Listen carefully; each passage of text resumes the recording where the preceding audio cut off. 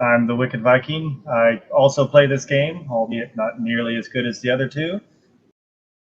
Hello, I am John Shepherd 104, and I played this game first and the most, and then not any recently. And I'm really interested to see what's beyond Act 1, as I've only run Act 1 of the game to any significant length. So after Act 1, it will be an interesting one for me.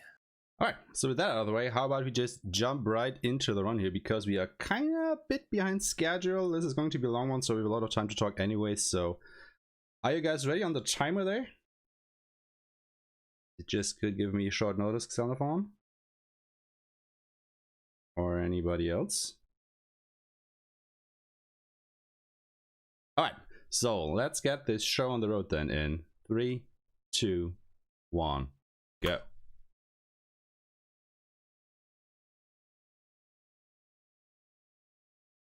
And sound would be great. There we go. I was just thinking about what the hell was there no gang sound. Anyway, this is the any % lethal category, so we will be playing from a fresh save file is invading our home. on the hardest difficulty. So expect deaths. You know, just kind of tempering your expectations there. I don't think there's ever been a run submitted in this category that was deathless. Because basically every single hit you take downs you or kills you or whatever. So yeah, that's going to be interesting. Yeah. Against an army. Also of note is, since this is a fresh save file, the game does not allow you to skip any of the cutscenes. So if you've never seen this game before, well, you will know all the main story at the end of this run. So that's kind of cool, I guess. And since this is the first showing of the game during a speedrunning marathon, I guess it's just kind of fitting that you guys get to experience the story here. Courage. Honor. Game sound. I think it's can do. It's got one of the best stories out there, in my opinion. I might be a little bit biased, but it's really amazing. So just as a note, if there's any problem with the audio, like if anybody is too quiet or too loud or whatever, just let me know and I can fix that during any of the cutscenes that are running, because I can't do anything at the moment anyway. So, you know, there's lots of time for me to adjust the volume levels. Just let me know in chat.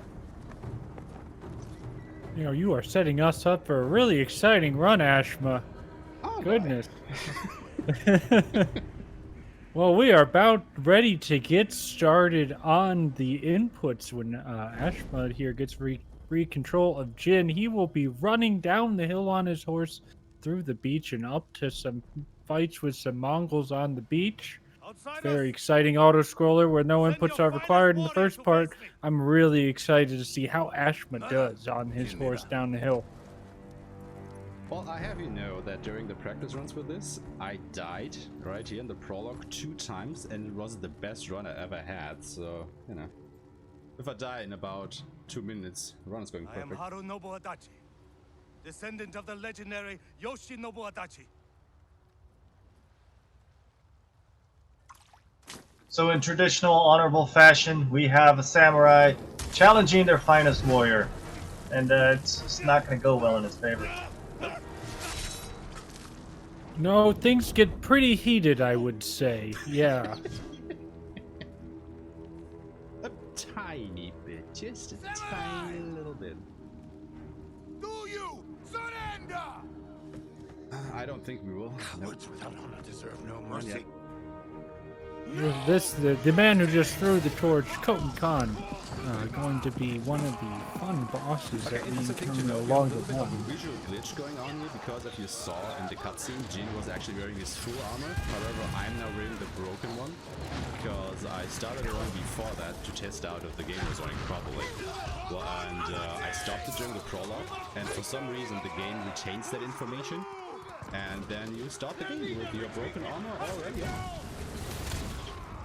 Aeshema, did you just take 2 slices on the horse? I did. What after? I am too You know, quiet. I've never tried that. Okay, too quiet in comparison to what? But John is good. I'm too quiet. Alright. Then I would just take the liberty to bump myself up so you guys can hear me better. I need you with me. Well, I have to say, you made a very interesting decision on your horse ride in. I'm really looking forward to seeing what you do on the beach here. Jumping over corpses. A whole lot. Oh, they gotta have. We're gonna be jumping a lot in this speed run, as Aeshema is going to try to progress to the next story checkpoints faster. As it turns out, many times that is going to be jumping. So if All you right, didn't here we know, go into this is the basically a beach. platformer. Oh, not running against the wall. He's running through the beach, making an interesting decision right off the bat here. I have never seen strats like this before. So this is your obligatory tutorial fighting. Shows you how to fight, when to fight, and these guys are pretty easy, 1 to 2 hits, and it's a clear beach. You got this. I'm killing them too quickly, I think. Because there are still way more samurai alive. Oh, now they died. The interesting thing to note here, if you kill these Mongols too fast, you will get samurai reinforcements. However, the game will not progress until all of your samurai allies are dead. So, you know, you kind of want to balance you killing the Mongols to your samurai allies dying, so you can actually go fast. I'll fight beside you to the end. Aeshema actually got kind of lucky here, only seeing one Mongol attacking him at a time. This game sometimes can send 2, and on lethal difficulty, it can be quite a deadly combo, as you can't really block 2 at the same time. Getting pretty lucky here right out the bat. I was actually kind of nervous already because the very first dude that I was trying to fight hit me, so one more hit and I would have had to let the checkpoint already. So I'm kind of glad I actually got through that. Alright, now that we've had about I don't know, how long did we play the game for now? 1 minute of actual gameplay? We have, well, cutscenes. Awesome. So let's explain difficulty. Ghost of Tsushima features 4 difficulty levels: easy, medium, hard, and lethal. It initially came out back on day 0, day 1 of the game release with only easy, medium, and hard. Lethal was patched in later. On hard difficulty, the enemies do more damage, but you do the same amount of damage back to them. On lethal difficulty, you are always doing critical damage back to the enemies as well. So the real difference is on lethal, you do more damage. So sort of like if you're playing another RPG, imagine you always doing critical hits. So it makes things a little speedy faster. Yeah, so just to clarify, I will be able to take a hit here and there, maybe from an arrow or so, but basically any time an enemy hits me with the actual weapon, I'm basically dead. And you know, I will be fighting quite a lot of enemies during a 7-hour run, so this will be interesting. You are a warrior. You're usually casually in the game. You're running around doing shrines and collecting materials to upgrade your armor, and you're doing various activities that will increase your health. But of course, this is a speed run, so Aeshema doesn't have time to do that and be testing his strength here against the Mongols as he's trying not to get hit. Otherwise, he will be dying in many places along the run. I learned Exactly. Also, thank you for the good luck, Mr. Keys. your traditions, your beliefs, which villages to tame and which to burn. So yeah, this is a prologue. Prologue is a little bit boring because, you know, there's not a lot of actually happening here. I mean, they're setting up the story and whatnot, but gameplay-wise, you get all the tutorials. So yeah, the first 40 minutes of the run are always a little bit boring, I want to say. It is a bit of a drag down, but the first time playing it, it's very impactful. It sets everything up. Yeah. It's just that, you know, if you speedrun this game, you have to do this over and over again. Yeah, like you said, it starts to drag a little bit. But then again, I guess that's true for every game. I will say, so it's been 2 months now. They introduced New Game Plus. The introduction of New Game Plus, you actually can completely skip the prologue, and you don't see any of this. And that made speedrunning this game a lot more enjoyable, I would say. Aeshema was indeed pressing X quickly. It takes a few moments for after the X to show up for you to be able to confirm that input to stand up. Yeah, that input is quite just sure. so... I don't want to say bugged, but, you know, it's kind of strange because it tells you to press X and you press X and you press X and nothing happens until I don't know how many seconds after. I think it's when the camera stops panning. Oh, really? All right, now we're getting into another section of the run where Ashman's going to be doing some inputs as he's going to be running into the to find his armor and sword that has been taken away. He has no way to fight the Mongols, so he's going to have to slip and slide and sneak through the town to find his armor and sword before he can start fighting Mongols again. Let's see how he does as he starts running through the town here. Get here. Not exactly running yet. But kinda. I'm not paying my respects hard enough. Well, probably. Just gotta press the buttons harder. Hit me back here. Maybe they have my sword. Alright, so normally it's supposed to duck here to not get detected, but we'll just kinda run up to this door here. Make this go a little bit faster.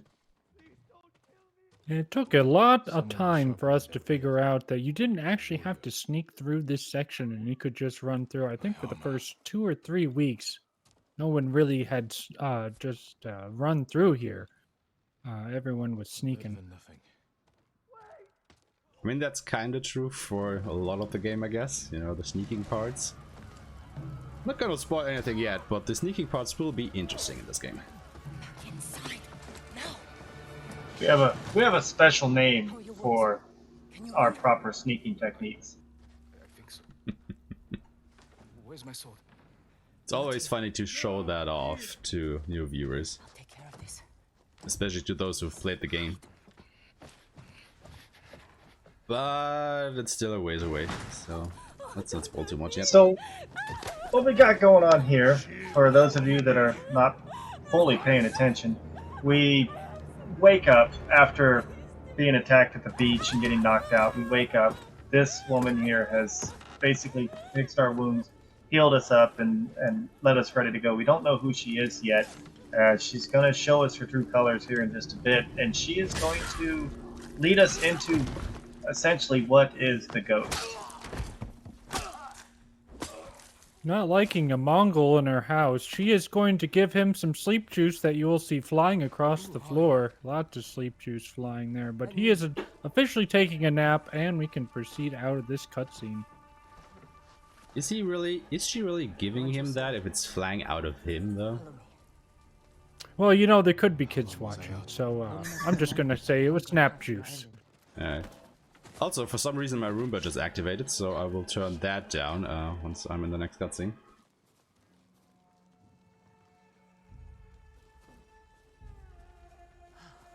Alright. More sneaking. There's nothing we can do for her. But I can save the others. So you can't actually go under this until Yuna has gone there first, so the game basically forces you to look at her behind a whole bunch. You know, I didn't catch if Ashma jumped forward there, but running ahead of Yuna just slightly here does increase her movement speed just a little bit to help you get through a little quicker. Alright, Roomba has been taken care of. Sorry about that. I have to know. Did he survive? I think so. The Mongols took him prisoner Yeah, sucking up the sleep juice, you know, that the Mongol just spilled. along the coast. Toward Castle Canada. There's going to be a lot of work for that Roomba then coming up later. Oh yeah, Celebrating their victory. you tell him. I could take them by surprise. You'll be killed. Or I'll rescue Lord Shimura. Then help him drive the All Mongols. right, into Ashma's going to have another section where he has to run ahead, I didn't nurse you back to health. to and watch then you we throw will your life finally away. get to some combat here very shortly. I couldn't leave you to die. So there's a conflict back and forth. Jin, samurai, go to war, fight, kill. Yuna's telling him that if he tries to go save his uncle right now, he's just gonna die. So come nice, quietly. We'll get you out of the town, and then we'll go rescue your uncle. Under here. Ashman electing not to run for the first 8 steps and just sneaking through just to the second house. A very safe strat for a marathon, a little less than optimal though. Yeah, gotta have a little bit of safety here. Dying in the prologue just makes me look like I don't know, like I haven't played the game or something. But here, actual speed strats. We'll not wait for Yuna, we'll just jump over this. Gets the Yuna clip. Wow, Jump clipping over around this. Yuna to save some running time. Jumping down, up across the fence. Ooh, he's doing the new fence jump strat. One of my own strats that I found. Very well executed. That's a fast one. Usually, before we had what we called monkey jump, where we would jump across the roof looking like a monkey. And then I discovered about 6 or 8 weeks into it that you could just jump across the fences and save a couple more seconds. I'm very happy to see that strap being used. Makes it go fast. You climb roofs. All right, coming up to the roof here. 3 jumps. 1, 2. Oh, 2 jumps. All right, very good, very fast. Running across the roofs to the next building where he is going to jump into the window and down the ladder, and then there would have been a cutscene restart to get Yuna to warp in, but I think since you're collecting supplies, no, he does elect for it. Amazing. It's just, you know, That's strat being done by Toki Tama, I believe, of Japan, one of our runners overseas as well. supplies. There's a few times that reload checkpoint is utilized throughout the game. 3 or 4 times. It just basically catches the NPC up to your position. You're waiting for specific cues and you reload it. It saves you. You may have noticed Ashma waiting at the window before jumping in to go grab his sword in order to skip a couple lines of dialogue. As it turns out, if you jump through the window just as Yuna reaches the window and mash X at the sword when you get there, or R2, excuse me. When you mash R2 at the sword when you get there, you can actually skip some dialogue. Still lack control. I was practicing. With your father's weapon, So here we have little Jin the sword being taught by Uncle how to use a sword, how to not be a noob. So this is where Aeshema is going to learn how to swing a sword correctly. Who did this to you? No one.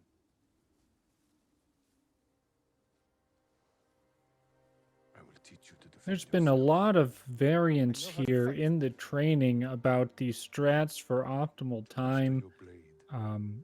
One of the more recent developments that's now become popular amongst runners is a phase dialogue skip, where Ashma will be attempting to push Lord Samura to the side of the ring and get him to basically flinch and skip a cutscene in order to save some time. Also, there's some variance in how many times and in what way people hit Lord Shimura or get hit by Lord Try to Shimura. strike me. A lot of strats here. Let's see what he elects to do.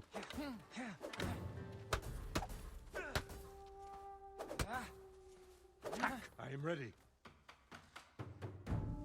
Well done. Going for the 2 stabs at the end. Your attacker would not Pulls it waste off. your Very resources. nicely done. Fair fight. I'm a fan of doing 1 stab at the beginning and the end, as doing 2 stabs in a row can be kind of sketchy. How will you But defend pulling it off very well here. And quicker.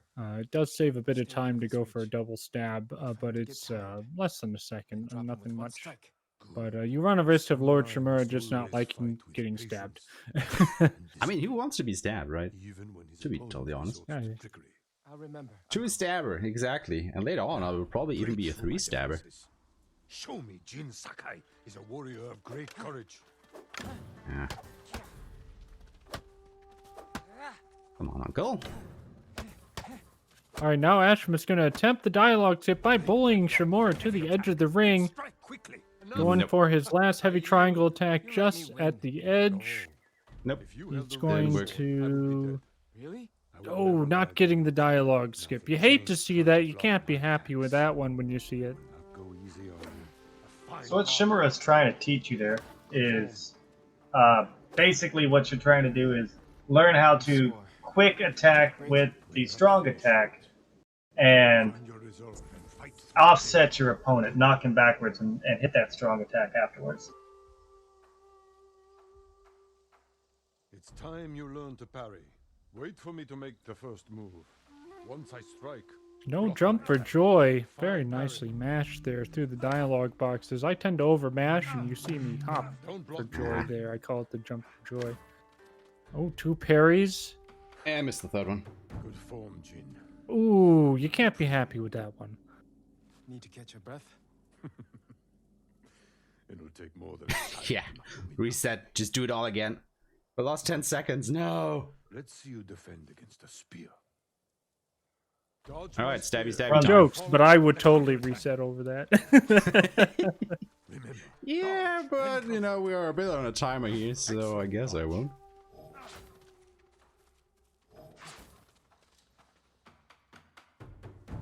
You see, You know, I've been playing around a lot when to dodge and when to counterattack with this one. There's some variance. If you choose to do the counterattack after his first, second, and third attack about where he does his dialogue lines, see, once in every 20 times I can get him to skip a line of dialogue, but it's very inconsistent, and I still don't know how the heck it works. Well struck. No octopus tonight. You're too fast. See if aeshema likes to get hit or to hit back. Oh, he's going for the get hit strats. I think that's pretty popular amongst the lethal runners, as Shimura attacks very quickly in lethal. Yeah, exactly. Also, you know, if you attack him, you can block and do other shenanigans, but if you just let you hit him, choose to guide us. let him hit you, that way around, yeah, not a lot of time lost. Might be a second or so faster to start attacking him instead of letting him hit you, but Honor. consistency, you know. And uphold the legacy of Clan Sakai. Oh, definitely a fan, as we're seeing a very well executed prologue so far. No hiccups so far. Don't jinx missed it. a dialogue Don't jinx skip, it. Protecting people. Alright, I won't. The ones who can't fight for But themselves. then again, Ashma, you know, blaming potential time loss on the commentators, a very popular technique among speedrunners these days. Show everyone. I mean, I have the opportunity to do so now. Normally when I run it by myself, I can't do that. You say that like it's easy.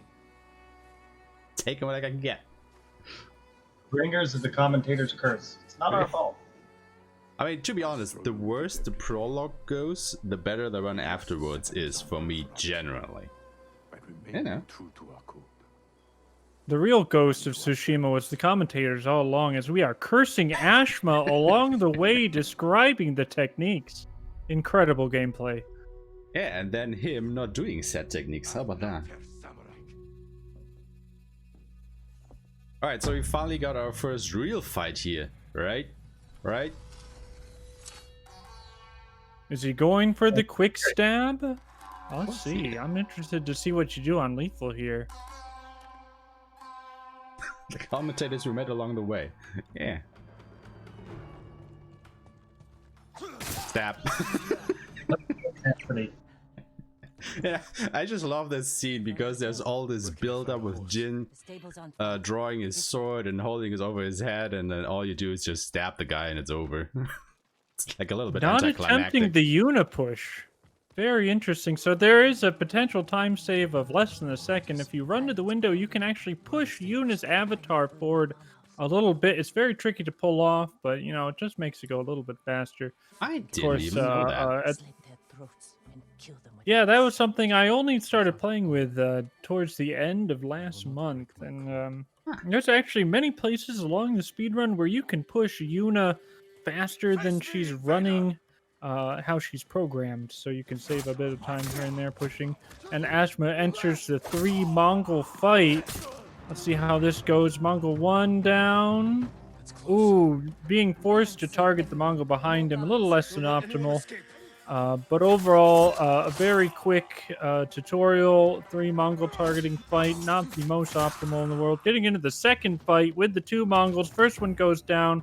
Bit of hesitation on the second, but it's okay as he goes down very quickly, and we start the next cutscene. Do you have somewhere to hide? I heard Golden Temple might be safe. Go. Stay off the roads. It's a mix of both. Your life. Whatever is basically the fastest. But since we won't be upgrading ourselves much during the course of the run, it's mostly going to be straight up fights, because I don't unlock most of our tools, so to speak, so I don't have a lot to work with. So I will try to use as many kunai and bombs and whatnot as I can, but there's going to be a lot of sword fighting.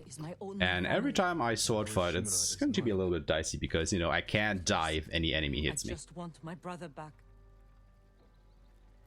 I'll help you find him after I save my uncle. I promise. So we will see how this I'm goes. about 3 to 5 seconds behind on delay from the VOD, so I'm going to see if I can monkey with my settings and get a little more real time here for you guys. See? There we go. Death number 1. That guy just poked me. And I didn't like it. I mean, that happens. That happens a lot. Okay. So what have we learned? Oh god. Alright, sketch, but we got through it. I think Yuna saved you there. I saw that arrow come out of nowhere and kill that guy that slice you in the back, so you have her to thank. And us. And she generally kills about 1 Mongol on lethal difficulty. So you can kind of count on that, but also don't. Noble, trusty companion. So this is where you get your noble steed. It's not donkey, but it will do. You get to pick the horse and the name, and it tells you this is what you're going to have for the rest of the game. So make sure you pick it. Yeah, make sure you think about this decision really, really long and hard.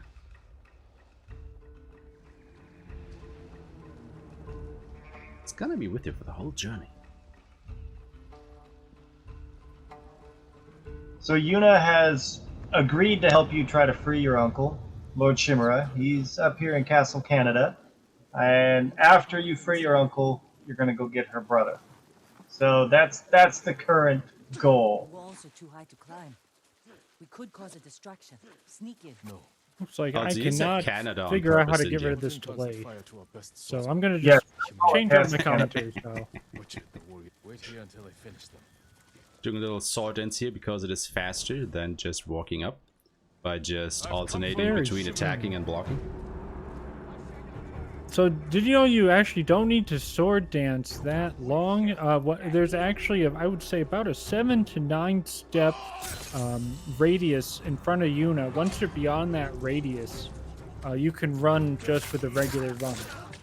Oh, well, that makes sense. That's I mean, the same in other places as well.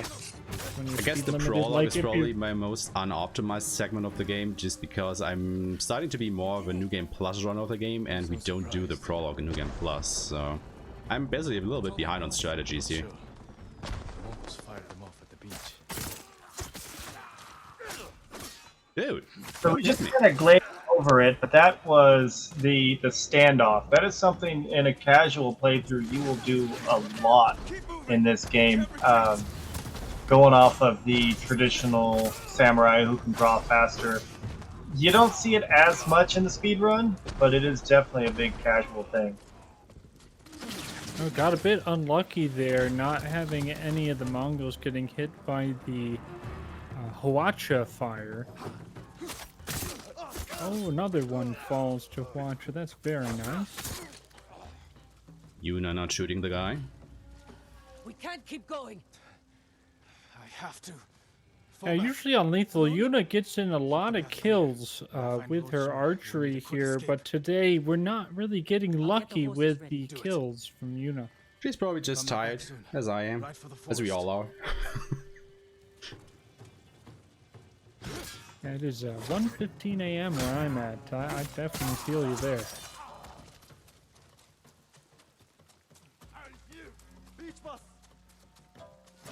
Oh wow, so you do the double overhead swing on him. I usually just stab him after I break him for a faster animation. Interesting.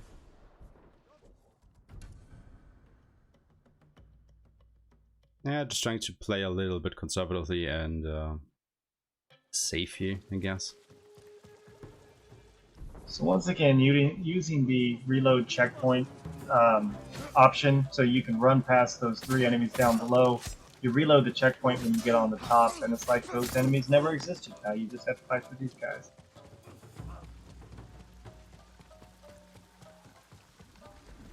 Very curious to see how Ashma handles the bridge fight here. There's a strat where you can intentionally take damage to speed up the Koten Khan fight that's going to come right after. Taking a safer strat, very nice. I assume on lethal you get killed in 1 hit? Basically, yes. You don't have to get damage before the upcoming duel here because, you know, he will kill you in 1 hit anyway, so it doesn't matter at all with how much health you go into this. You guys are giving it all away. He's gonna win against Kutan Khan. He's Jin Sakai. 7 hours? No, 30 minutes. So yeah, fun fact, as we kind of spoiled a little bit, I guess, we will fight this guy in just a second here. And there have been people showing off on YouTube that you can actually win this fight. However, it doesn't change the story at all. So, you know. There is no 30-minute Mongol invasion. It will always be the full thing. I was a tryhard against this fight several times. Did you win it? I was wise enough to think it was a scripted loss the second I got hit. I'm like, there's no way you could kill this guy, but I didn't know you could beat him. That's news to me. You know, if you think back to games like Sekiro, right, you also have this unwinnable duel at the start of the game. However, in Sekiro, if we actually win against Genichiro in the beginning, the cutscene actually slightly changes to acknowledge that, but there's nothing like that in this game, so it's basically a true time waste if you we're trying to defeat Koten Khan here. Tales of Destiny on 1 has a similar mechanic, but if you win that fight, you actually end the game right there. We're hoping to see a 3 cycle or potentially a 2.5 cycle on lethal. So basically, Koten Khan will say 2 lines of dialogue, then you either want to get hit in 1 hit or 2. We'll see how it works on lethal here. Well, the third phase was a little bit slow because he didn't attack me fast enough, but okay. Nice. The 3 cycle, very solid Koten Khan. So time waste is proving to the world you're a god gamer. Yeah, but I'd rather be a god speedrunner, you know?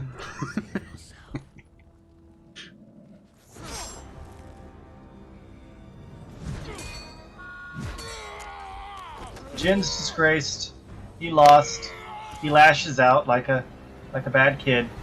He's gonna pay the price, but we're gonna find out Jin's a superhero. I don't care what anyone says. He survives this, and yeah, he's a superhero. Definitely. I mean, he fell, what, 20 meters high or something here? It's quite a ways down. I think you can access the under area of the bridge if you run all the way around the castle and probably get a better measurement of it, but I guess it's about 20 or 30 meters. Good, take a look at that. So, here's another cutscene. Get used to those. They're everywhere. This is the backstory of Jin, why he went to live with Lord Shimura, the death of his father, and all that wonderful goodness. The feels. Young master. Also, note to self, don't type in chat if you're speedrunning a game. Holy crap. Less than optimal gameplay. Yeah, the cutscene just cut out a little bit too early for me to finish typing there. Your father is the wind at your So the new game plus picks up literally right after the prologue. We are probably about 8 to 9 minutes or so away from the end of the prologue, and you'll see it. We'll mention this is exactly where it picks up at. Basically picks up at the title sequence of the game. Ashma was walking just ahead of the grandma-looking lady there, trying to have her push Jin along a little bit faster across the bridge. Now, while he walks up these stone steps, he's going to be walking on the big rocks as Jin doing the animation up the rocks gives him a little bit of extra momentum. Before we would just walk up the steps, and as it turns out, if you're walking up the rocks can sometimes, depending on the size of the rock, give you a really big momentum boost. Saves a couple seconds. Also, yes, this is another flashback because, you know, Jin fell down this bridge and is probably unconscious at the moment and is dreaming about his past. You are a samurai. He died because of me. Very good, impactful moment here, actually. Jin is disappointed in himself. He's a coward. He let his father die because when they got attacked by bandits, he just hid. And this is what builds his character to be that strong, honor-driven, no-fear person moving forward. Also, you really gotta hand it to the game, right? Because this is about a 7-hour speedrun. Because you have to watch all of these cutscenes, you get nice little 1, 2, or 5 minute breaks in between to, you know, go ahead, grab a drink, or use the bathroom, or whatever you gotta do. So even though it takes, of course, quite a bit longer to get through the game because you have to watch the cutscenes, you're also getting breaks at, you know, regular intervals to take a little bit of a breather, which is pretty nice. Now, this is one of the longer cutscene breaks, so if you're doing a lot of resets, this is typically where you would go AFK. You will come to my fortress as my ward.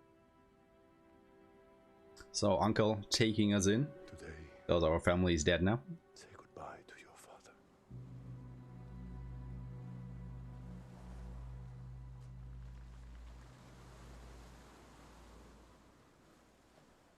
Attach a katana to your Roomba so you have a samurai robot maid cleaner.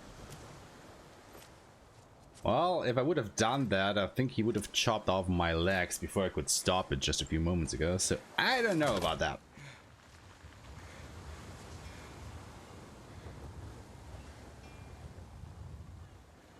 But I could get the second one and have them fight, I guess. That's the bridge. That was the bridge. That's a mighty high bridge. Thank God we got plot armor then. Father. How do I save him?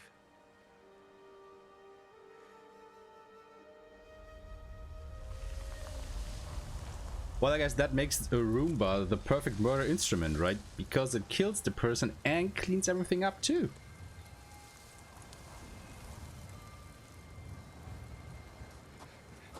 Getting rid of all the Here, evidence. Jin is listening to his daddy Wind.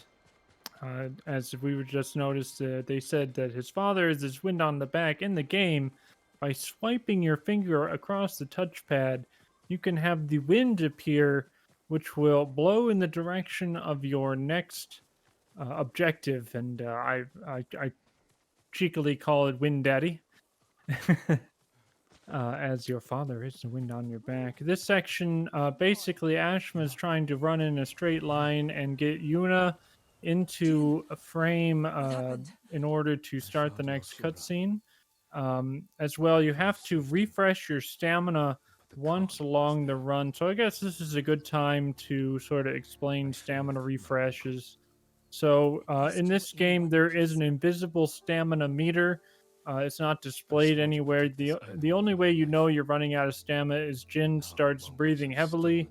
If you're listening to the audio or if you're looking for a visual cue, he'll start to slouch forward. At that point, you need to either sidestep or roll later on in the game to refresh your stamina to continue running. It's a full stamina refresh, so one roll or one sidestep will give you a full refresh of your stamina bar. It becomes pretty important during the longer running sections. I think, a dozen running sections occur along the run where you need to manage your stamina refresh. Ways to surprise him. Yeah, and I guess we're all glad that we actually found that, because if you would have to walk instead of run during these sections, that would have been kind of slow. We'll need some help. Raiders. The Khan's attacked us. There's too many of them. Hide in the grass. Alright, we're just getting finished on the prologue here, and then we can finally start playing the game, I guess. I don't consider it starting until after the bear cutscene coming up here. Ah, okay, that's fine, I guess. But yeah, we will start getting more gameplay once we're out of the prologue of it, definitely. They must be searching for you. So once Ashma's out of the grass and has a little chat with Bastards Yuna, scared he'll off be the calling horses. his They're samurai horse. mounts. There's trained to actually a protect their lot of masters. tech to talk about calling your horse. So we'll kind of explain it now. So the horse Nice that trick. he just called will spawn where the camera that Mongols is must be observing hunting. Jin is basically hovering, Split plus up. about a I'll draw their 5-meter attention while you escape. RNG I'm circle not leaving about. your side until we've saved my So brother. we want the First, I horse need to find more spawn allies. as close Trained to the warriors. front and right of the Like flower Sensei field as Scar. possible, as the Lady Muscle cutscene is Prodigy. triggered They can when help the you. horse brother reaches can help that too. location. So Ashma Once we very save him, cleverly one of had the his island's camera best hovering blacksmith in your debt. where that He'll make horse whatever tool you spawns, need to so save that your when he uncle. called the horse, he only had a Scale couple feet to castle walls. go, and he was You join right it? there, and the Talk to me. cutscene just started. It was very fast. Where are they holding I think them? he executed it better He's than even captured I my can. Right Very there in well this done. crowd. I'll show you Camera soon. strats. Taka won't last long in the Mongol cage. It was a very interesting decision to have the horse spawn wherever the camera's hovering. I don't think I can think of another game that went in that direction. Good question. No idea, actually. Alright, Yeah, I so can't- this is basically the part where you would start a New Game Plus run if you were to start one, right here.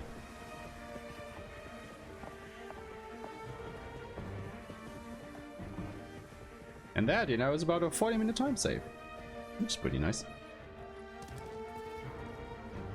Did they fix the bug in New Game Plus where it doesn't play the intro music if you skip cutscene?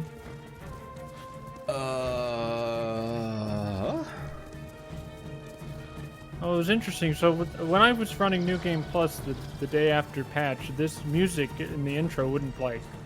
And you would just sit there in silence for like 3 minutes. I don't think I've had that I think happen. they made that. I must have patched it. That's great. But this is So basically in the this part that I section- always hate during the speedrun, because, you know, the game expects you to ride through this grass field right in front of you with all the music and the build-up and whatnot. But, you know, we're speedrunners, we cut that short by turning immediately back into the forest to get over to Yuna here, which always makes me kind of sad.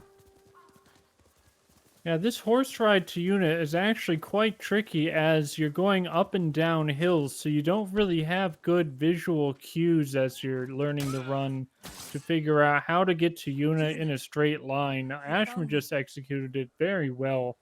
You kind of just have to do that horse ride, you know, 24 times to kind of figure out, you know, oh, this tree here, that bush there, this part of the hill there, to do that ride really well, like Ashman just did.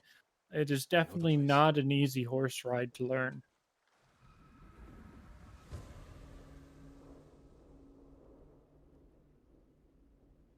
I think I spent my first 30 runs getting really lost right there and just ending up completely in the wrong area. I'm still searching.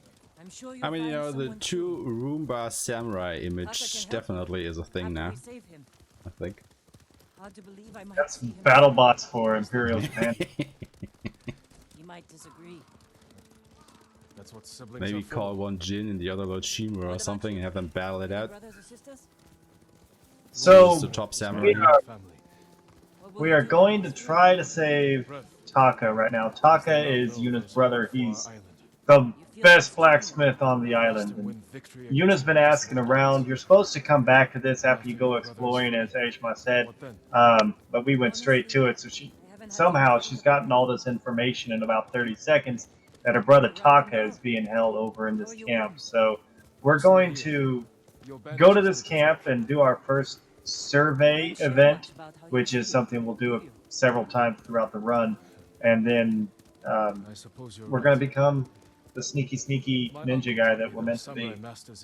Also, normally on a lethal speedrun, for a little bit of extra safety, you would go to one of the shrines here to pick up a charm, which makes it so that your parries and dodges and stuff like that is easier to perform. However, who needs that, right? We want to go fast, we don't need any safety. It's not like that will come and bite me back in the ass in about, I don't know, a few hours or so. There has to be a way in. Let's look. Interesting fact, if you do the horse ride between the camp and here, really well, you can actually interrupt Jin's line of dialogue. And that for me has been my benchmark of if that horse ride has gone really well or not and optimally. As if you do the horse ride just perfectly, you know because the dialogue gets interrupted when you get to the camp. Interested, Ashma, have you been able to interrupt the dialogue before on that horse ride? This is the first time that I've heard about it. I've seen them do it. Wow. Oh man, you got some improvement to go on your horse ride, buddy. What's wrong with that? Before the samurai, this island was ruled by criminals. I think it was because you took a right and followed the path along the first house. If you take a left and cut it by the corner of the house really close, you can save a couple of seconds. But it is really tricky because you kind of have to flick the analog stick left and then right and then left and then right around some obstacles. Oh, I see. So it's not exactly free, but with the good movement there, you can get some time save and cut the dialogue. If you guys couldn't tell, John has probably run the most Act 1 the most times out of all of us. I think you've done what, 120 runs of Act 1 any percent or something like that? Yeah, 124. 124, yeah. So he knows Act 1 really, really well. Like, better than basically everybody else in the community. Taka, he's been through a lot. I work I've never full-time picked up on job, so these I only little have things, time I to guess. run Act 1. He hated when I stole, but it was that. So here's another spot where we've got some people do the stamina refresh. I personally don't, as it turns out, if you get this line run really well, Jin runs out of stamina just as you reach the gap in the fence. It looks like that's what Ashman went for. Yeah. I mean, it doesn't even a lot matter of people because you have to still refresh finish. You have to wait for them to finish the dialogue anyway before you can go through the fence there. So you know, can be there early. Just don't be late, and everything is fine. John is an Act 1 trick pony, a little bit. Yeah, I am. I just don't have time to run the full game, unfortunately. Well, you know, you could on New Game Plus, I think, because it's only about a 3.5 hour run instead of the 7 we're doing here.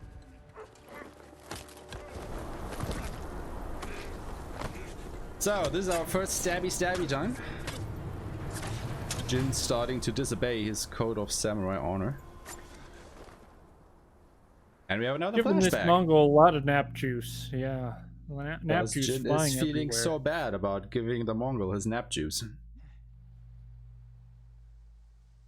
So the game expects you to kind of trail the spear by following the path in kind of an S shape. However, since that is a bit slow, we will just go ahead and cut straight across here. Most dangerous. Remain alert. Yes, uncle. Yeah, it's a tricky one. If you take the run too far to the right, you can go out of bounds too long, and then you'll have to restart the mission.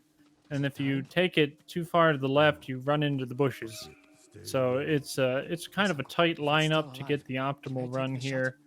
You can usually use the shrubs at the top of the hill like Ashman just did to get a really nice line through here. Very well executed. There's a gash in his side, not from an arrow. Yeah, if you get lost here for any reason, it is really hard to go back into the area because of all the fog that is going on here. It's really hard to see, so you really have to know the route by heart. Yeah, I remember learning that. I got lost so many times. I think you were there, and you saw my... I was! Yeah, you saw my wandering. Where am I going? We are samurai. He tried to kill you. He must answer for this crime with his life. So Jin did the stabby in the neck from behind. He says this is not my code. I don't normally do this. This is what shows you that. Lord Shimura is telling you, it's like, look him in the eye. You never stab a man from the shadows. Yeah, we're gonna go against that a lot. Also, I don't know about you guys, but even though that guy just chopped off my hand, I don't think I would just sit around and wait for them to finish the job. I think I would just run. I don't know, man. Take their life. We look them in the eye with courage and respect. This is what makes us samurai. So Yeah, interesting fact about the speed run in this cutscene. There are a couple different types of assassinations you can do. One of them is a jumping from a roof and assassinating someone from the sky move. If you perform that type of assassination during the speed run, you have to watch part of this cutscene again, which of course is slow, but it might be worthwhile. If you do jump assassinations 2 or 3 times, it may pay off, but I don't think we jump assassinate enough to make it Jin, worth watching the cutscene wrong? in part again. Yeah, and there's a part later on, right at the end of Act One, that if you're not thinking about it, it'll get you. And I've fallen for it a couple times. Use Same. all your senses. Think and move. Air Yeah, assassinations but once you are do it just once, so you're free to do juicy. it again. Oh, that's true. At that point, you're already deep into a run, and then you can just keep it in your pocket. So this, here where Aeshema ran to the right and is jumping over the roof and behind the cart is, I believe Aeshema, didn't you suggest that this might be the faster way through this section? I'm trying to recall who it was who came up with this strat. Not exactly sure anymore, to be honest.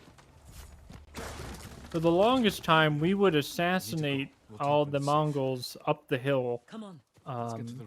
It was about a 26-second slower strat. We can't recall who it was who came up with it, but that strat Ashman just did saves 26 seconds. Very nice. Yeah, this whole section is supposed to be about using focus hearing and learning how you're able to see enemies through things because you can hear them really well. We don't have time for slow down focus hearing. We need to go We're fast. looking for my brother.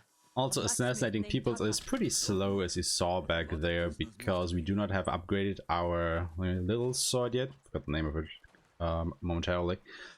Because if you go ahead and upgrade that, the stealth assassination animation just gets, getting faster and faster. But since we don't ever upgrade that during the run, it will just stay that slow as you just saw, and that just wastes a lot of time every time.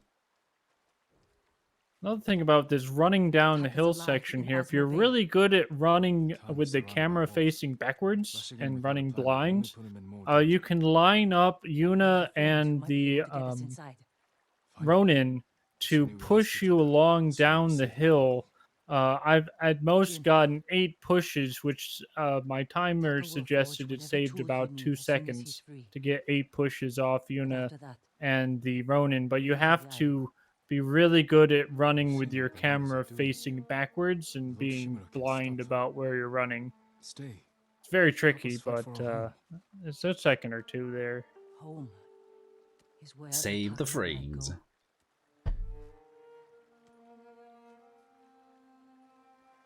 My friend lives in Azamo Prefecture, on the border with Tsutsu.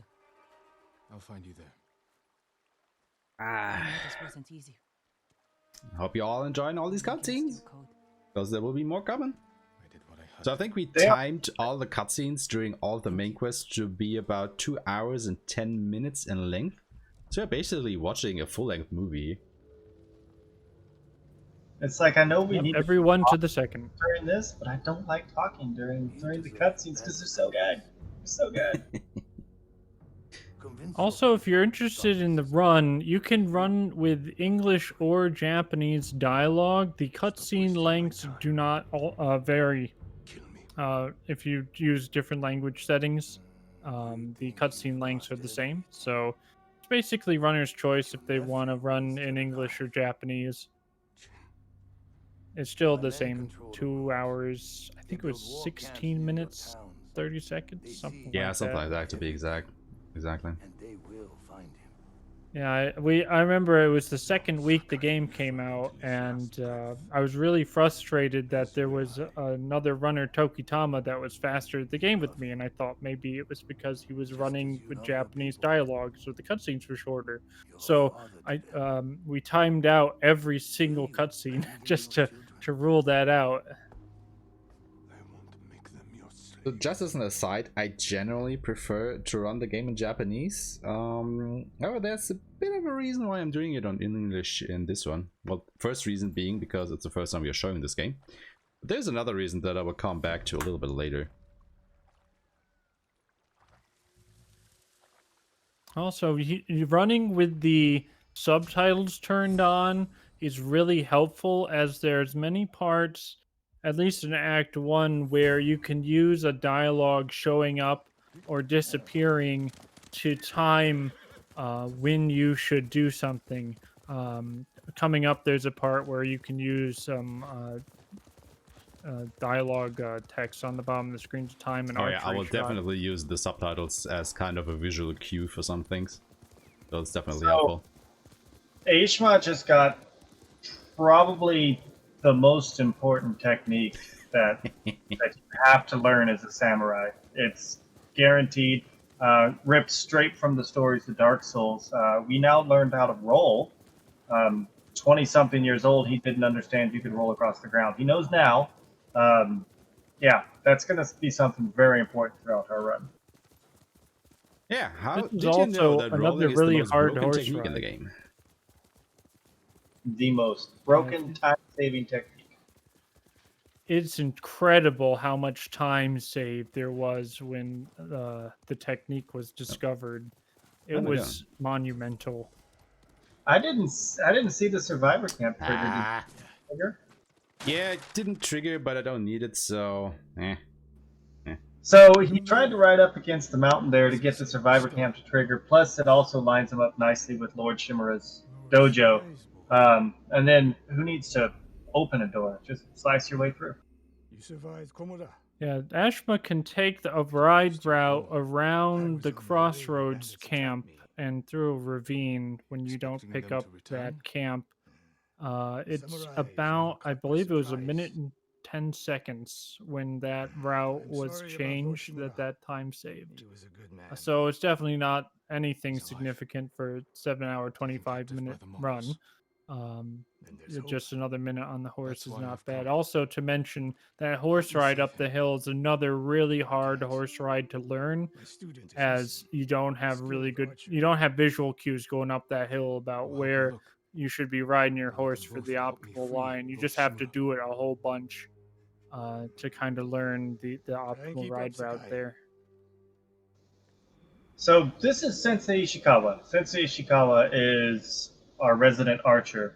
For those of you that don't know what we're doing here, after we charged Castle Canada, and I will call it Canada every time in this run, we didn't beat the Khan, so we have to recruit other people to help us.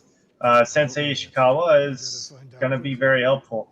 I consider him the most controversial person in this game, just because the whole game they talk about not sneaking up on people and charge in face to face and all that wonderful goodness, but this guy tells you can shoot them in their back or blow up barrels without them even knowing you're there. So it's kind of like, does he follow the code? As your student.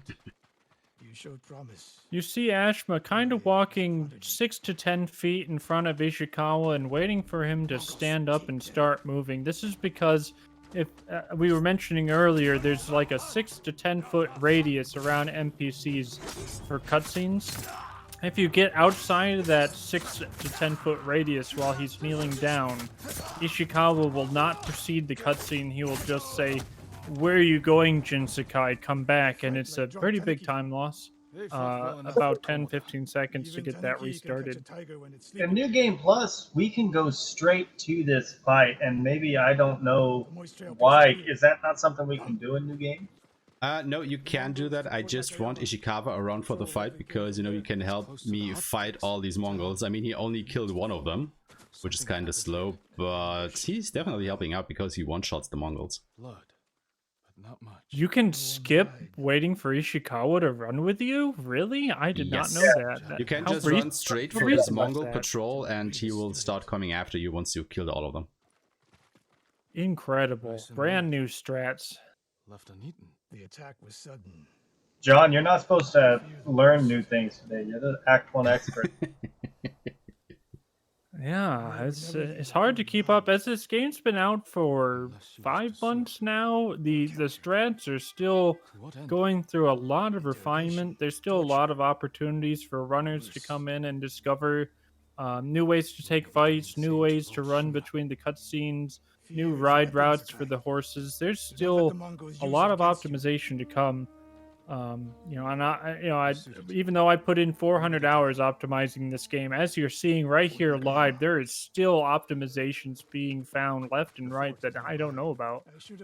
Which actually ties in to something else. The speedrunning community for this game is like really, really small. I mean, even though it has been lauded by Sony as one of the fastest selling IPs ever, there aren't a lot of people speedrunning it. You know, I think between the three of us, we probably submit about 90% of the runs on the leaderboards.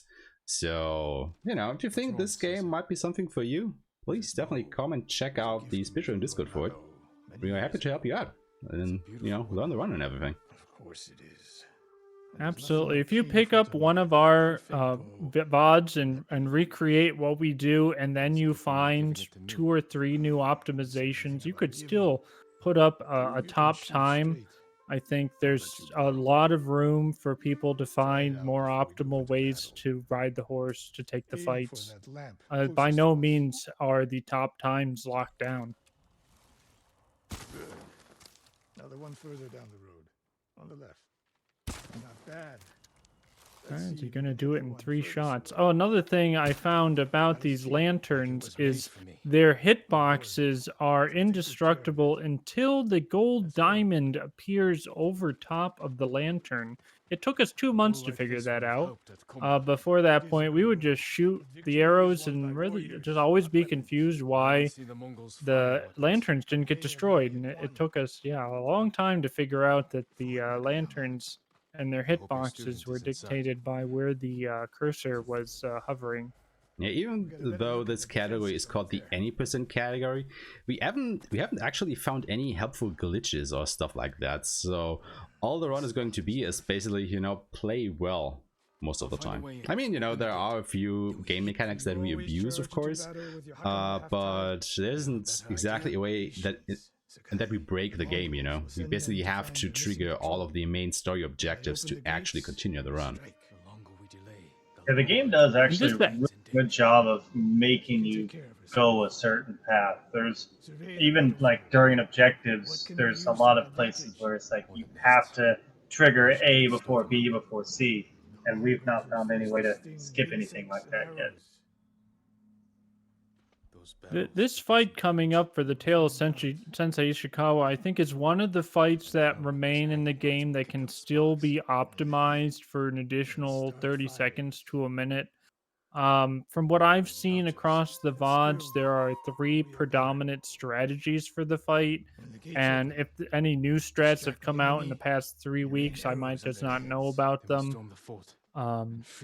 Basically, there are different orders you can shoot things. There are different ways you can skip different things. There are different ways you can approach the fight once you get into the fort. I'm really interested to see what this fight looks like today now. Oh, don't you worry. I'll be interested to see that as well. There's a lot of RNG here.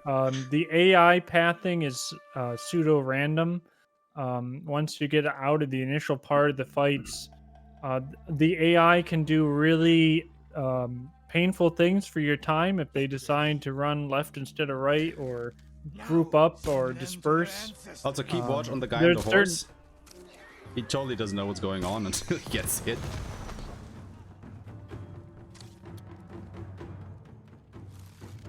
Taking the old faithful archery strats.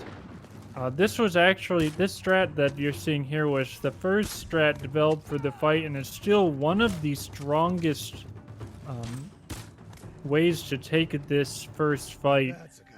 There are ways you can do 4 or 5 archery shots in different orders, as well as there are a couple different ways of entering the fort. Aeshema going to the left and taking the left entrance. This is officially not a mainstream stat. This is something new. This is really interesting. I can't wait to see what Aeshema does here. So this is your first example of what we like to call tumbleweed samurai. The fastest, best way to get into this camp without being seen, well, just roll. Roll right on in. If you notice, nobody aggroed on him. Yeah, it's a bit sketch now. Okay, where are my Mongols at? Interesting. So I sense it's a fusion of Tokitama and Anzu's strats, plus some flares of your own. This is really interesting. Is this?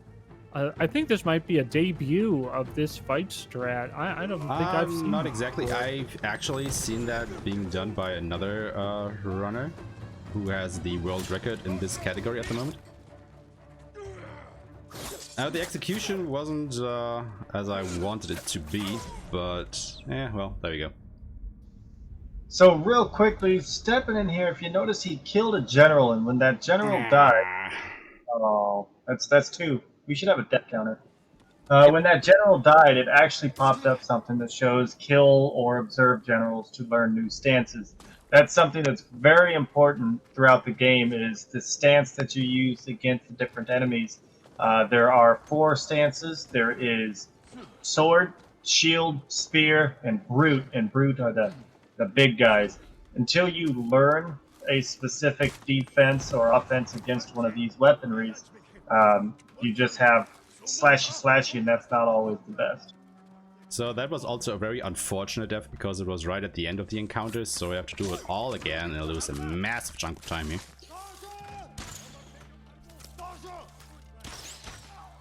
You can easily go plus or minus a minute and a half in this fight, and some of it is just luck. I think we just saw a really unlucky attempt. The enemies did not group up under the lanterns aeshema shooting, which gives you a lot of AoE quick kills. They were being really abstinent, not going where you want them to go ideally. But if you do get the AIs behaving and doing the optimal things, you can easily gain time over your PB here for sure. Out of arrows. Yeah, group fights is definitely all about environmental optimization. There's barrels, bees, and lanterns that you can shoot. It's a bit rough. Yeah, so that fight definitely could have gone better, but yeah, sometimes you just gotta roll with the punches here. Yeah, this is a fight you should definitely expect to see deaths and resets on, as it can just wildly deviate. Which is also a little bit interesting because you can definitely say that the farther we get into the run, the more consistent things become, just because we get more tools to work with, so we can kind of circumvent, you know, things spiraling out of control like that. Absolutely. So we've cleared the camp. We were looking for Tomoe, which is Ishikawa's apprentice. There's 3 areas you need to search, and there's one that's right next to you, and that's the archery range, and you don't want to search that. You want to save that one for last, because by searching this one last, it puts Sensei Ishikawa the closest to the next section that we're going for. So you definitely want to save this one for last, and it's not something I realized until probably about 4 or 5 runs deep. I realized that this is the last one we're going to do. Yeah, so every time you have to examine something or survey something, it's like really minor optimizations that you just think about, like once you've done them a few times, because they don't save a lot of time, but you know, a little time save here, a little time save there, and you can save a minute or 2 or more at the end of the run. The only disadvantage to the observing the arrow in the archery post last is, I would say 3 out of 50 times, Sensei Ishikawa will end up running in an infinite circle, because the way he's lined up to run to this box, very, very rarely, I'd say, it's lined up just so that he starts running in a circle and never stops. So you have to run over and nudge him to get him to move. Really? I like your 3 out of 50 analysis, because you're the only one that even has 50 runs on this. Yeah, I was just gonna say, I've never seen that. Interesting. It's happened to me, Mister how? I think, maybe 8 or 9 times over the 124 runs. Sensei. Well, it's because there's So- going to be another Infinite cutscene here. circle. We'll just take the opportunity and grab something to drink. I'll be back in a moment. So Aeshema takes the opportunity. We gotta wait for Sensei Ishikawa to slowly walk to this gate. So he takes the opportunity to go clean out the houses of their supplies. And then we've got this wonderful cutscene where trying to figure out, talk to Sensei Ishikawa why Tomoe left and why it seems that she is now sided with the Mongols. Probably one of the not the greatest side stories in the game, but it's a decent one. I know you've completed the Tomoe story, right, John? Oh, at least a dozen times. I love this game. Can't stop playing it. Something Ashma, I don't think Ashma may know, is while Sensei Ishikawa is walking to the gate, you can actually push him forward, saving about 3 to 4 seconds. If you push him really well, you can nudge him to the gate faster for a little bit of time save. I'm not an NPC pusher. And when the time comes, I'm likes the an NPCs to NPC do their boy. own thing. I push them all. Off the edge. I will prepare to hunt I Tomoe. bully them all. Bully all NPCs. we can't rescue my uncle. Interesting I think- fact, I I'm think I've still ex- up to saving time here over my PB.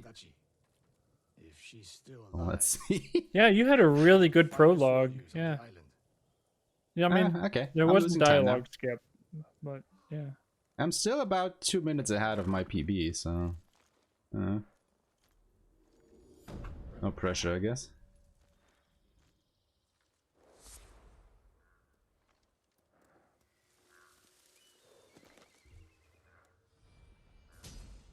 So you didn't get Survivor Camp, so you're taking the old ride route. I'm taking it. Yeah. Oh boy, you get to show off the initial game release ride route, old strats.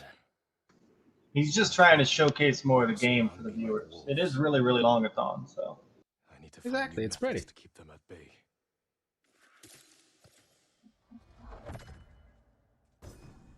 A well-balanced blade I can throw to catch a foe by surprise. So now that we've increased our, I guess you could say, your renown a little bit, we get to start getting ghost weapons. And the first one auto unlocks with the kunai.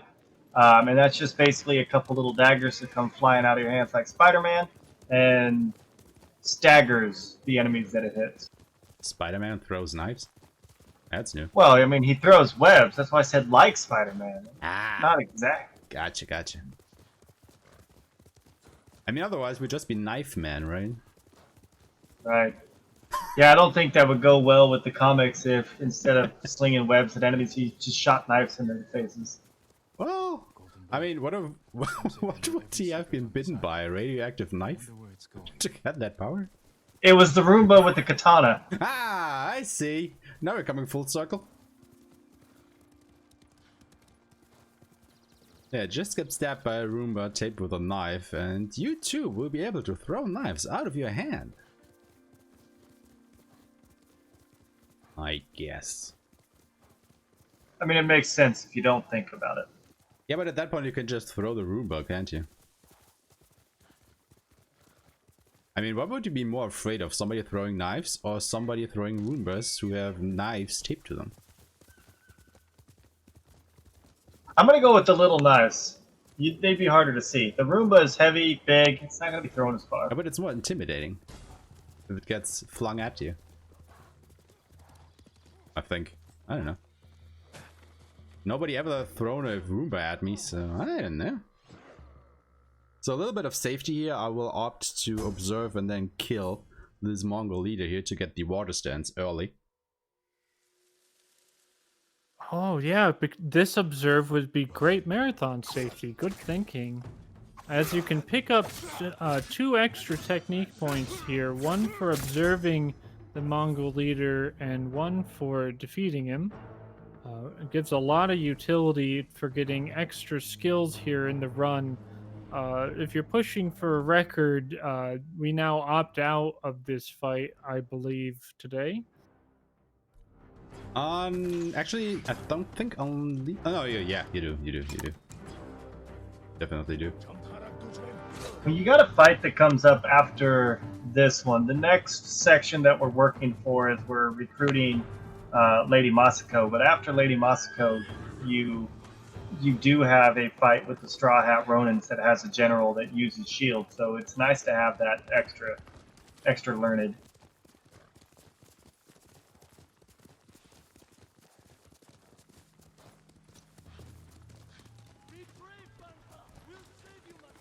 I know how to throw A knives. fun When did I get nickname stabbed for by a Lady Roomba? Masako. Good question.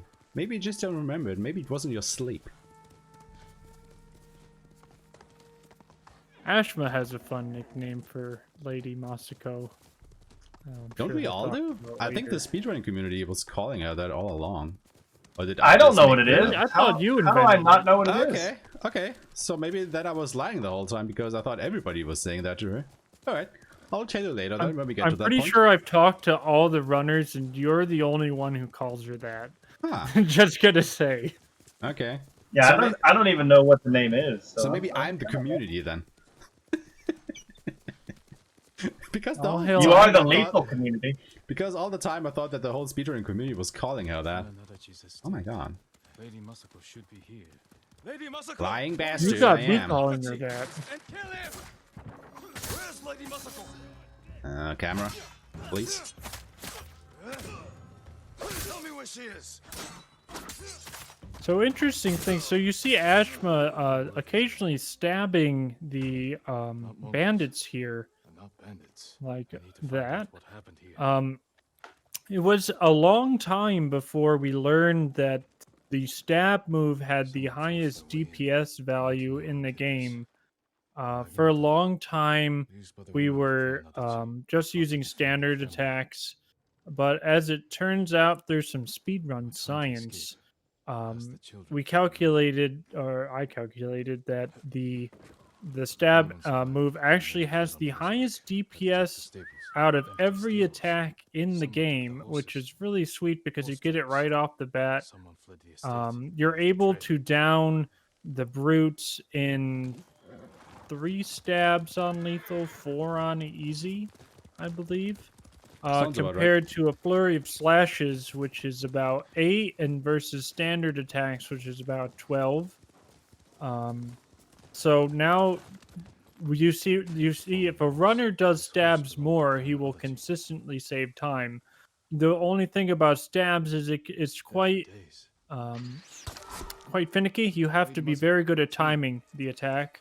If you stab too early, you'll just get deflected. If you stab too late, he'll hit you and your stab animation won't complete. So you have to be pretty good and on top of your timing there. Well, not only won't it complete, you would also die. On lethal at least. Yeah, lethal love. No, it's true. Another quick little time save in casual play as well as obviously speedrun play. When you get to the Adachi Estates and you get to that attack with 3 bandits, it actually prompts you to throw the kunai. It wants you to learn this is when you throw the kunai and how. But because Aeshema used the kunai on the general beforehand, that little animation didn't pop up. I don't know if you realized it or not, but that was something that you did. And it also saves you kunai, because if you have to do that tutorial, you have to throw kunai, and it will definitely come out of your stock. So, you know, kunai saved. Massacred by our own people. One of the banes of the speedrunner of this game is when you're riding your horse between objectives, if boars or Mongols spawn on your ride route and you have not done the kunai tutorial yet, they will steal your kunai, and you will have to do the tutorial, and then you'll have less utility and lose time. So it's very unfortunate when you see boars or Mongols or even an eagle once stealing your kunai along your ride route. You won't be. Also interesting to note is that it is absolutely random if and where Mongol patrols will spawn along your way. So, you know, that's maybe a time loss that you just can't do anything about because you have to circumvent them. Also interesting note to thing to note here is that after this cutscene I have to trigger Lady Masako right here to actually continue the quest. I don't know when they patched that in, but normally you can just right away and she follows you, or you follow her, whatever. but since the last few patches, that is a thing now. I've never noticed I that. believe did a I run just tested yesterday. it. I think you can circumvent it by following the quest in the quest book. If the quest is followed in the quest book, I don't believe that trigger shows up recently. Huh. Interesting. I- I mean, it doesn't Yeah, I on New don't Game know. Plus, but definitely does on a New Game file. Well, that's why I don't know about it. What is new game? I don't even know who Kukulkan is. Fair enough. New game is for us tryhards. Exactly. You know, if you have 7 hours to burn, So in why New not Game- do in Ghost of New Game Tsushima Plus- speedrun? But the assassins Right. cut them. In New Game Plus, you skip all the cutscenes, you skip the prologue. You don't even know who Kukulkan is. Who's the main bad guy? My granddaughter. Exactly. We just go through things. Oh, you see it right at the end. It's also New Game Plus is kind of a baby wheel run. Just gonna say, because you get all those upgrades and tools right out the bat. You know, us New Game runners, we don't get Hey. any of this. Toddler. It's a toddler run. I had to complete the game first to get all that stuff. Okay? Twice, actually. But still, you have to know when and how to use your tools to go fast, you know? So, gotta figure that out True. I first. think there's still a lot of figuring out to do about the optimal use of tools. As there's many builds now on New Game Plus that speed up the run in general. I think the most optimal build and the most optimal tool usage has not quite been mined out yet, but it's definitely progressing and advancing over the weeks. Yeah, definitely. We missed my favorite spot to call out for F's in chat. So delayed F's in chat for Lady Masiko's family. We were Oh, yeah. we were paying our respects to the dead. Press R2 to honor the dead. Every One time of I the get there, I nasty always things have about to this F's in horse chat. ride is if you get in front of Lady Masiko's horse and her horse bumps your horse, she has the unfortunate tendency to just stop riding her horse and just stand there. And you have to nudge her again. So, you know, Aeshema very wisely letting Lady Masiko pass him on the right instead of getting in front of her to avoid her stop riding the horse. You could get a time save out of it if you stay in front of her and let her bump you along the path, but as John just said, you know, there is a possibility that she will just stop in her tracks and then you have to go back and get her and stuff like that, and that will definitely lose you time, so it's a bit of a gamble if you want to do that or not. And since you're on a marathon, nope. A samurai. You know, I don't think any of the top times currently have Masako push. I think we had Masako push like the 6th through 10th weeks the game was out, but yeah, we all abandoned it because her horse gets stuck too much, and it's just not worth the 2 seconds you get from her pushing you. Exactly. Like, that is like a thing, you know, the runs aren't that optimized yet that you couldn't still find things to optimize or get a good time on leaderboards or whatever. We are still figuring new stuff out ourselves and coming up with new strategies and stuff like that. And it's rough to know which items to push for that 2 seconds, because that optimal run, it does not exist yet, because there's so many things that can go just absolutely wrong with RNG that there's a lot to it to try to get that perfect run. I mean, like I said earlier, right? I've died 2 or 3 times already, and I'm still ahead of my PB so far. So, you know. It suits you perfectly, my lord. The quality is incomparable. So if we explain I what's going on here, I don't think we have that. I can always make alterations. Sure, go ahead.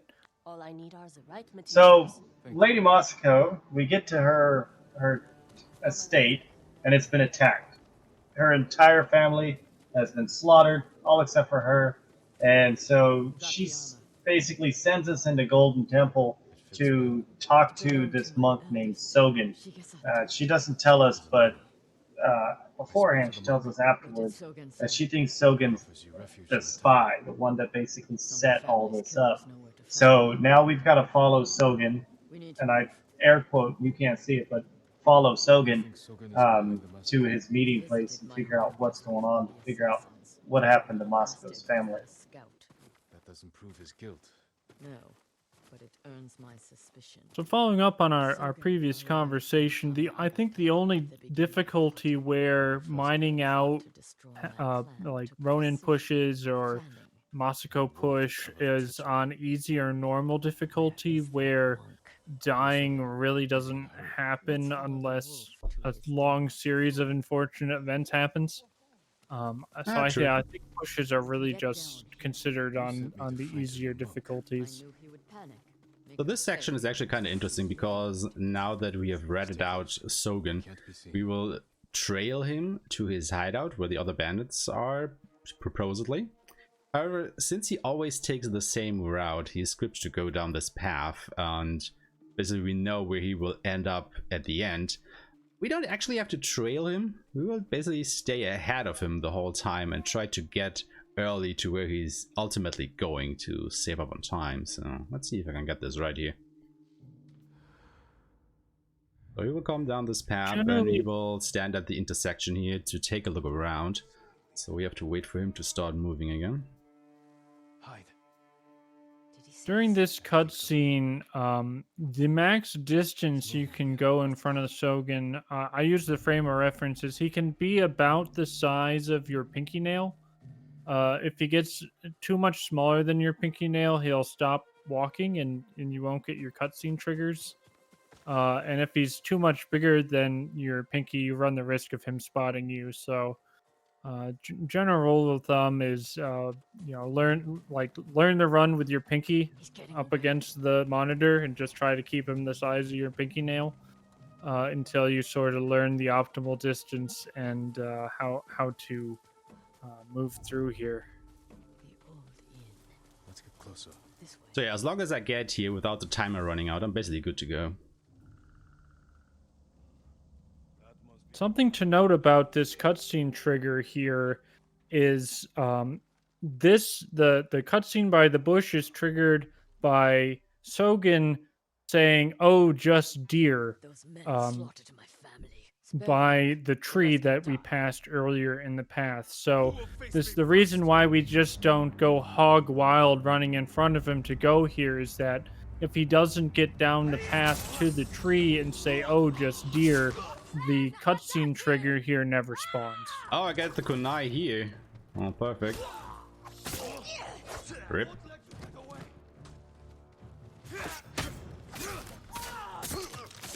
Well, I guess better late than never. I thought you'd Yeah, but I'd rather despawn throw me. the kunai at the spear dudes than at the sword dudes because I can't handle the sword guys. Ooh. Sketch.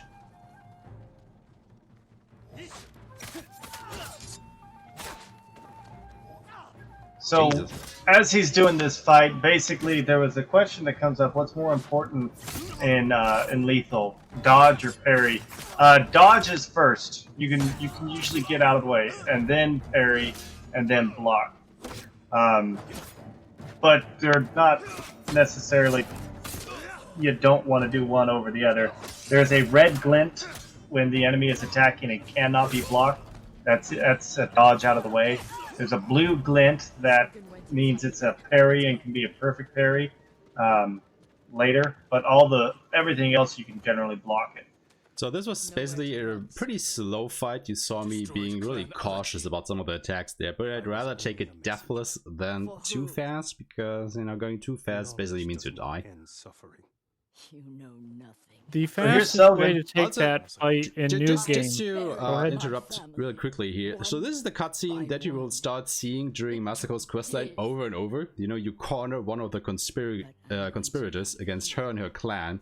The conspirator talks mad shit about Lady Masako and or her clan, and then Masako, Men of vision must rise to face it. in just a second, And those in the Masako do what Masako do. must be removed. They were children! she will do that. And that is why the community, or rather I just learned, started calling Lady Masako Lady Massacre. Yeah, once that Ashma name said is Lady so good. Massacre, I loved it Right? all the time afterwards. Something we can use. You will see this happening over and over again during her questline. I'll deal with Yeah, and you won't see it in this, so there's no spoilers to it. She even She even turns on Jin and tries to kill Jin later. So Spoilers!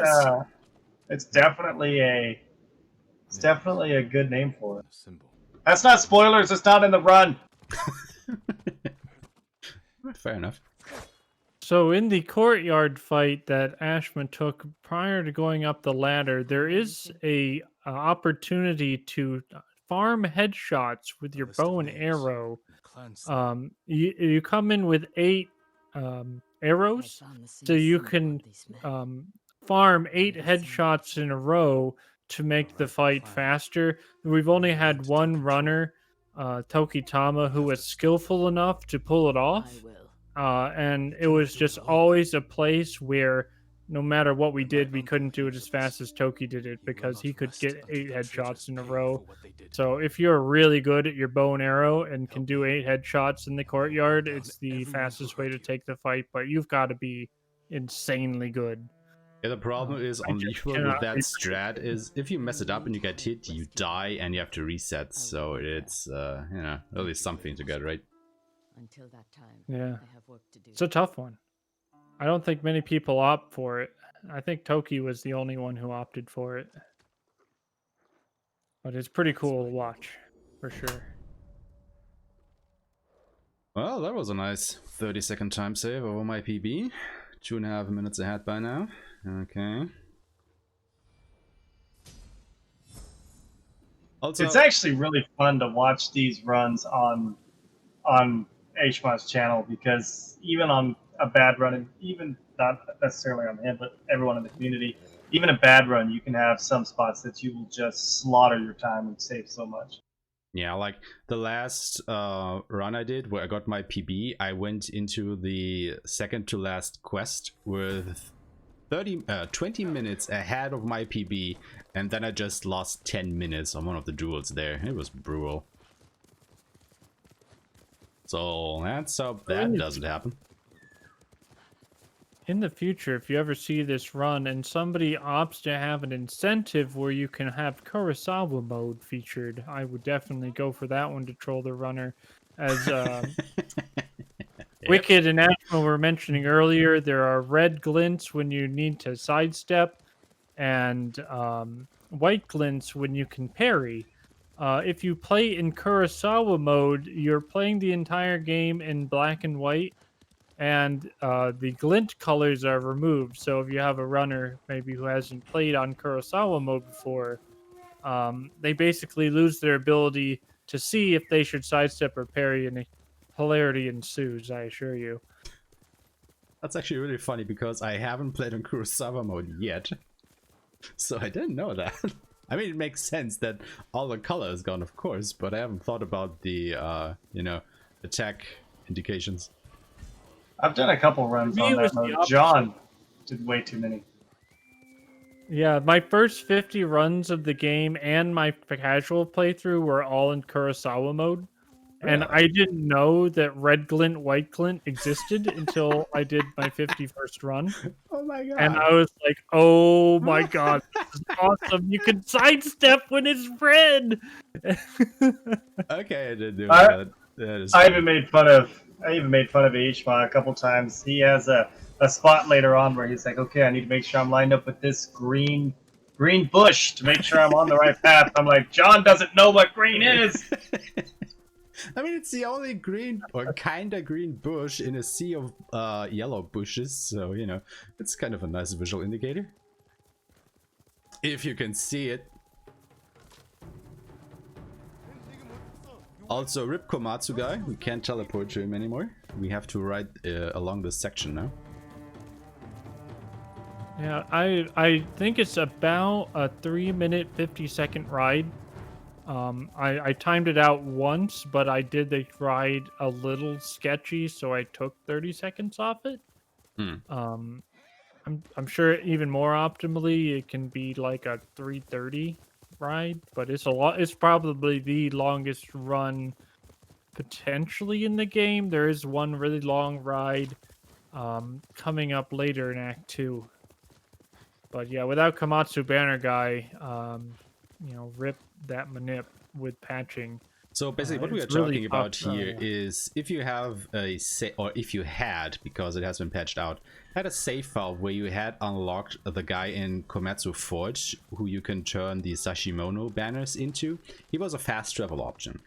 And if you were to load up a save file before starting a speedrun, which had that dude unlocked as a fast travel option, you could fast travel him when starting a new game. So what we did here is we would finish the Tale of Lady Masako and then open our map and instantly teleport to Komatsu Forge, which is like half across the map, saving us most of this riding section right here. And that was, like John just said, about a 3-minute or 30-second time save, something like that.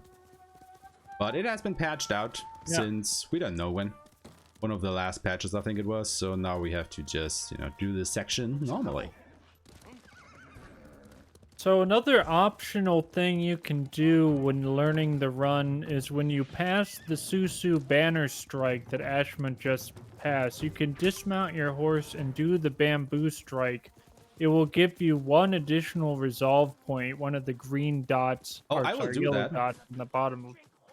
Oh, you do it in a different spot now? Ooh. I will do it after this quest because I will have to teleport to Tsutsu Bamboo Strike anyway, and since I'm off my horse at that point, you know, it's I think more optimal to do it then, because here I would have to interrupt my riding, whereas later I will stop that there anyway, so, you know. My lord. Oh, that's really smart. I didn't think of that. Also, for the longest time, I didn't know resolve bubbles were yellow because they were all gray and black and white. That town's a fortress. If the Mongols took it, we'll need an army to penetrate the walls. So this is Kenji. He's quite the character. Casual playthrough. He's full of shenanigans. Oh, I love Kenji. He's basically, you know, the comic relief of the run. He's a funny dude. Now, Kenji. I think Kenji's my favorite character. He gets bullied a lot by everybody else. But he has a good heart. Like, if you follow his side quest stories, they are so funny. Like, he gets into so much trouble because of his own shenanigans that it's so funny to watch that unfold. And they did a good job with him too. Like, he knows what needs to be done. He's like, can we just have a drink first, maybe, please? I don't want to. You've been doing business with the enemy.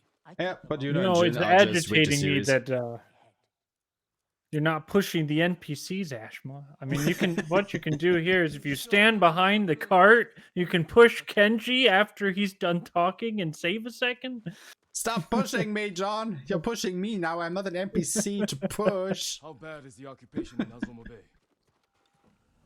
So what I will do here is anyway, I will try and stay ahead of my allies as far as I can to trigger the next cutscene early. So I will just try and skirt around the area where, you know, the game tells me to go back. Because if I stay too long out of bounds, so to speak, the allies, Kenji and Yuna here, will stand still and have to go back and get them. So I don't want that to happen. But, you know, just there's quite a few spots in here where the NPCs decide they can't move because you are not standing in a certain spot, and that has caused several long second delays on lots of my runs because I get a little bit ahead of them. All right, now is the longest cutscene break in the game for runners. Once you enter the cart here, until you get out of the cart is the longest cutscene in the game where you can't do inputs. In Act 1. The game. I'm pretty sure it's the game. Nah, but I'm pretty sure that the ending cutscene at the end of Act 1 is longer. I'm pretty sure about them. Really? But a very interesting thing to note, this card ride is the only break you get during a New Game Plus ride, because you can skip all the cutscenes there. Just a little farther. What was all that screaming? Doesn't matter. Yes, this is the only NG Plus ride. They won't treat him like that. You don't know that. So you're doing the traditional Trojan horse method here, except instead of a Trojan horse, you're inside a sake barrel. Oh, by the way, on speedrun.com, there are fully documented instructions on how to perform the route, but be aware that they're missing about 6 to 8 weeks of the most recent optimizations. Which reminds me, like, you know, obviously every runner has its own, you know, attempt at this run. And if I were to look at the three of us, right, like John wrote that document he was just alluding to. So he's the guy who comes into a stage play and has all the script memorized for all the actors, and he would definitely yell at you if anybody is off script. Whereas I would say I'm like the guy who reads the script, thinks this is way too much information and just wings it as he sees fit. And then there is Wicked, who basically takes the horn of Matt, smashes it against his head, and destroys the stage with an axe. I'll do my best. Stay safe. I think that kind of summarizes us for you, doesn't it? I didn't get Viking for nothing. Once we're done, we'll meet you at the crossroads behind town. This game actually, for the first time ever, caused me rage yesterday. Also, guys, I rage. Don't assassinate that guy. Yes, I know the prompt is really juicy there, but don't do it. It will mess up your... Oh, it's nice. It's very nice. Prisoners like their horses. He might lead us to Taka. Follow him. But as you were saying, sorry I was interrupting you. Oh no, I was just saying that this game caused me rage for the first time ever yesterday. I have not raged on this game, and I rage a lot when I speedrun, so it finally broke the mold for me, and I have an axe, and that may come out when I rage. What happened? Yeah, you were right, by the way. The cutscene at the end of Act 1's 50 seconds longer. I was wrong. And also, you're right, because every time I go to watch Ashman run this game, I will have a consternation in his chat and be like, "You're off the script." What are you doing? That's not on the script, Ashma. Taka's probably fine. He wouldn't try to run. All these juicy assassination prompts, and I'm not allowed to take any of them. Ah, sadness. Because you are Ashma, supposed to I go think you quiet found a there. new cutscene. I You found found a new cut- cutscene skip for... Yeah. Here? Are you going to show that off today? Which one are you talking about? Marketplace one? Yeah, the marketplace. Oh yeah, of course. I thought you took it... Yeah, you took it different than I've ever seen done before. Is it really different? But we will definitely well, it's not the first time we will see it during this run, but it's the first stealth section, I guess, where we'll use the time-honored technique of the Japanese roly-poly ghost, as you may have seen earlier during the Tale of Sensei Ishikawa, where, you know, Tsushima, Mongols are dumb. Tale of Tumbleweed. Oh, the Tumbleweed Samurai, exactly. Yes. Yes.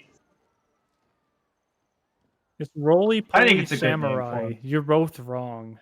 The It's roly-poly samurai, roly-poly okay. samurai. So everybody is still calling that a different name then. But at least I'm glad that we don't just call it roll skip anymore, because that was boring. That's how it's documented. I'm sticking with Ashma. Tumbleweed Samurai. I'm Documented as roll skip, dang it. I'm starting to like Tumbleweed Samurai as well. But anyway, what's gonna happen here is we are supposed to follow this slaver to find Taka, and he goes through this market full of Mongols. And as we've seen earlier, as long as you start rolling, well, you haven't been detected by any of the Mongols yet, so, you know, no white lines of indication that they are about to spot you or whatever, and you just keep on rolling, they will never see you. He'll kill Taka. So everybody can do this. There's basically no trick to it. Just start rolling while you haven't been detected yet, and just hammer down that circle button, and stuff like this happens.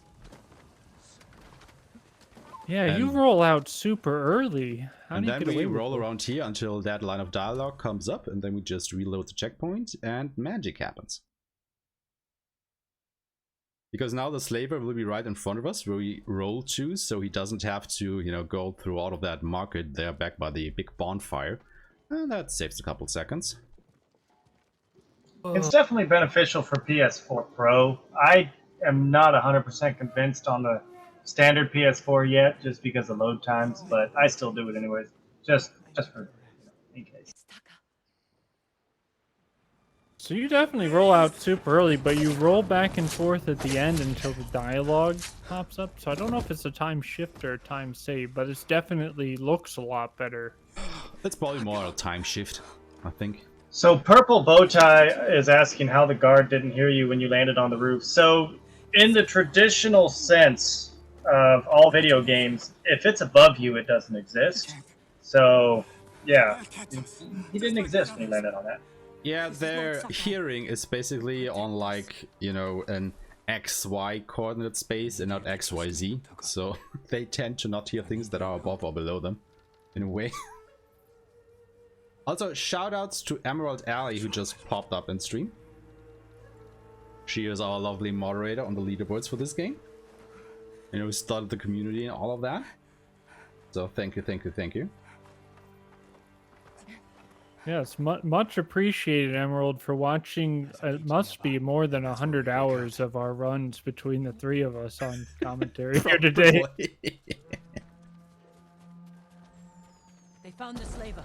They'll kill us. We need to hide. No, keep moving. We can climb those crates. Where are we going? So we've rescued Taka. Now it's time to run away, and this is going to be another chance to see the beauty of Tumbleweed Samurai. Not exactly, actually. You don't do Tumbleweed Samurai at these guys? Nope. You just stick to the left. No. And just stick to the left. they don't see you. Well, they see you a little bit, but not enough to care. So I'm I going to tried blow straight both out. of your guys' minds. You can be detected by these guys here and just keep running it, and it doesn't affect anything. Really? We're just gonna I'm not argue making it up. strats. I didn't see nothing. Yeah. Oh, that Mongol was probably thinking. Yeah, I didn't see anything. I want to have nothing to do with that. It was in my Must have been the my two wind. last runs of the game. I learned that, so I'm not surprised anybody else hasn't learned about it. But yeah, I got fully detected by those guys, and they started chasing after me, and I just ran up here, and the cutscene proceeded like normal, twice in a row for 2 runs. Aww. So I take that very line nice. just completely straight now. Okay, then. Because, Interesting. you know, running in a straight line is faster, right? Yeah, definitely is.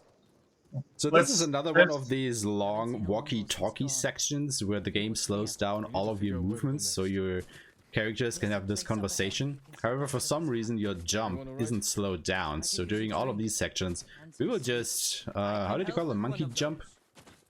To wherever we need to go. Monkey jump. You've been quiet. Yeah.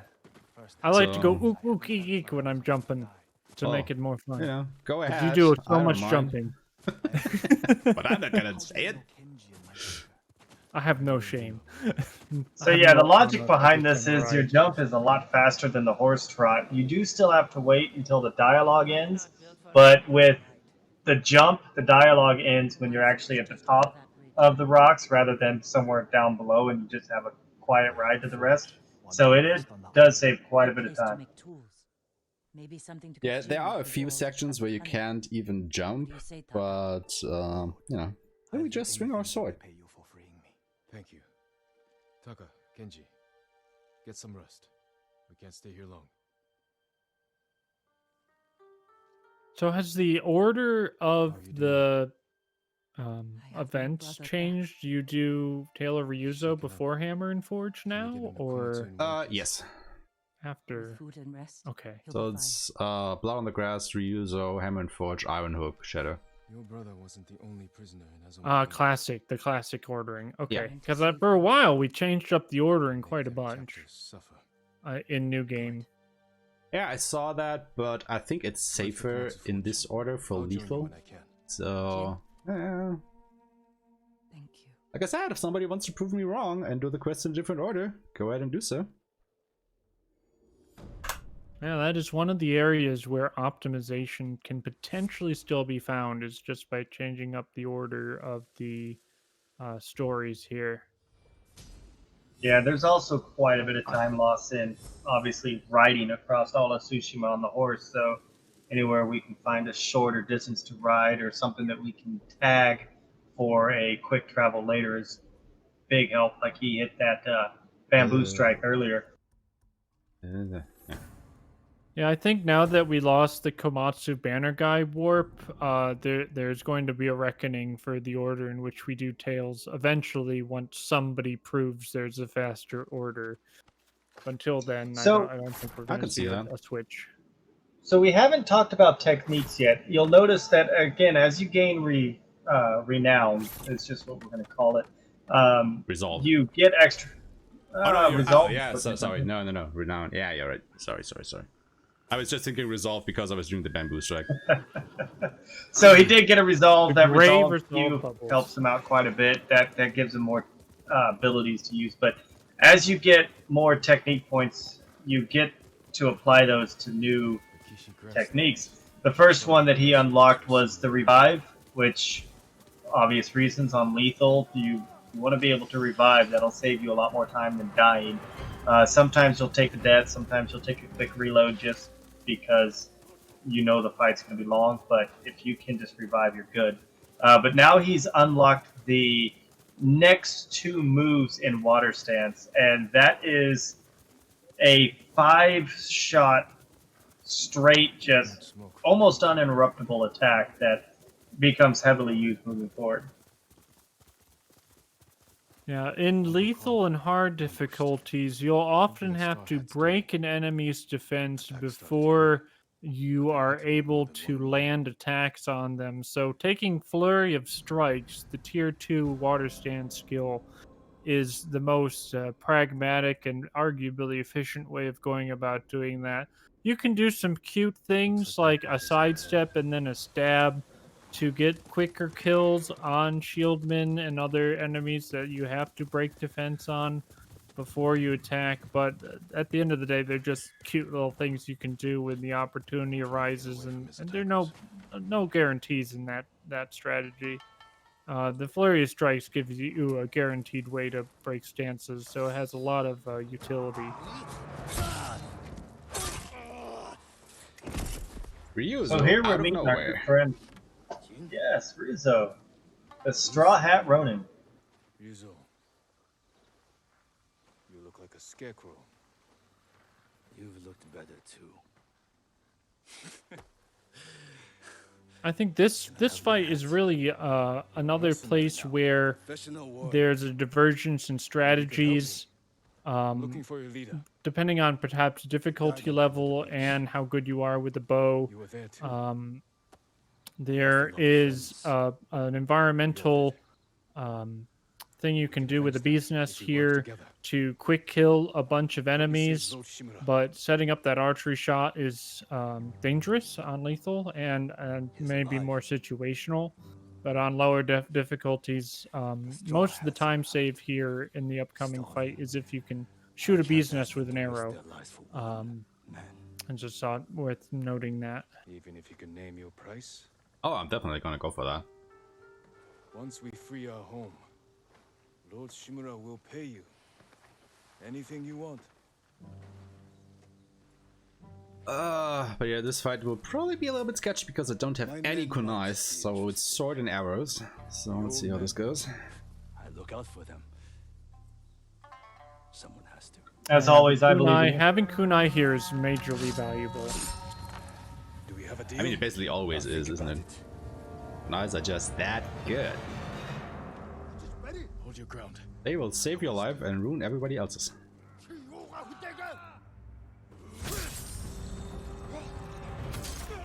I believe this fight also introduces the heavy brutes with the large shields. Yep, A new enemy type that you'll be seeing here soon, and those particularly are where kunai come into play.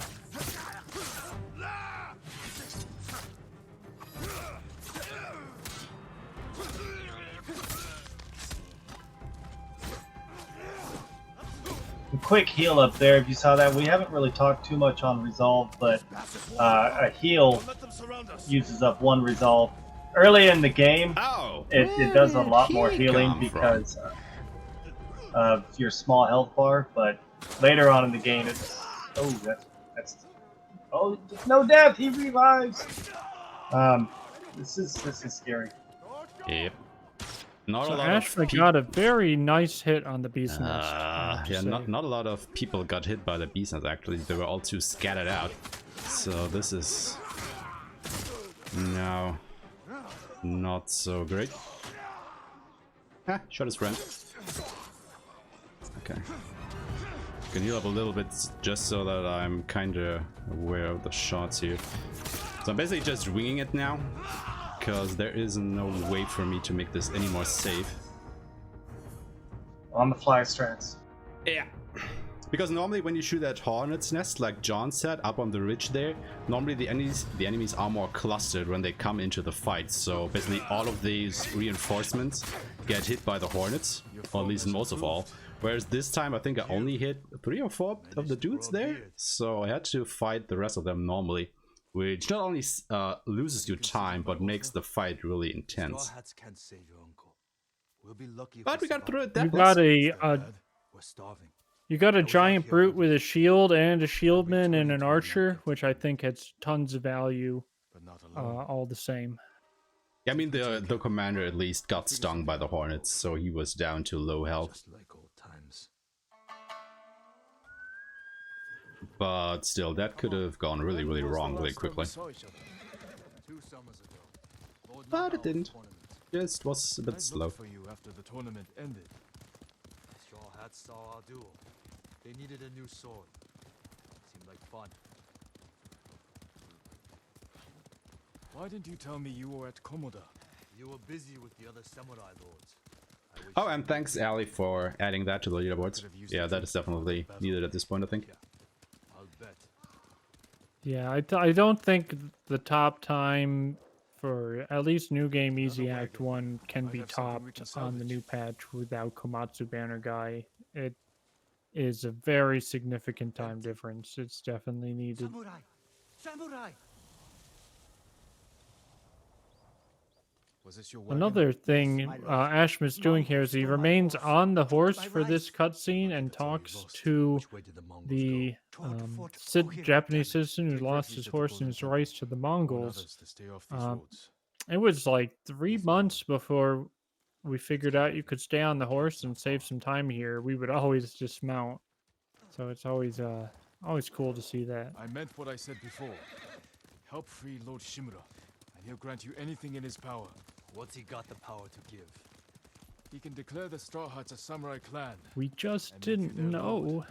So I've made the mistake here. When you're talking to Ryuzo, he gives you an option.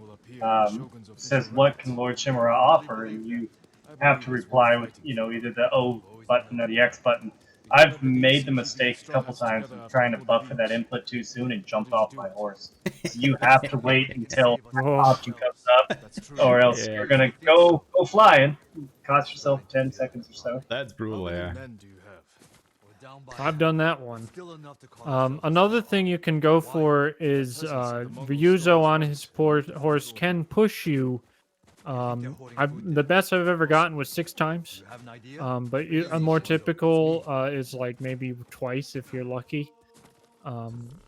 And unlike the Masako push, he doesn't stop riding his horse, so it's I was kind of a standing freebie in to go the for. exact spot for the cutscene to trigger. Look at me go.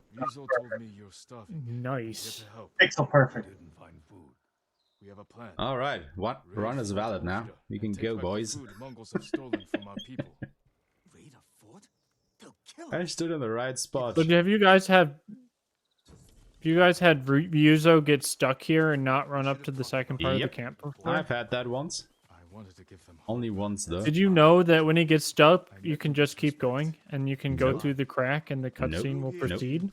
But what I did have was during my last run that both Ryuzo and Jin went through these rocks at the same time. I don't know how, but they were inside each other.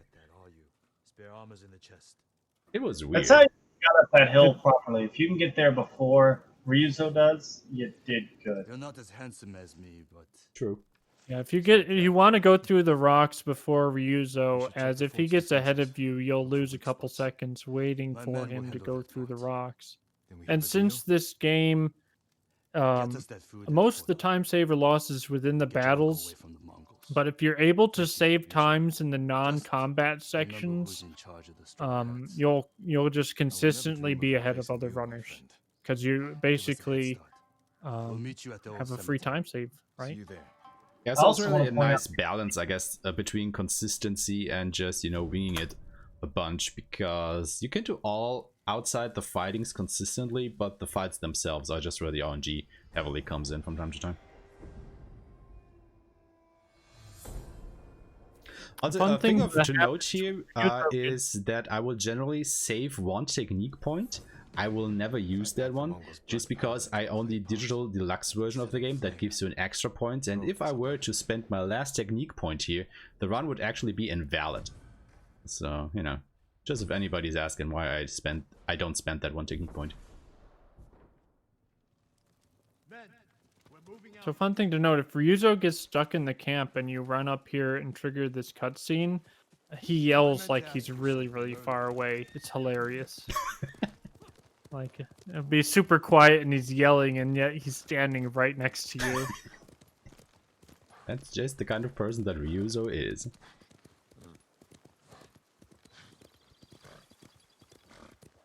So this is another good little writing section. There's a lot of them in Act 1 that once you get Act 1 down, you know exactly where you're going and you don't have to pull up the map. It's very helpful. This one is basically going to take us right along the coastline and past a messed up fort, unless he's changed his route recently. But once again, there's the potential for Mongols to be in the way and just ruin your day.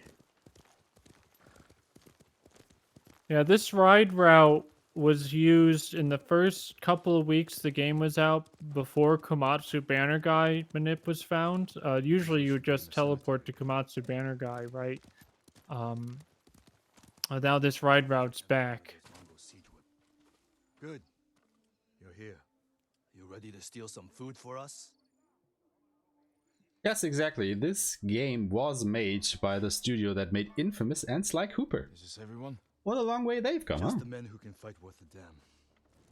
Indeed. Interesting thing to note is also there is a trophy in the game for kinda dressing up like Sly Cooper himself, you know, the color scheme, by equipping a certain piece of armor with a certain dye and stuff like that, which is a nice homage. Yeah, I got that one. to stuff like I that. had to look up exactly how to do that because I was like, I know it's a thing, I just don't know how to do it.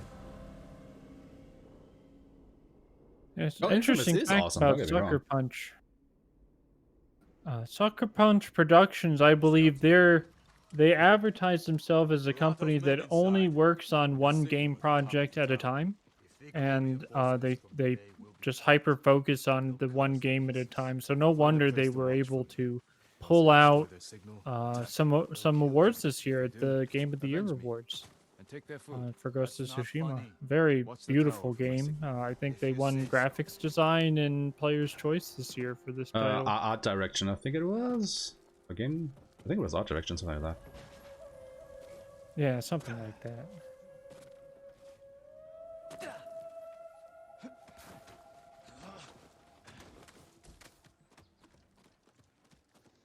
So you've been tasked with climbing to the top of this lighthouse, and they make it seem like it's going to be this really hard job to sneak in here and get to the top of the lighthouse. But thanks to Tumbleweed Samurai, and sometimes you can even just run straight in, it's pretty trivial. Just climb straight up. Need to signal the others. They'll see me light the brazier. Oh god, this fight.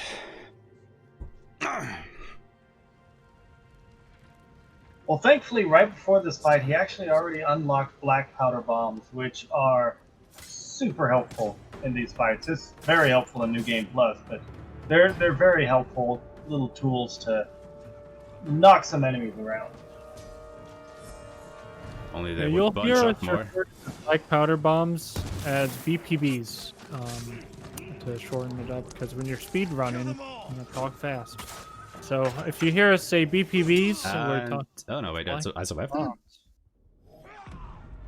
No, I didn't. I was just gonna say, how did I survive that? Yeah, the guys weren't really bunching up at the front of the gate, so I couldn't get a good throw in with the bomb, and then that guy just came and murdered me. This is starting to look better already. There are 3 BPB pickups in this area. There are 9 spots where ghost tools can spawn on this map. 5 of them are potential come on, BPB that was so spawn dumb. points, and 3 of them are guaranteed to have BPBs. So part of the fun of this map is BPB pickup variants. Once you learn the 5 spawn points, you learn a route where you run around the camp killing Mongols, checking the spots as you go, and you're just basically always trying to be throwing BPBs and sword fighting guys that aren't cooperating with your speedrun plans. Yeah, the Mongols aren't always participating in our goal of going fast. They want to slow us down, which isn't very nice, but we do the best. We try to drain as much sleepy juice from them as we can.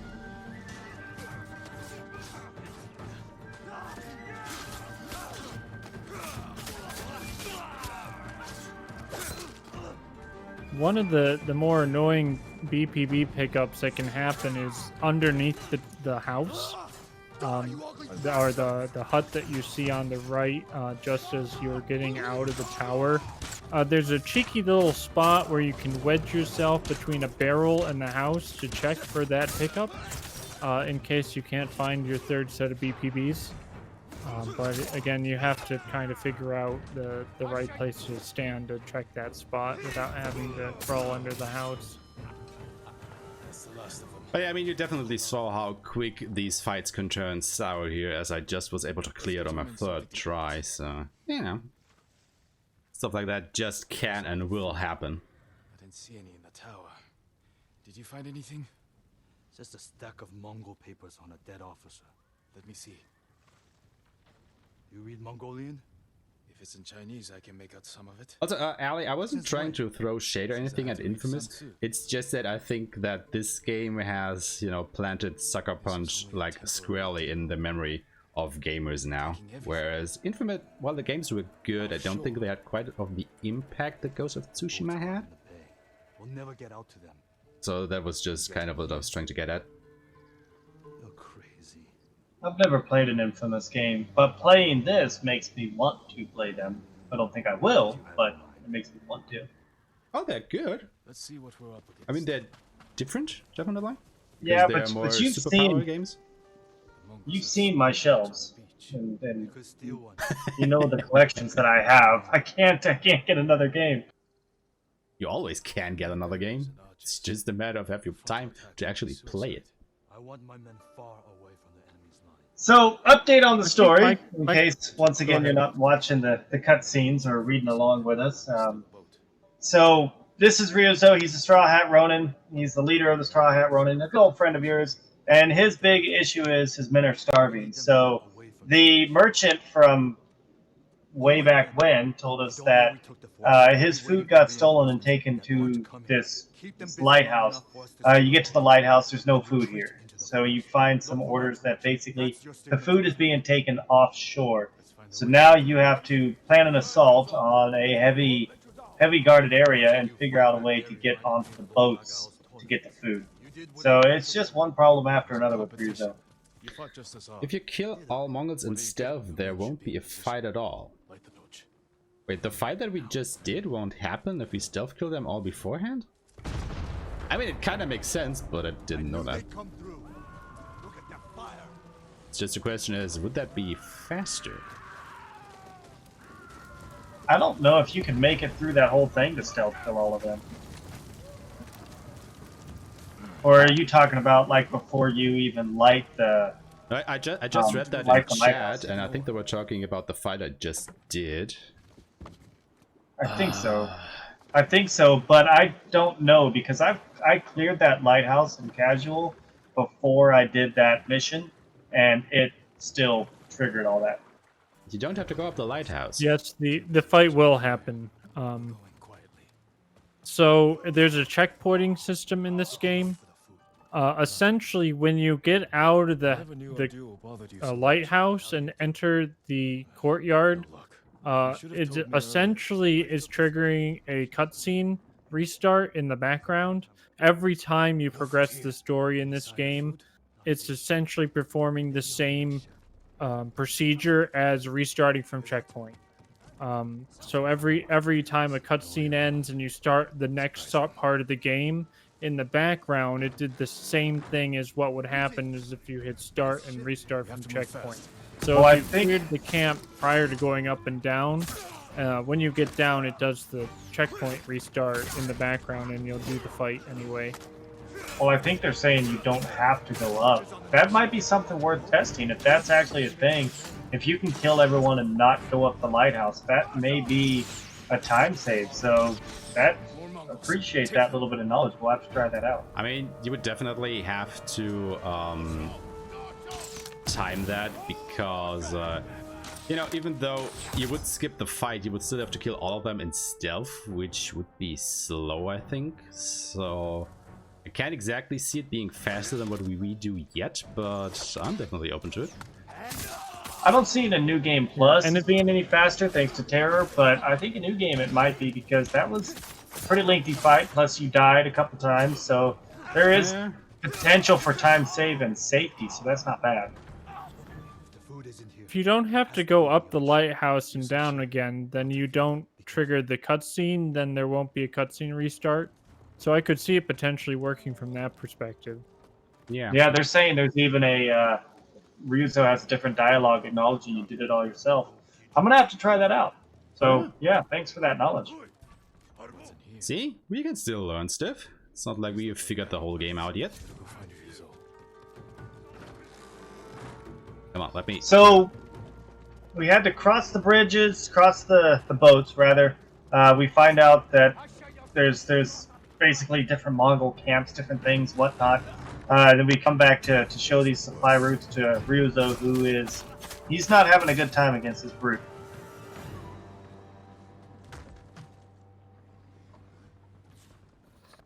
I would have had that Mongol if you hadn't shown up. So I And actually then have some shade to throw at Sucker Punch about this That's game. where all our went.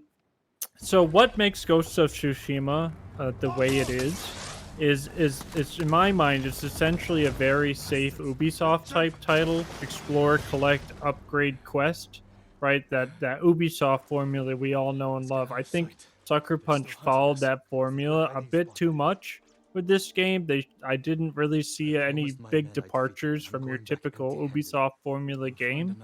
But what they did differently was they made it really beautiful, and they made it about samurais, and I think that's what really set it apart. But yeah, if I had any shade to throw at Sucker Punch with this amazing game they made, is that it just follows the Ubisoft formula a bit too much for me. Also, I think when it comes to stealth, I definitely are on Leah's side here in the chat, because she has told me on multiple occasions that she basically is the type of guy who, you know, just stabs people in their sleep. So I believe her when she says she found something in stealth. Don't let them see you. Right? Casual play of this, I called this one Assassin's Creed Japan a lot, so I very much agree with you, John.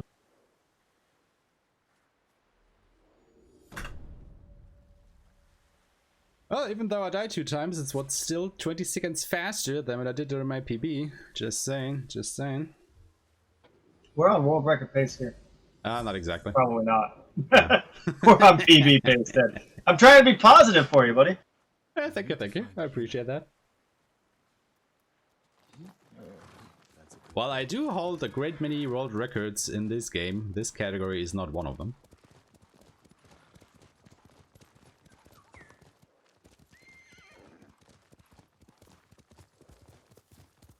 Yeah, with New Game Plus out now, New Game has essentially become like Hundo Light. Like, because the cutscenes are so long, it's like doing a 100% on light mode, essentially. I mean, by the time we go, you can do an Act 1 any % run on New Game, or you can clear the whole game on New Game Plus. That is how much of a difference it makes. It's true. It's impressive. It's fun. It's great for a run like this and a marathon like this, but it is a hard run to get a lot of runs. You go. I've had so many times where I've been late chapter 1, 3.5 hours in, and I just tank on something, and it frustrates the heckers out of me. Yeah, like I did on Wednesday when I practiced this run. Went into the second to last quest with a 20-minute time save and lost 10 minutes. It's really cool to see you use the battle horse strat to run into this fight. I call it battle horse because I take it a bit more aggressively, and I ride up the horse right before it forces the dismount, jump off the horse. I wanted to dismount, I just misjudged the distance there. Gotcha. Yeah, I call it battle horse. And I usually yell battle horse really loud when I'm doing it. Then why didn't you do it this time? That's a lot of fun. What happened here? Because I have a 7 to 9 second delay between what I'm seeing and when I can commentate, so I'm trying to be mindful of that. While it comes up in chat right now, actually, since we are doing this run during the really longathon, I have actually been thinking about doing a platinum trophy % run of this game, and it's not pretty. Yeah, don't do it. Don't do it, man. Don't. You need your sanity. Don't do it. Now that I know that this marathon exists, I'm kind of inclined to try it, but I don't know, man. It would take so... Actually, what I was thinking about, I don't know if you guys would agree, was if you do a fresh save file, right? You would do the speedrun that we do here, and then start again a New Game Plus, because then you could skip all of the cutscenes. I mean, you would take about a 3-hour time loss because you would have to do the main story again, but I think that would even out with having to do all the side quests where you could then skip the cutscenes. I mean, I don't disagree with that, but I don't know, man. For Platinum, because you would get some things during the original Plus beat that would kind of throw off your earnings, wouldn't it? Can you get more arrows? I don't know. You would have to test that out, but who's going to speedrun this game twice, you know, for the platinum, just to try that out? Okay, would have. I know. I don't want to do it.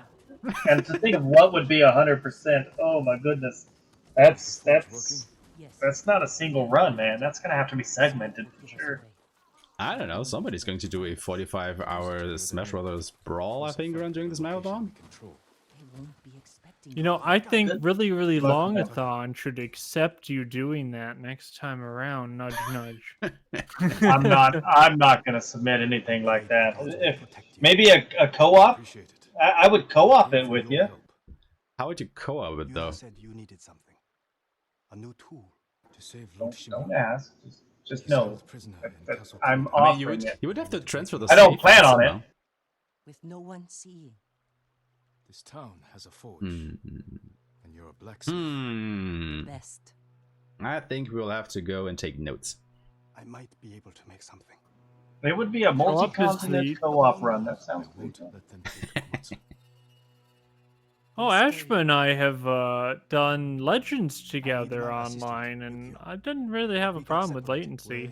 I think the latency is really good for. Oh yeah, it is. Large geographic difference play here. It definitely is. Speaking of geographic distance, it is 3 a.m. where I live, and I'm going to grab a coffee. I'll be right back. All right, you do that. I mean, it's about 9 a.m. here. The sun is finally up, so I do have a bit of natural light in here. So my body is starting to wake up. Maybe that's why I'm slowly starting to do better.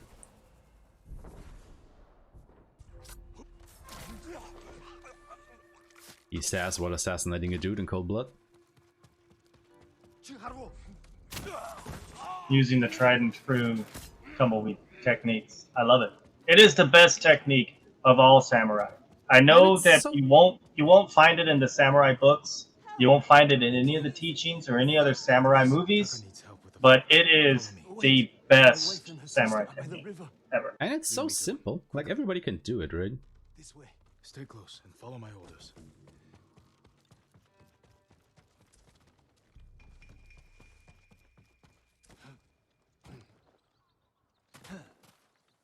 Hide. Oh, come on. What? I totally. So the goal right now, so that way we can get everything caught up here. The goal right now is we've gotten to Komatsu Forge, and instead of running and hiding, we came up with the brilliant idea of, okay, we'll make our stand here. So we are going to light Komatsu Forge. We are going to bring the Mongols to us. But before we do that, we've got to first rescue Taka's assistant. Then we've got to rescue his wife.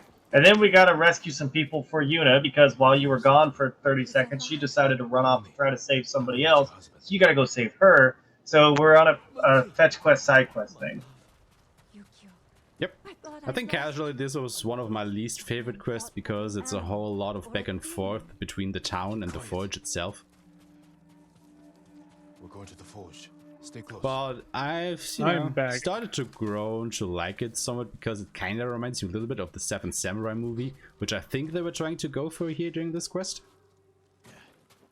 A little bit at least. Yeah, this was definitely more of a spaghetti samurai movie-esque section of the game. Totally. Yeah.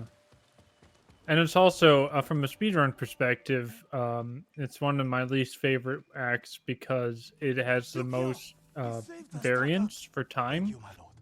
There's a 5-wave battle coming up, and you can easily go plus or minus 3 minutes. And when you're already, 2 hours into a run, and then you can either PB or go way into the red based off of one fight, it can be really frustrating. Yep.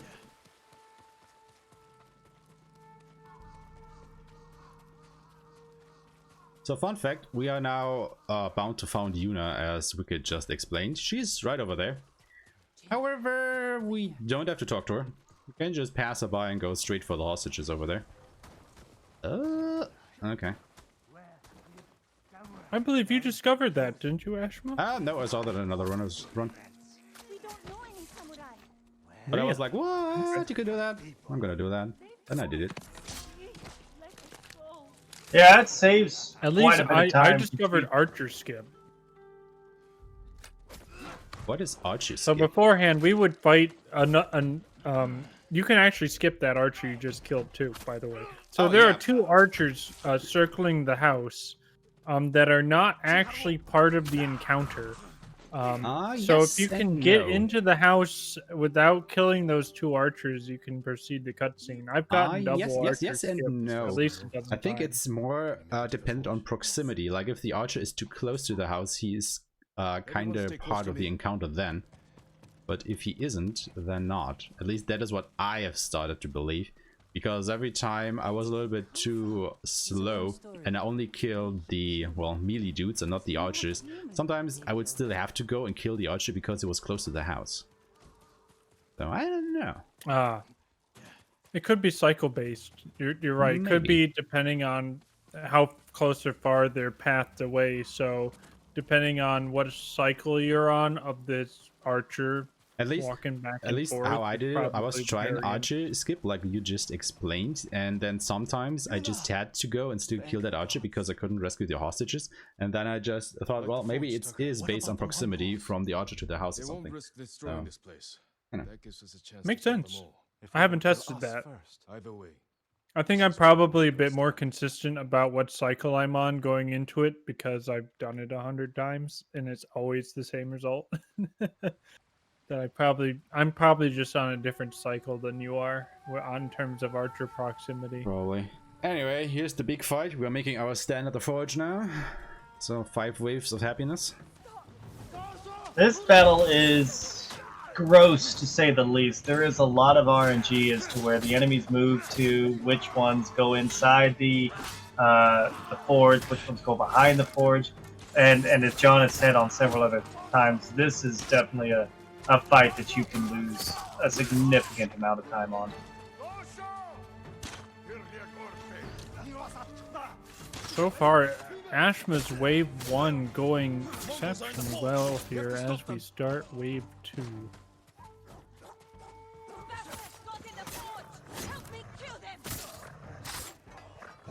So real quickly here, you can see the red little skull and crossbones. If you see that, you have to go kill that baddie. If you don't, he will kill the person that has the defender shield over their head, and you lose your progress here. It's not fun.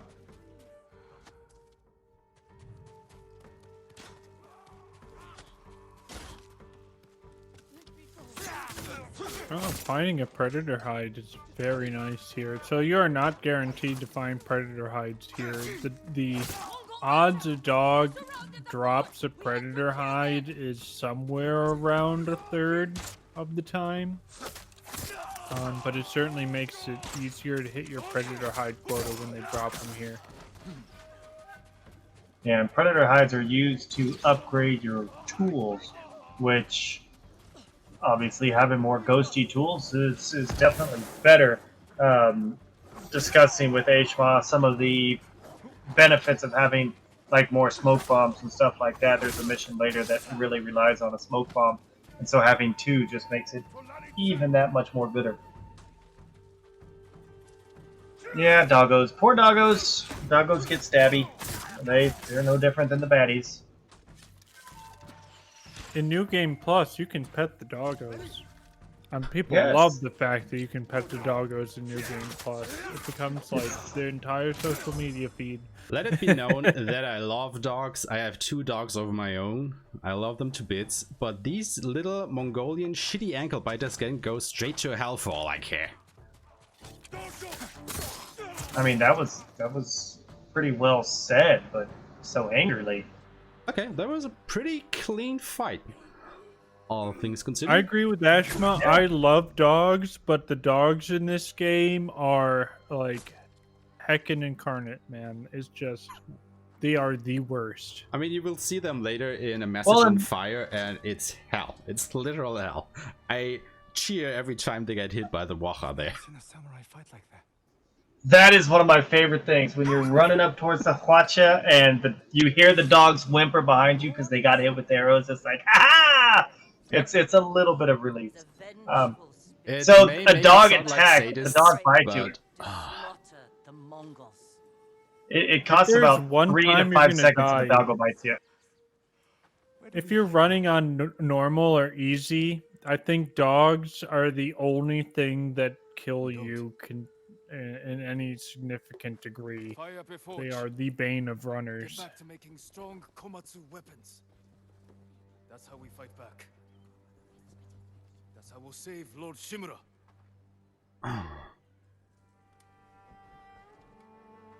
I think So in- Yuna was in basically Legends playing hype running- man there. Vengeful spirit? I think for the Go ahead. people running Ghost of Tsushima Legends, Lemons? the class that were I said Lemon percent. It is 3 in the morning. My brain is shutting down. And for people gold running split. Ghost of Tsushima Legends, the class that can summon the dog is the one that's the fastest, isn't it? Because the dogs are so OP. I think Assassin is the fastest. But I don't know yet. I haven't actually run any of Ghost of Tsushima Legends. Might start doing it soon though. I don't know. Also, gold split, guys. Woohoo! Hype!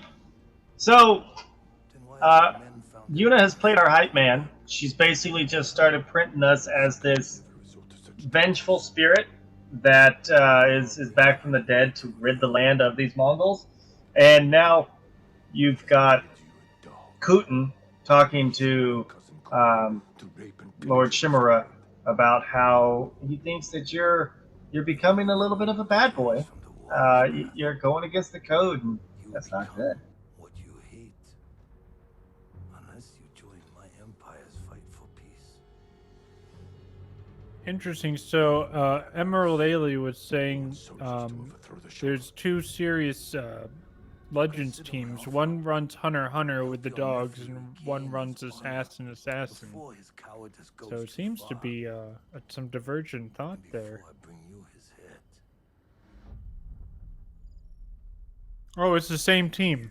Yeah, they Okay. changed classes. Same team. Finishes what he's working on. I mean, I'd be down for some Legends co-op. It's just, you know, the time difference between all of us is a little bit of a pain. Also, where is my horse? Why isn't my horse here? My horse is always here. What? I can't co-op Legends. I don't have a PlayStation Plus.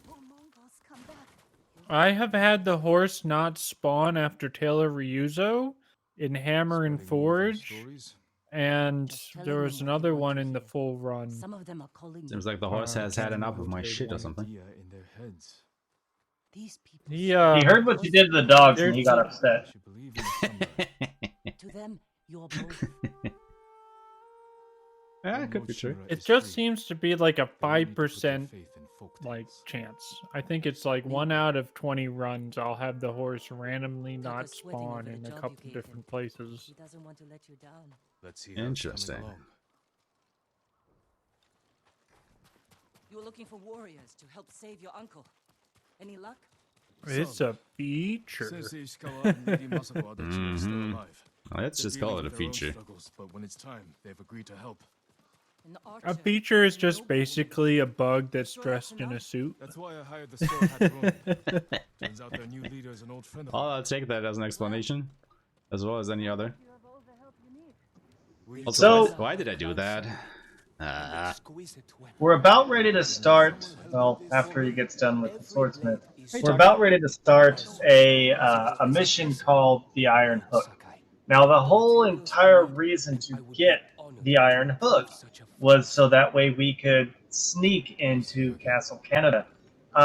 However, you'll see we actually use the Iron Hook far more in the Iron Hook mission than we will in the entirety of the rescuing Lord Shimura mission. Swing over things. It'll hold my weight. Facts. I tested it myself. I call it a I think the first time I saw that, and it's like, we need an iron hook for this. We need something to get up these walls. The first time I saw it, I was like, you could have just used a ladder, bro. Also, I find this conversation kind of funny because, you know, Jin asks Taka if he has tested the iron hook, you know, if it will hold his weight, and Taka says yes, he has done it himself. But I don't think he accounted for the fact that Jin is like carrying around multiple sets of armor and swords and weapons and whatnot. So I don't know, Taka, if you really did your math there. I've been looking all over for you. But I think Well, it we're works. talking about accuracy. I mean, did they really have a grappling hook at this time period? How realistic is this anyway? Well, you know, Taka You is also the gotta- blacksmith of the island. Of course he can do that. I mean, you know, You also just got to the think best. about the fact he's Either carrying on. around probably 5 or 6 of them because he doesn't go back and unhook the grappling hook, but yet he can still use it later down the road. So he's got to be carrying a lot of them. Yeah, in this run, the grappling hook is a less than essential tool, as it's used, I think, twice, maybe said 3 they're in times cages in the near course Fort of the a other run. day. Where Another is it? tool that falls in Cages this are actually category inside is the the fort. plasma grenade. At the top And of a yes, cliff. it is a plasma grenade, as it is a grenade that still have a sticks few on men an who enemy were and captured. explodes. They're waiting for us at a Totally crossroads. accurate. We'll Okay, need so you mean the extra sticky souls. bomb, right? Grappling hooks Lead the and way. plasma grenades. Okay, Yeah. okay. I was really confused for a second there what you were going to I don't think say. I've ever heard it referred to as a plasma Like, grenade. How what? were your men captured? Remember That's For a like second, I the thought next only thing a he's going to talk plasma about is a grenade. laser gun. the ones that Mongols I supplied thought you you meant Lightsabers. the firecrackers or something, Very well, but God. no. Too many guards for your The, best the men. wind chimes. Don't forget the wind chimes. Oh, yeah, the Oh, wind God, chimes. Don't get me started on the wind Are you chimes. sure the men are alive? I heard them singing last The most useless thing ever. I'm surprised the Mongols allowed At least in the night. So speedrun. am I. Well, then again, I've never used them in my casual run Okay. anyway, More so... pleasant than mercenary work. Toki Tama elected to use wind chimes on the courtyard fight after you rescue Shimura the first We time. never talked about Okay. During the, where they're all grouped up running through the fence. That is the only time I've ever seen them used. Wait, do we have wind chimes there already? Don't you have to... I'm sorry. It was New Game Specifically- Plus. First tournament. Oh, okay. Okay, I see. I got swept up in the excitement. Wait, did he have the That's poison just saying upgrade you for don't have that them? unlocked yet. I mean, with the poison I upgrade, I think could he see them being useful, maybe. Thought of it like that. But otherwise, You know, no. something I want to start trying out is hallucinogen darts in New Game Plus. I think that may play a part in some rounds. I don't know which ones, but some. If you do, let me know, because I've been thinking about how I can implement the lethal darts in any way, shape, or form, and then I actually tried it out, and as soon as I hit the guy with the poison dart, I got another Shimura flashback, and I was like, nope, not worth it. Afraid I'll get more famous. Oh, well then yeah, that just stops everything. I'm not doing it now.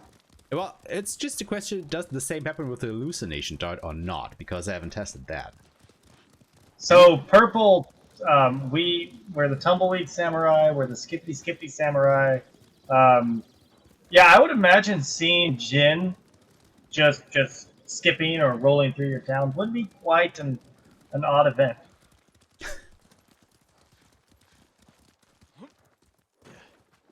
Yeah, but I'll keep you posted on that. I don't know when or how I'll try it, but if it cuts a flashback, it let me ain't know. gonna be Let me good. know.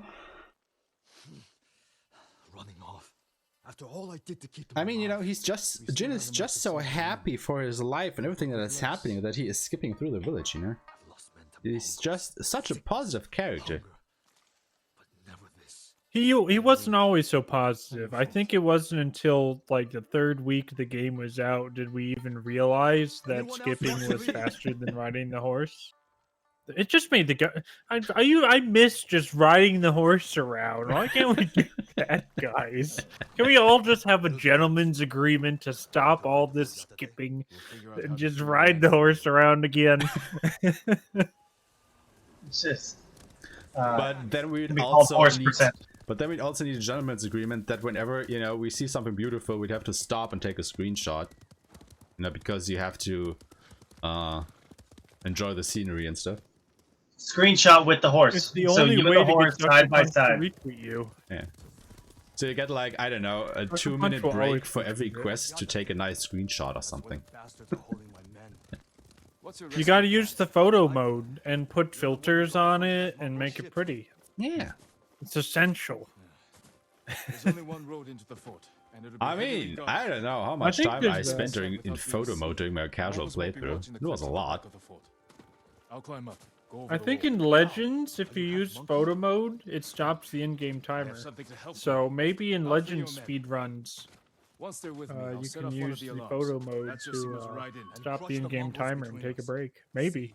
I knew you'd have a plan. Where's my horse? I'll find a way Okay, up I'm on the from horse. this Alright. side. Stay hidden until you see my Screenshot horse Good luck. percent run. Don't Yeah. fall. Why not? I mean, you know, the community sets the rules, right? If you want to do that, we can do that. Don't know if anybody will like watching that, but an option. Can't jump that gap. All right, grappling hook. We are trying to save our uncle. We must hurry. Wait, stop. Take a picture of this flower. Put it on Twitter for that retweet. It's essential. I took so many photos during the duels and stuff, and I was like always imagining the guys like, nope, gotta wait around, gotta take a picture. Camera's not right. We're doing a movie fight here. Whoop. Should be able to swing myself across.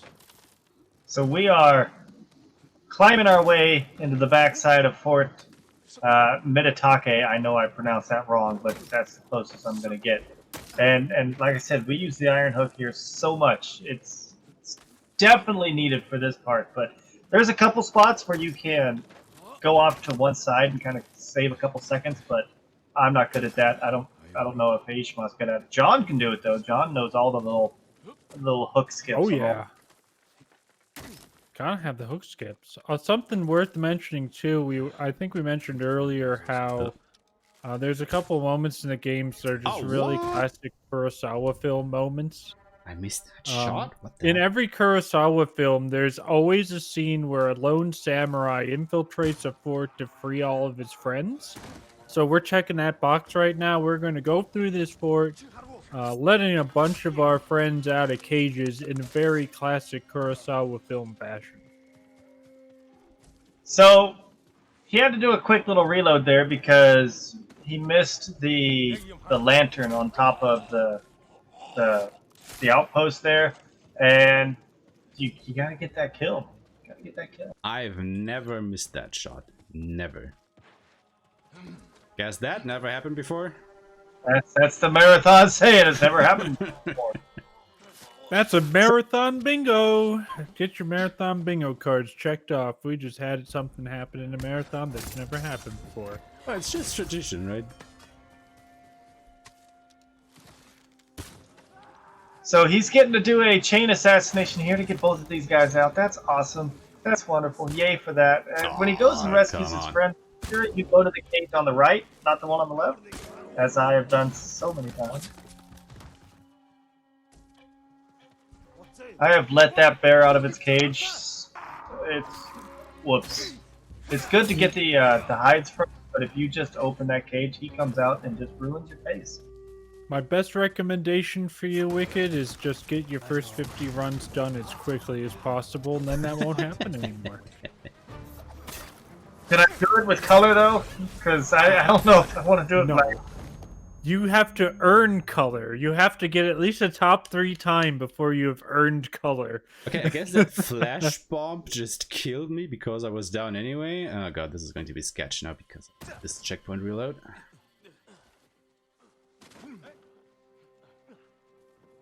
I'm not even joking, Wicked. That was the reason why I was playing in black and white. Because I felt like I didn't earn the privilege to see it in color yet. Because I wanted to earn it. and you can't slaughter yet. Remember, that's just a critical strike. This isn't going well. Oh. Watch that backswing.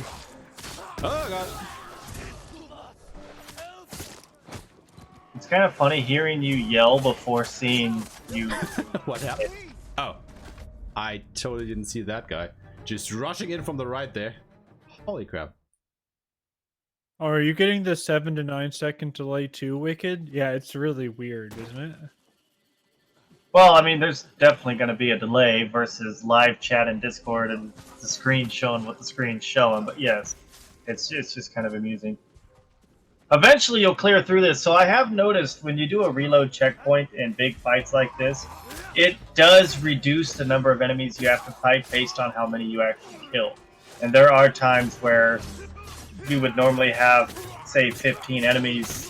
When you do a reload checkpoint, if you're close to the end of it, you'll only have like 5 or 10. So it doesn't always, though. Like, I think it really depends on the fight. Like, if there's like an in-fight checkpoint or something. I think. You may be accurate, yes. And of course, your Straw Hat people there, if they're helping you so much. Okay, I think we got all of them. So somebody had a question about checkpoints in this fight. You know I have the answer. So this courtyard is divided into 3 encounters.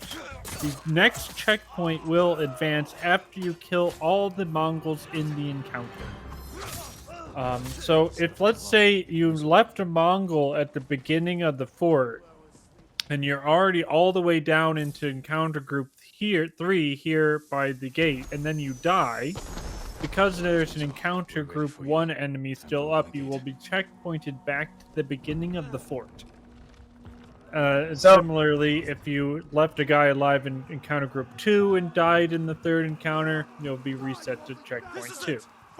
On and on. So you just saw pick up a black powder bomb. Very important for this part right here. Sorry to cut you off, John. I just had to point this out.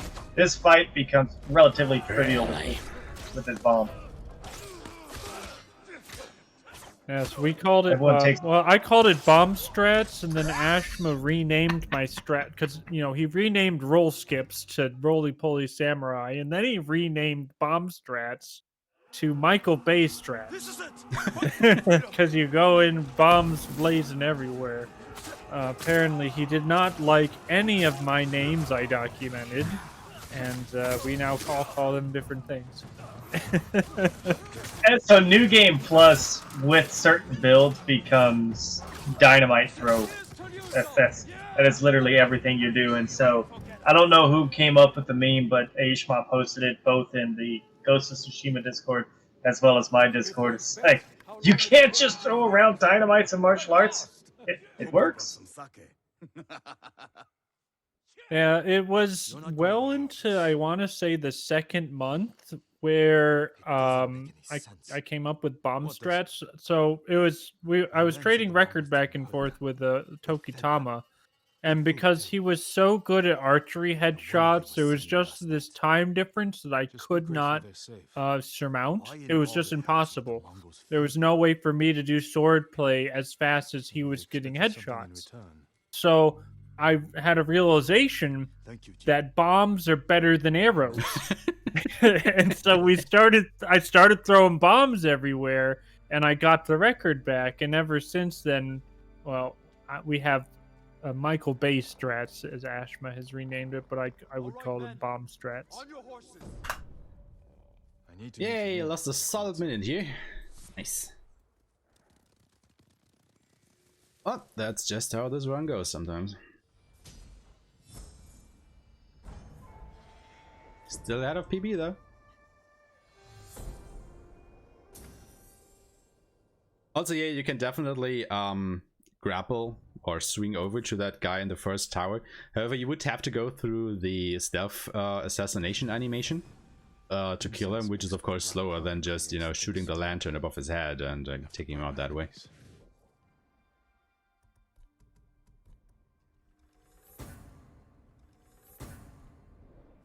Yeah, regardless of how many people you've murdered over and over again, you're still very sad about it. It can definitely upset you. There's the we're still trying to make sure we don't do the death from above, because then we'll have a flashback of just exactly how upsetting it really is. Yeah, that too. So Legia mentioned that you can swing into the first tower and assassinate him. I at one time considered it, but it affects the pathing cycle the enemies are on after you do it. So I went back to doing you shoot the lantern, you swing down, and then you assassinate over, you know, and you go down and do what Ashma did. But there was a point where I had considered the swing into the fort and assassinate him, but by the time the little extra time that it adds doing that made everybody else get slightly off cycle, and then my fastest assassinations didn't work anymore because everyone would just be looking at me staring because they had enough time to walk forward and turn around. So it's more of a timing thing than anything.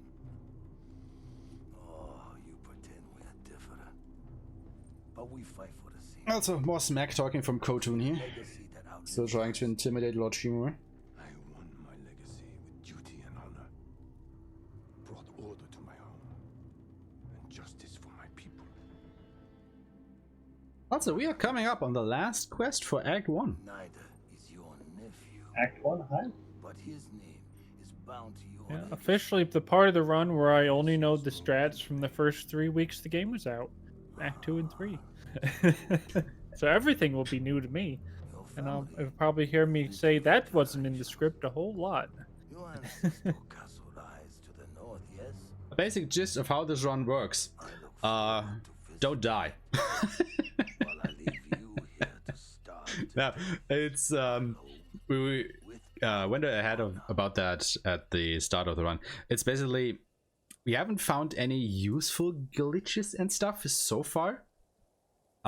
We have found a few of them, but none of them, you know, are bound to save us any time. So it really is just about playing as good as you can and doing things as fast as you can, and that is basically the gist of it. Should we wait for the straw I mean, you hats? know, apart from the tumbleweed samurai thing that I will show off in another minute or two once more. But yeah, we have, like John always has, a general strategy for everything, like he has documented in his new runner's guide, that you should definitely give a read, just so you kind of know what's going to happen. But strategies have also evolved quite a bit, so it is a little bit out of date, but it's still a very good starting point. So if you just go over to speedrun.com and have a look at the resources, you will find John's guide, and that basically sets you up to do everything there. Yep, and there are 2 versions. There's a beginner's guide where I documented where you can pick up extra crafting materials to give you an extra level in armor and weapon upgrades. Actually, 2 extra levels, excuse me, to make Khotan Khan and Lord Shimura easier. So if you're like really new to the game and you're going right for lethal without much practice and you're not feeling confident, you can use the beginner's guide to get 2 extra armor and sword upgrades for, 10 minutes or whatever collecting extra resources. Or you can just use the regular guide that you take the normal amount of upgrades with. I was just thinking about if we should do a guide for New Game Plus, but then I just immediately thought, well, there was only one sentence in there, and it would be throw bombs. So I don't know if that would be helpful. New Game Plus strat, blow things up. Be Michael Bay. Channel your inner Michael Bay. What I have found works best for this right before the Kuten Khan fight is the gift altar up in Jogaku Temple. You get that gift altar, you can generally upgrade your sword quite a few times, and that's the first time that I find you really need it, is the Kuten Khan fight. That's probably where the game really gets the hardest. Looks like you can climb up here. Yeah, it's got a very that's steep where curve. beginner's route and the normal route diverges. Is the only real difference is we still upgrade the armor and weapon after you go to the gift altar. The difference is with the beginner's guide, you do gift altar and then an extra 2 levels on sword and armor for both. With the extra stuff you picked up before the gift altar. But you're absolutely right. That gift altar is very potent. You pick up enough weapon and armor upgrades to make it worth your time to pick up those gifts and upgrade your weapon and armor for sure. So, as you saw there, that was what we needed the Iron Hook for. The whole reason of rescuing Taka, relighting the Great Forge at Komatsu, was for those 2 little 2 jumps. That was it. That's all we needed it for. So once again, Tumbleweed Samurai saves the day, comes through, and clears the way for everyone else to come through. I mean, I don't want to pat myself too much on the back here, but Lethal is, a step up in difficulty in speedrunning, definitely. Because while it may look easy if I do it right, I think you've seen at enough opportunities how quickly it can all come crashing down if I do just one mistake during any of the fights here. So do not take Lethal lightly in the slightest. Oh yeah, absolutely. So I'll mention a lot of this game is. So I'm a beginner and normal difficulty runner, and I do the lethal runs every blue moon just for fun. And typically the difference is on the last 2 boss fights in the game, because the difficulty is so much higher, I will literally spend an extra 2 hours downing those 2 bosses, an hour each roughly, because they are not anything you mess around with. You're going to see Aeshema take these last 2 bosses in the game, maybe taking 5-10 deaths. That is exceptionally fast, because if you're a normal or easy runner and you go do those lethal fights, you will die over and over again for at least an hour before you're able to get it. They are really tough fights. Yeah, my first hard run, even on New Game Plus, my first just hard run, I rage quit and I was like, I'm done. I could not beat the 1v1 Putin, just because these fights, they can turn so fast on you, and then once you get beaten, you're trying to recover and you just get murdered. It's rough. So if you noticed, as we stormed the fort here, we were supposed to have, a lot of help. We were supposed to have Ryuzo and his wonderful Straw Hat Ronin. That is one of the reasons we went and recruited them, and they're not here. So we still have to do this fight by ourselves. It's kind of sad. We don't have a lot of support. I think it's worth adding on to what Wicked mentioned earlier about the difficulty spike. Aeshema makes it look easy. This is not an easy thing you're seeing, folks. Aeshema has a ton of skill. He is executing very well. He's on top of his game here. You're seeing something that most people, 99% of people, cannot execute at this level of gameplay. It is truly a really nice gift for you all here to witness this. This is really exceptional gameplay from Aeshema. So that guy right there that he just killed right before he opened up the gate, that is the That is the sneaky death from above guy that has taught me so many times because I don't even think about it. It pops up the trigger to assassinate him, and yeah, that happens. What the hell was that, Jin? Also want to point out, Yuna went a little meta there. She asked Jin, she says, the Khan threw you off of this bridge? And he's like, yeah. Just how did you survive? I don't know. I just don't know. So the game's basically just like, we don't know how he lived. He just lived. Deal with it. I'm the main protagonist. Right. I lived because I have to, or else the game would have been over 30 Plot minutes. armor.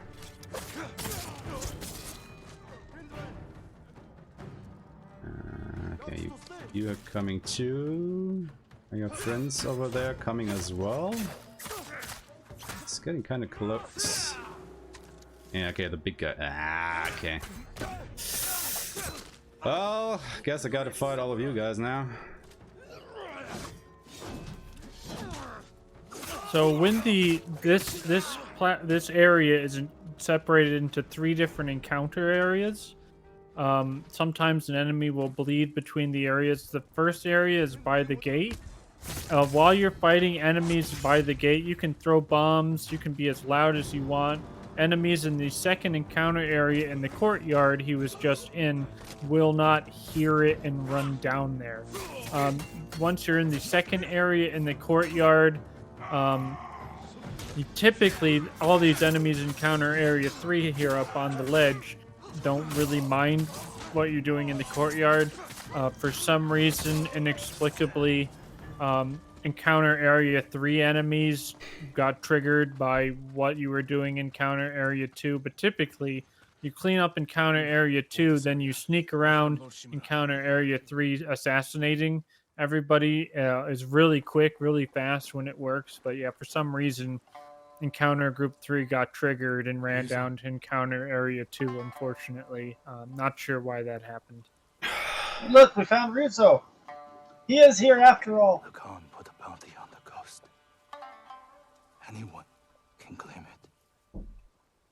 A really nasty duel, by the way, if you're coming from easy or normal up to your first time on hard or lethal. This will be one of those fights where you will die 20 to 30 times before you can win. Let's see how it goes. Thanks for the encouragement.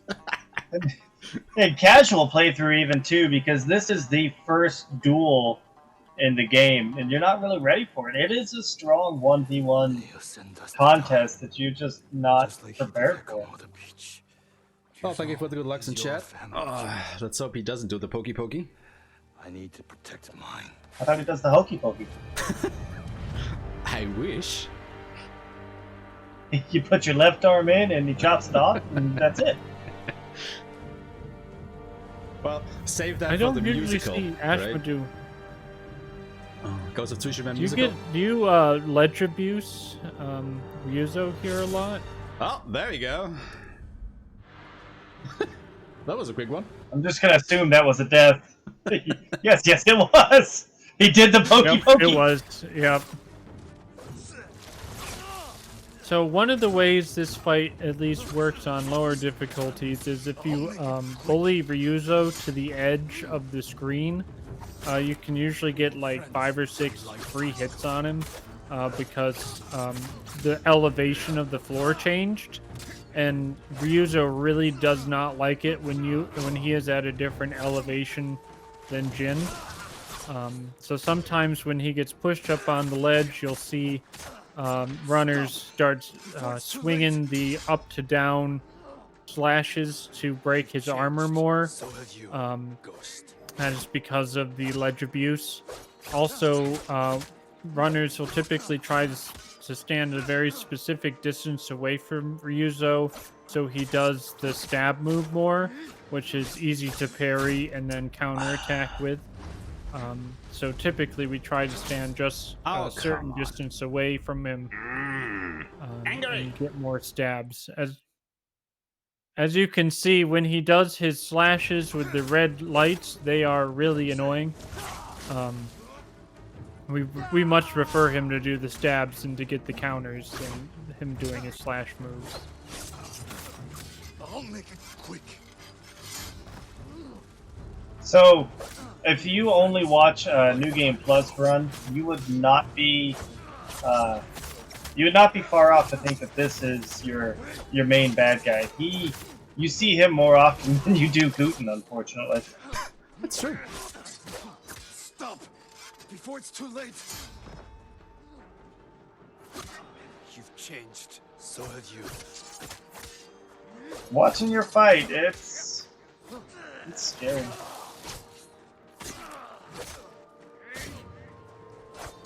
Got you now. I hope you like this music with the duel, because if you're playing on lethal, you will hear this duel music forever. He said the round ends. I appreciate that note. It's not too late. Okay. So Ryuzo, and we're like, hey, you need to come back. Like, come back. And he's like, no, I don't want That to. was the third try or the fourth? I think it was the fourth. I believe it was the third, wasn't it? Okay. I'll take third. That was the third. Yeah. I'll take third. Exceptional. Now, obviously, you want to get that fight on the first try, but you know, one hit and you're dead, so I'll take it. I think the deathless Ryuzo's a pipe dream. Just gonna say it. Come on, really? Oh, It's I've done too it. hard. Where is he? Oh God. Alright. Okay.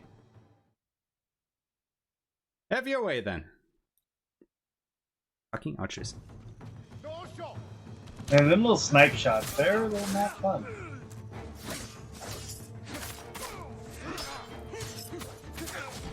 Oh, come on, dudes. What?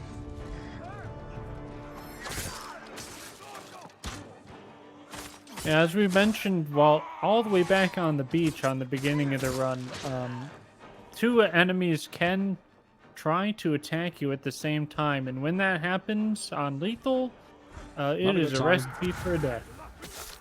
Yeah, they do a good job of switching back and forth. You'll have left side, right side, front. You'll be in a lot of trouble. Lethal is hard. Lethal's just hard. That's all I can say. Hard is hard. Lethal is Well, brutal. Hard is technically harder than lethal, because in lethal you do lethal damage to the enemies, and in hard you just do normal damage.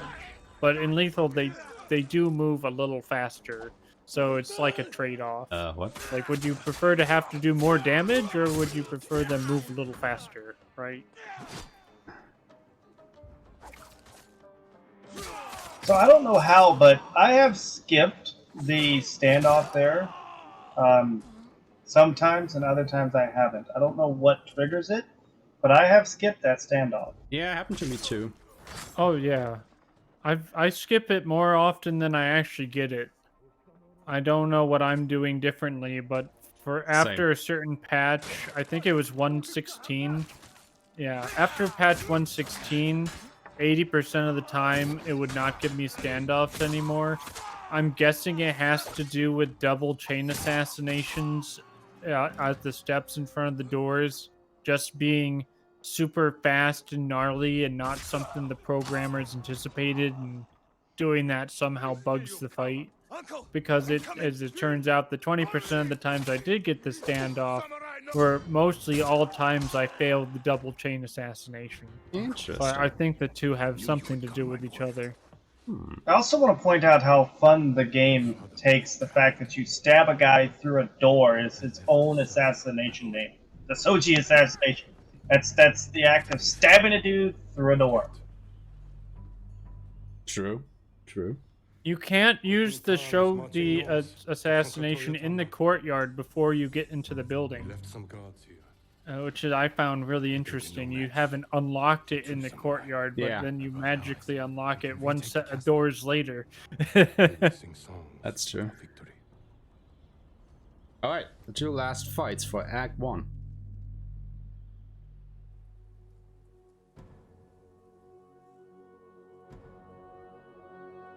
So you've rescued Lord Shimura. Now Yeah, finally. 3 hours into the run. About time that he showed up. Yeah. GG, this was just an Act 1 step, right?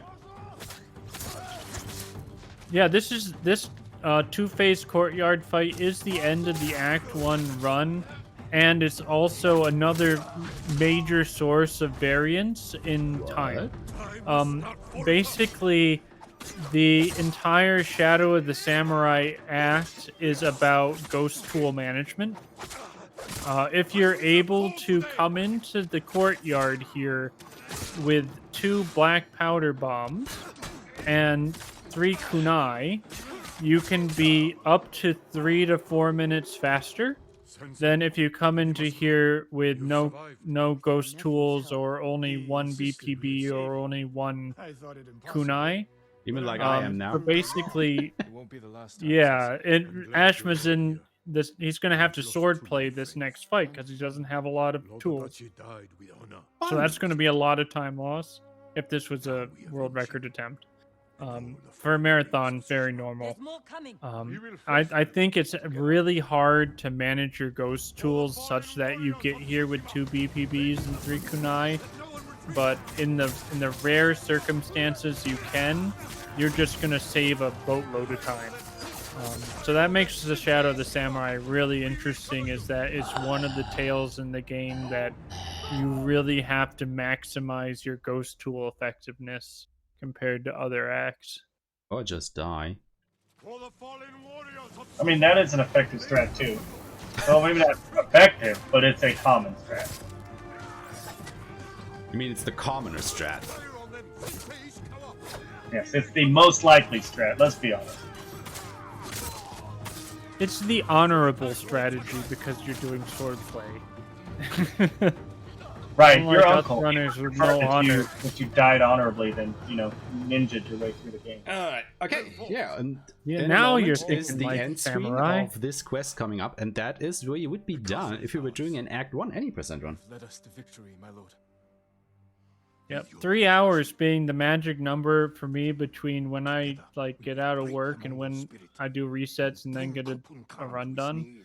I can basically do a 3-hour run with resets before it's bedtime for me after work, which is why I got into Act 1 so heavy.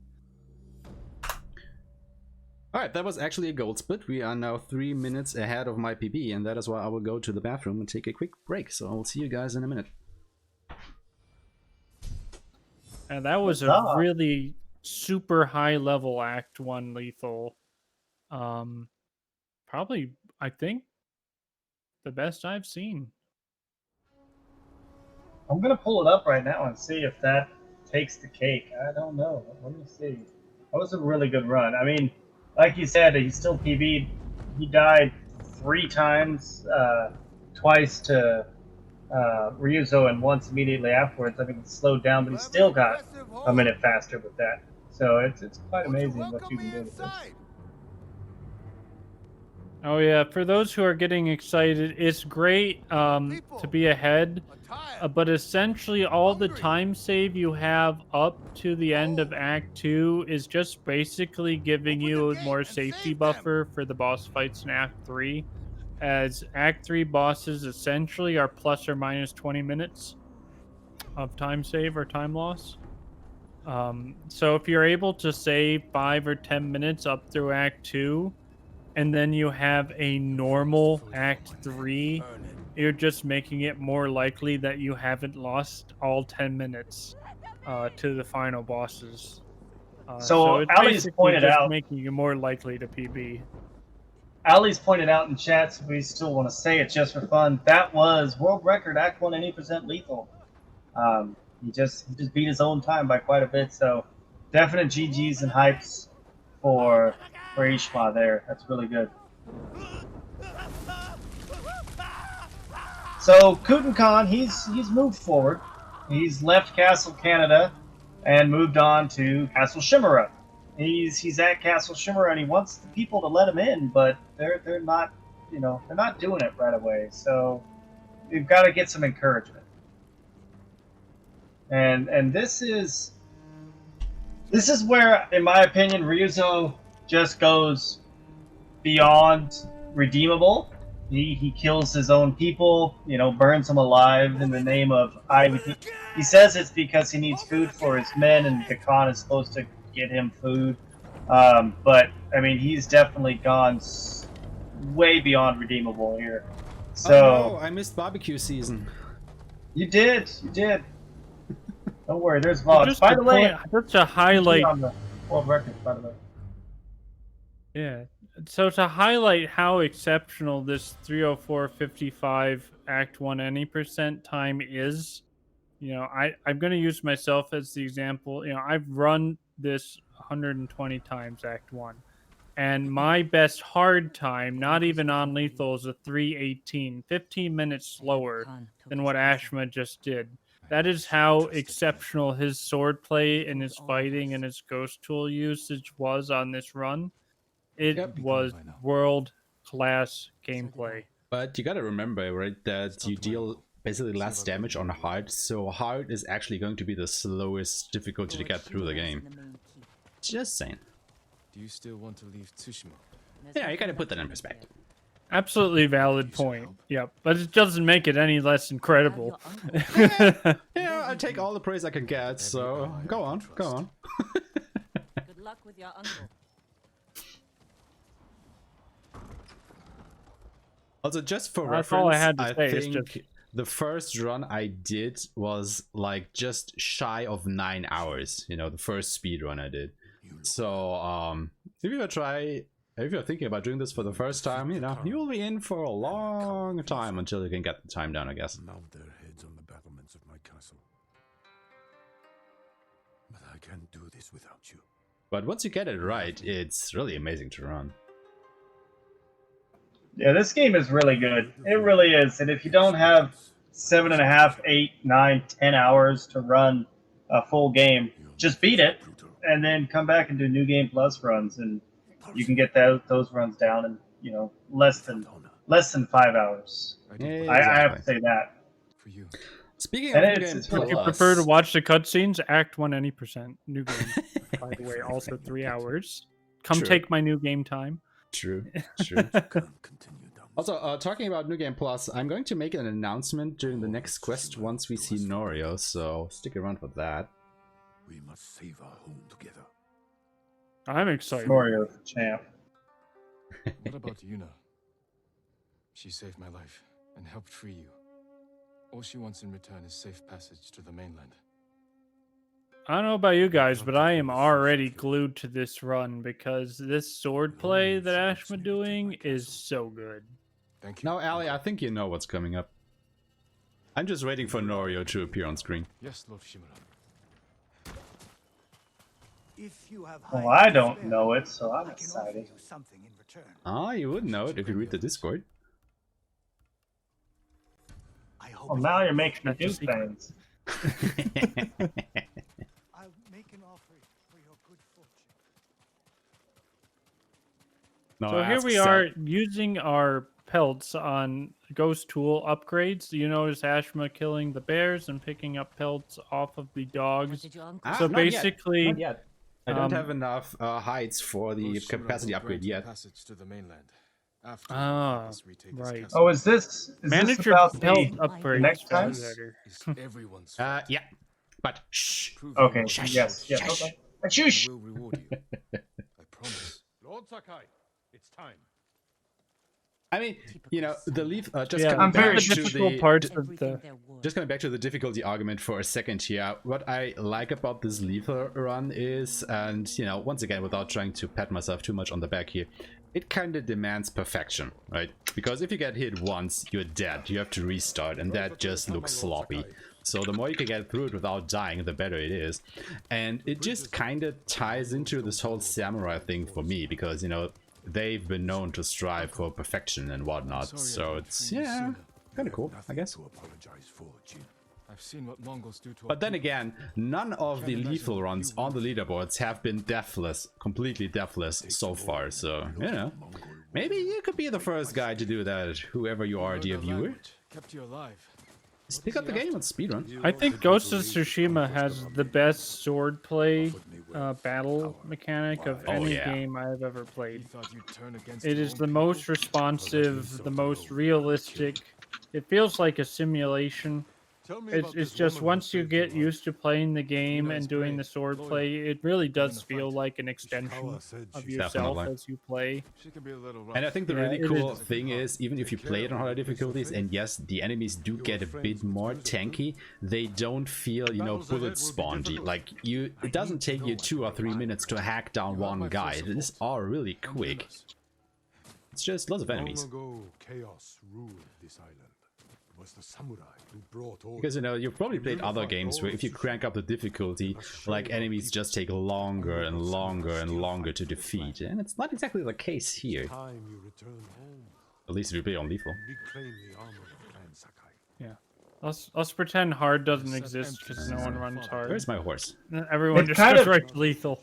It kind of reminds me of when you turn up the battle speed in Final Fantasy VI, and you think that's going to make the game much more challenging, but really all it does is speed you up and slow them down. So it has the counter of effect of what you would expect. Yeah. Bodies. Well, to be fair, if in a Final Fantasy game every hit you land was guaranteed to be lethal, I'm pretty sure you'd go faster too. As in lethal, every damage you do to an enemy is considered lethal damage. That is why it's also called lethal. What have they done? Well, they burn stuff, obviously, Shimura. My god, open your eyes.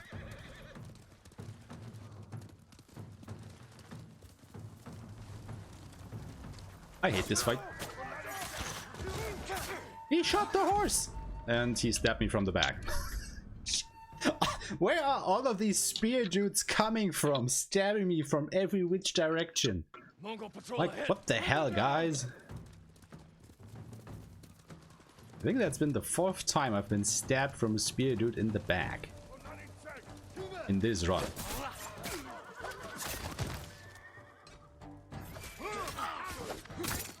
What the hell just happened?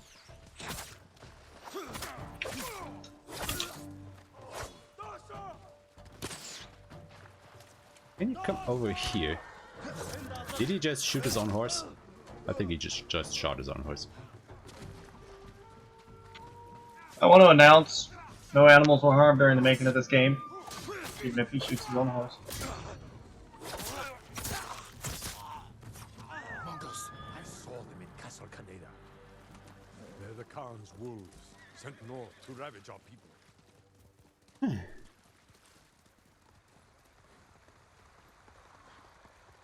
The Mongols have taken our lighthouse.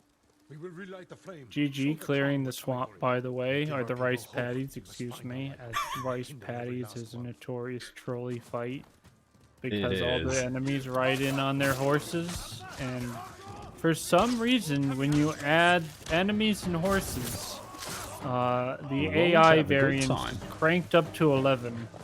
Yeah, I don't know why it is that mounted enemies just have crazy variance in their AI versus normal enemies, but it might be one of those features we were talking about that are just I want to point out that was a good fort approach. You want to kill one archer, and then as everyone is coming out the door, throw a black powder bomb and kill all of them as you can, get through there. So that was very well done. And he got the leader with the barrels down the road. That's pretty good too. If you can kill the leader with exploding barrels on that shot, you save yourself a lot of time. He's still off script. He didn't pull every enemy to the barrels and blow it up like the script. What? You're off script! Get back on script! No, See, dog, that's dog, what happened. bad dog, bad dog, bad dog. Oh, get the dog away from me. Everything but the dog. Shimura, can you kill that dog, please? I can fight everybody but that dog. Oh, I kinda also didn't hit that guy. So for those of you who haven't played the game before, the dogs are basically tier 3 spearmen. So dog attacks act a lot like a spear attack. It's when they lunge at you. And they're also a lot like spearmen in the fact that you have to sidestep the attack before you can attack back. Except the dogs just do it from a larger distance and faster. So I like to call the dogs the tier 3 spearmen, as you have to dodge their lunge attack and then counter attack, just like a spearman, but at double speed and twice the distance. It is super hard to manage.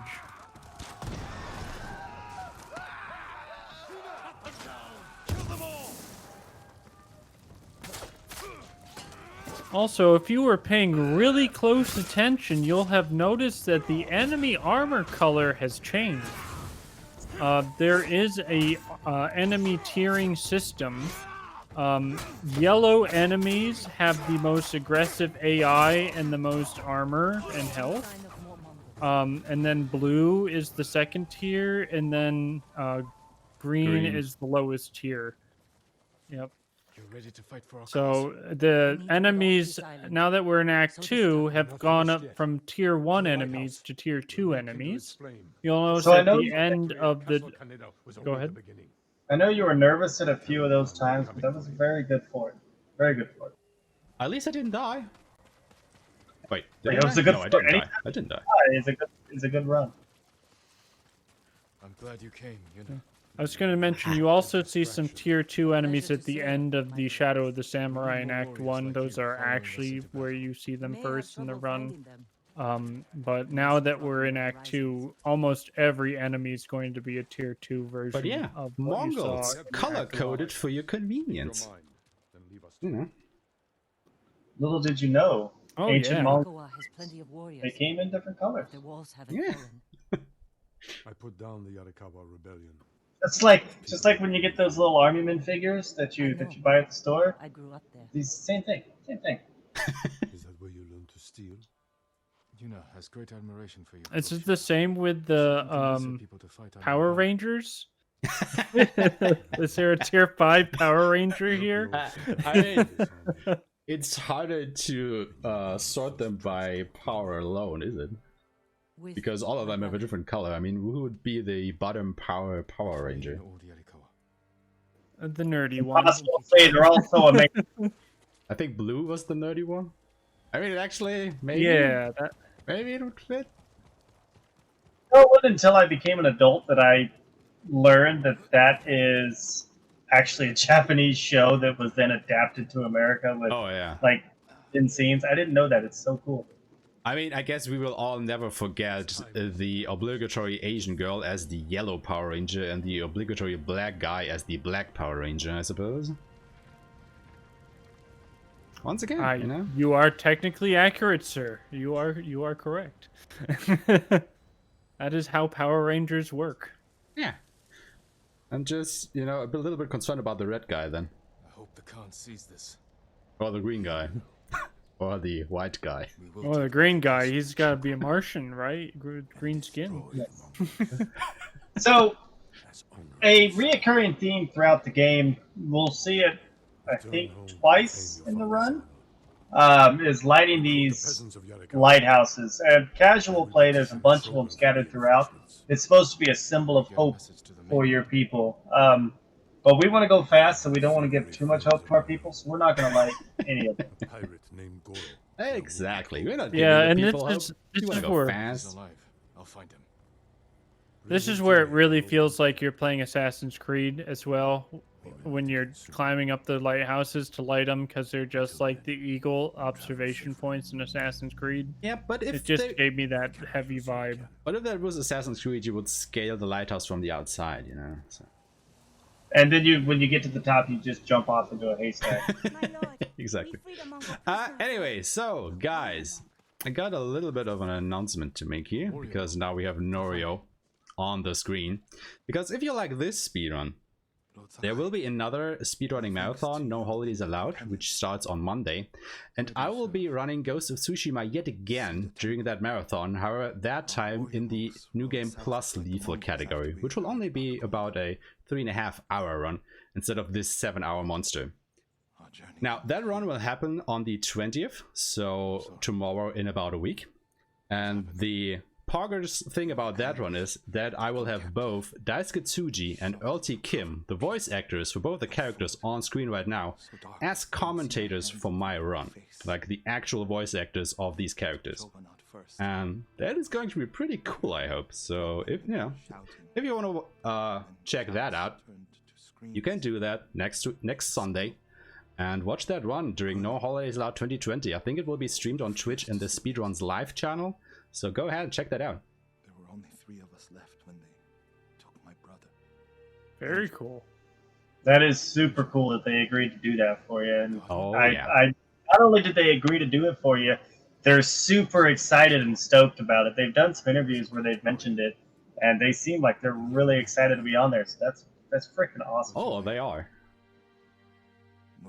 I mean, I still can't believe that they actually answered my message about that. That is still kind of wild to me. But I guess it's happening now. I promised it holds double that. I feel cheated because, you know, I tweeted Sucker Punch like 50 times trying to get a response like that, and then like you did it 5 times and they Yeah, I responded think you back. just I'm gotta a have to little talk to jelly. Ellie about that, because she was contacting Sucker Punch like 1 billion times to get one of them on one of her runs doing SGDQ like 2 years back, and she has never gotten any response out of that. Monks of Cedar Temple can help. They're all within a day's ride. Support them. All these people warming him up for you, and then you just kind of come in and knock him over, Aeshema. Gee. That's what it is. He was the one that was like, God, just do it. Get them off our backs, man. I mean, these damn speedrunners keep coming in and calling us out, making us do stuff. I mean, to be fair, I was feeling a little bit weird when we guys were talking about this one, and you've been telling me how many years you've basically already been streaming and speedrunning and whatnot, and I only started this year in April or so. So, that feels weird. 2.5 years here, with no response from developers. Gotta spread the love, man. Then I'll see you again in a... So now that we've hyped up, Oh, the fact I'm happy for you. that voice actor is going to be in the game and doing commentary, we don't care about Norio. He starts talking to us and telling us the story, and we just right away. See you later. Bye, Norio. I mean, you know, we basically ended our friendship with Ryuzo during the last quest, so Norio is now our best friend. However, we don't exactly care much about him now, do we? No, but he is a nice guy, though. When you casual play, he's awesome. Oh yeah, I mean, I love Norio. He's probably one of my most loved support characters. He's a really cool dude. It's such a shame that we don't get to see more of him during this run. Because, you know, all of his stuff is optional, so...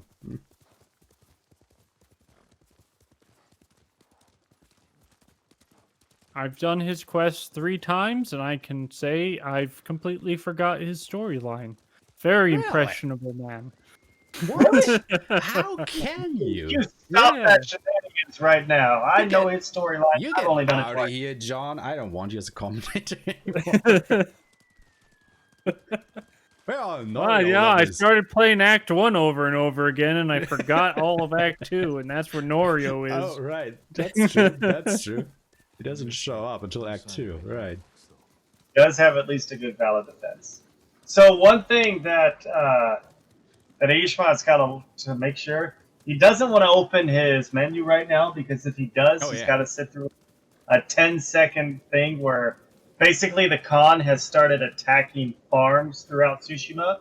So when you open up your menu, it goes to the map, and these farms start popping up. So please save them, and that costs you quite a bit of time. Which basically also means that I have to do this writing section blind in a way, because I can't open the map to check where I am if I get lost. So, fingers crossed. 45-degree hut from the fishing pier. Yeah, that just... It's in the script, Aeshema.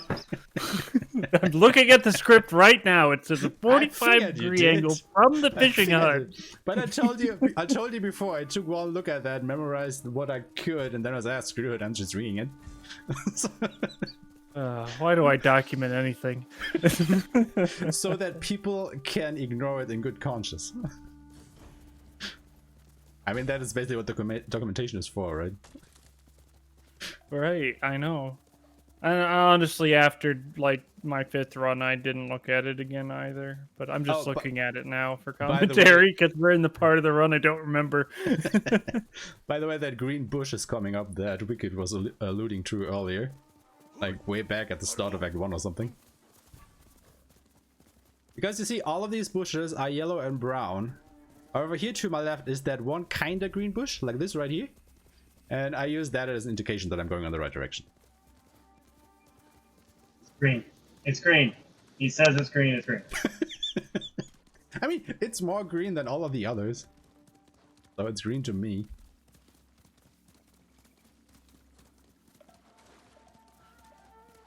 And I just remember all, like, the 7 runs of the full game where it was in black and white, and I never got any of this. I mean, green that's bush. just fun, yeah. Yeah, imagine if somebody else wrote the notes and John didn't know that. And like, which green bush? I don't see any green bushes. Oh, by the way, if you use my notes, I took screen captures of all the tricky ride route spots, so you have lines to follow and screen caps to follow. They're all in black and white, so you know the line might be drawn by the green bush, but it's in black and white picture. Yeah, because that's why all the I was pictures taking a are look in at black those and notes, white. I was wondering why the hell aren't they in color? Was he trying to save up on bandwidth while uploading, or what the hell is going on here? I can't make out any of this. Think about it. So No, let's go ahead and it was jump on because the I was story in here. Kurosawa mode. Because we haven't done that. Go in a ahead, while. go ahead, Wicked. After we took back the lighthouse, there was a discussion of we need more people. We got to get more people to stop the Khan, to go to Castle Shimura. And so Yuna, she says, why don't you recruit the people of Yarikawa? And Yarikawa is, if you remember from the flashback way at the beginning of the game, they held a rebellion against the Shimura clan. And so they don't really have the besterest of memories. But you, as the ghost, you're going to be that conduit between the two of them that are going to soothe everything over. So you want to go to Yuna's hometown, Yarikawa, and recruit them. And when you get there, you find it's under siege, and so you've got to be super amazing samurai ninja man and save the day so you can recruit them. By the way, John, do you remember any of this here? They're clear. This way.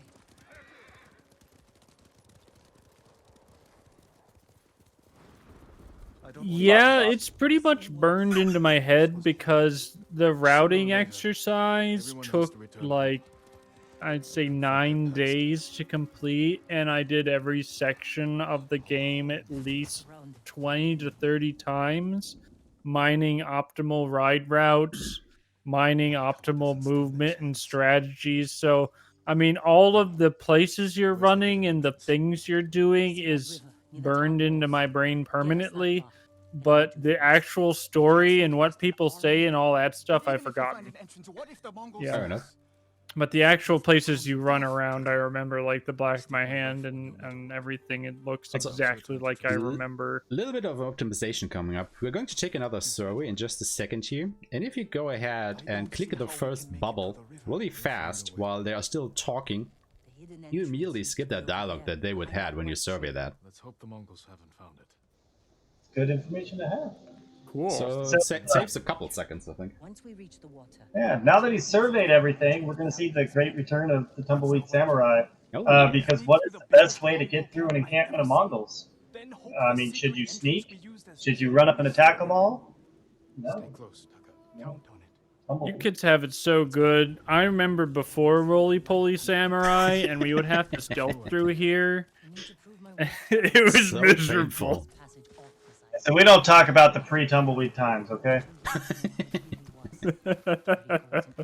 Back in my day, we had to actually use the mechanics of the game. Know how to roll. Now, this might be a strange story to tell, but I remember in my childhood there was a cartoon series.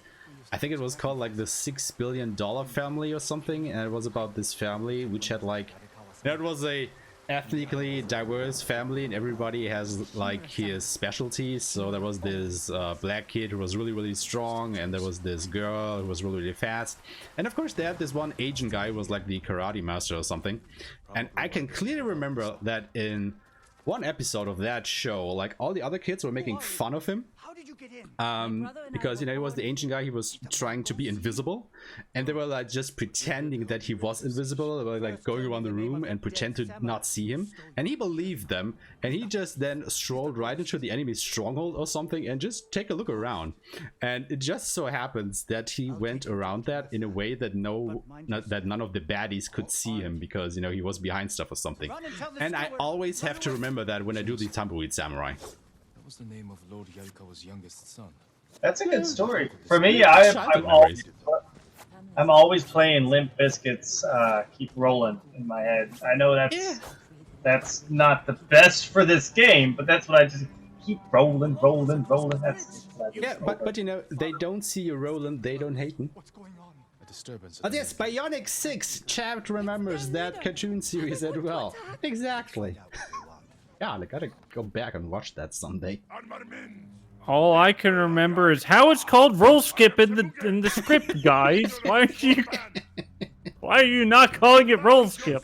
I've been given permission by the director to ad-lib when I feel necessary. Open your gates before my camp flies the black flag, and you will know great mercy. I'm like the director of a movie who has a beautifully written script, but all the actors refuse to follow it and they ad-lib everything. This is how it feels. Yep.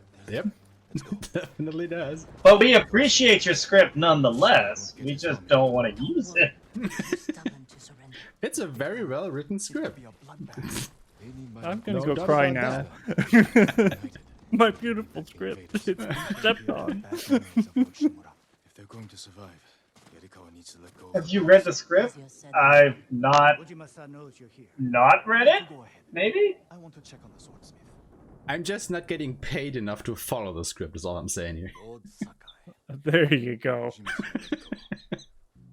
I'm not an aeshema sub, so I'm irrelevant. That's how it works. I get paid to speed, not read. Exactly, yes. As he punished my once great family for inciting rebellion. I'm just pressing buttons over here. After these cutscenes and after this is completed, this is really the only spot that New Game versus New Game Plus varies in route direction. In New Game Plus, from here you go on and you do the next mission, which is the Cowards of Yarikawa, and then you go, I think after that, that's when you actually go and get Sakai armor. But in New Game, you want to go and get the Sakai armor first, because that gives you extra hit points, extra damage, and also increases your standoff streak. So right after this mission, we're going to take a sidestep and go pick up that Sakai armor. And to be honest, I just want to get rid of this funky looking hat that Jin has been wearing for the past hour or so. That is the finest hat ever. Oh, it's a great hat. His friend Ryuzo gave him that hat. It has so many holes in it. Why the hell don't they fix that? Why doesn't he just turn it around? Like, the front of it's got no coverage whatsoever, but the back is fully covered. That too. It's not doing what it's supposed to. I don't understand. And there are so many people running around with these hats. It makes me angry. How did it go? I want to point out, if you look at Jin's feet, they're nice and dirty. His outfit's dirty. I think that's one of the finer things they put in this game. There's dirt on your feet. There's dirt on your horse's feet. When you roll in the mud, you get muddy. Small details. Small details. I love it. Yeah. After you've done a lot of roll skip, you will be covered in mud from head to toe. What's roll skip? I don't know these words. I know, right? After you've tumbleweed samurai'd enough, you will literally be coated in mud from head to toe. It's a wonderful touch.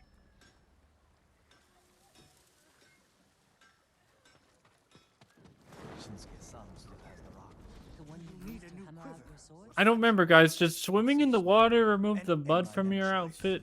No, you actually stand underneath the waterfall and you're still muddy. Right. Wow. To be fair, during my casual playthrough in the beginning, I had no idea why the hell I was all muddy all the time during any battles, and then I don't know, I sometimes noticed that it was because I was rolling around all the time.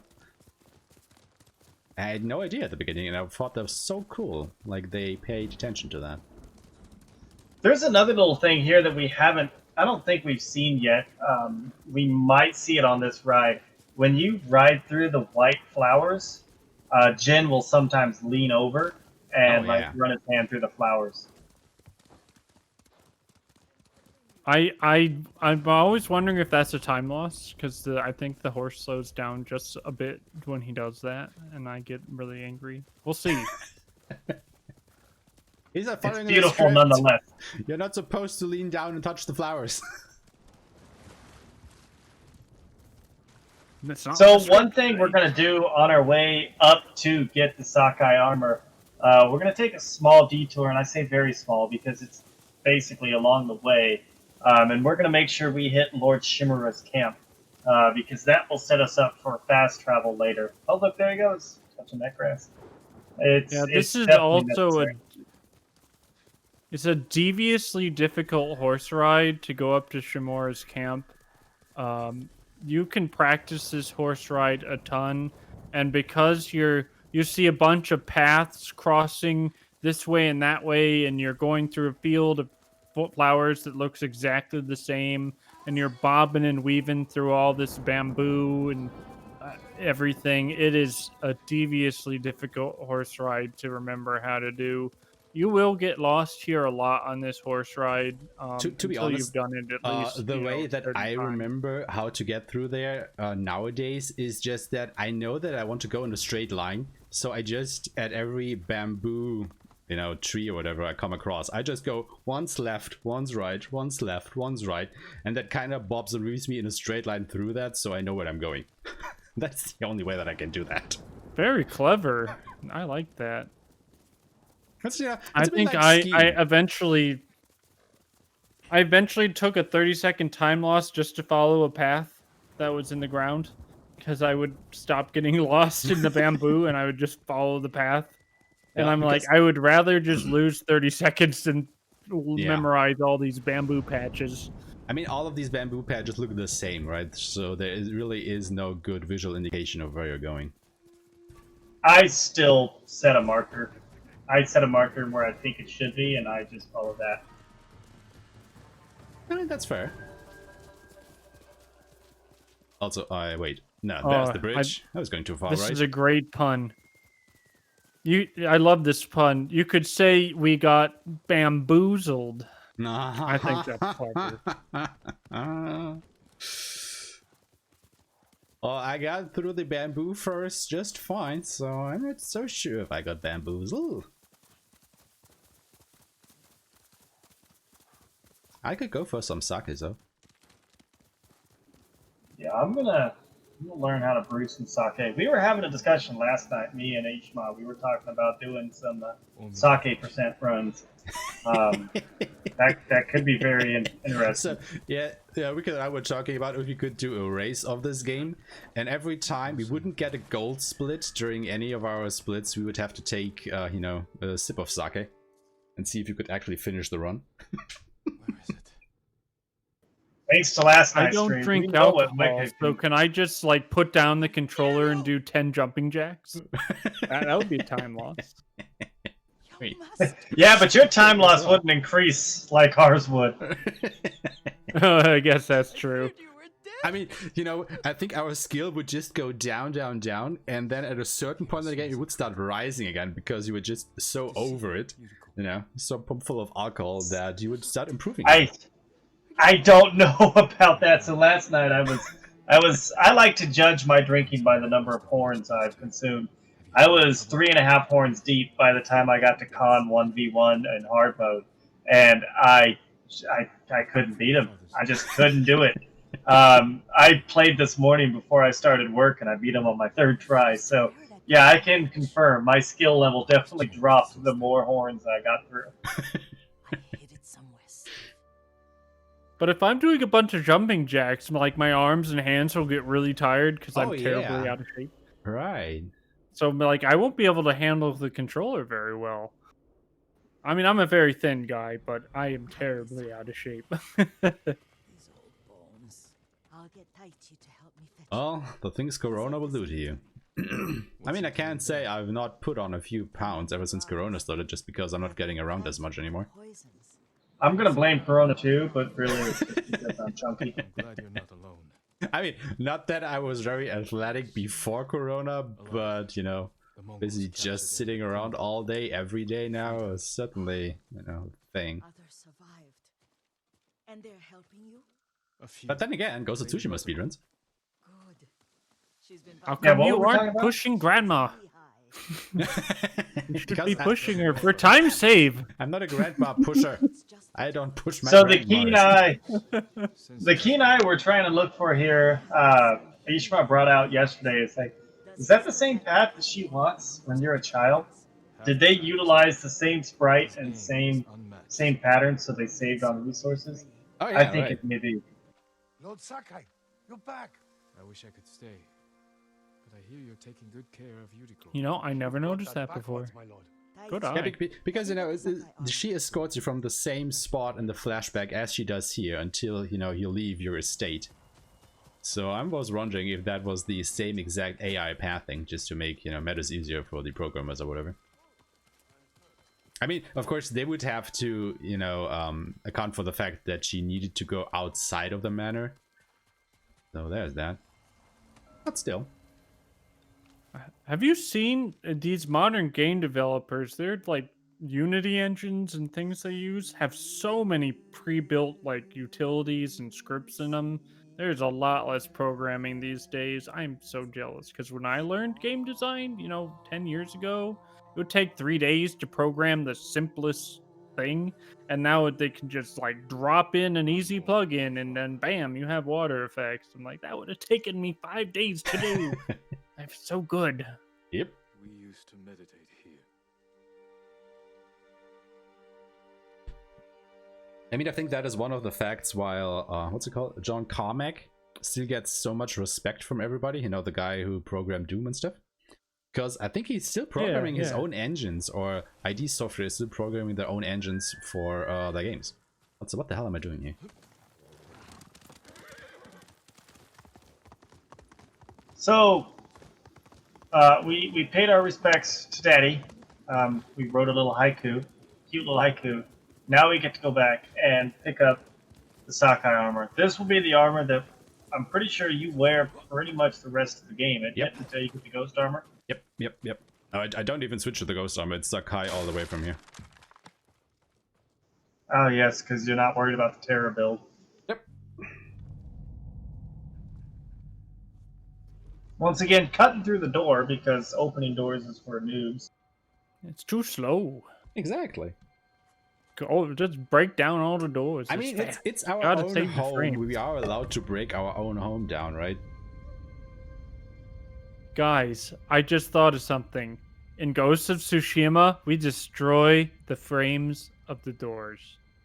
No more saving the frames. We destroy the frames of the doors. God, that is so dumb. I want to give you like a point for that, but I want to take it away immediately afterwards. Just so you know. So you're even. Embrace my weirdness. Embrace the weirdness. I mean, do we really destroy the frames? Because, you know, the frames is the thing on the outside holding the thing together, but we're only destroying, you know, the inside, the tapestry stuff there. So do we really destroy the frames? God, Daddy. I guess You we're dead, not Daddy? destroying the frames. I lost my point. But then again, we are saving Now the you're frames. -1. You know, we are saving the frames, so then again, you know, saving the frames from destruction. Save the frames, break the doors. Yeah, This could save still the work. frames, Could still break the work. doors. Yeah. Yeah, save the frames squared. Meanwhile, while we've been talking, did you see how serious and scary Jin looked? But they are not square doors. They are rectangles. No, I'm defeated again.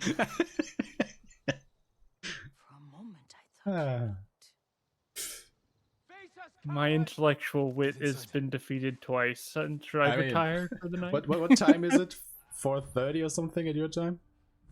Yeah, it's 4:35 right now. I Yeah. have not slept in like 22 hours. Yeah. I'm getting pretty delirious. I mean, that's kind of to be expected at this point, I guess. It's for charity. Sure, what the heck.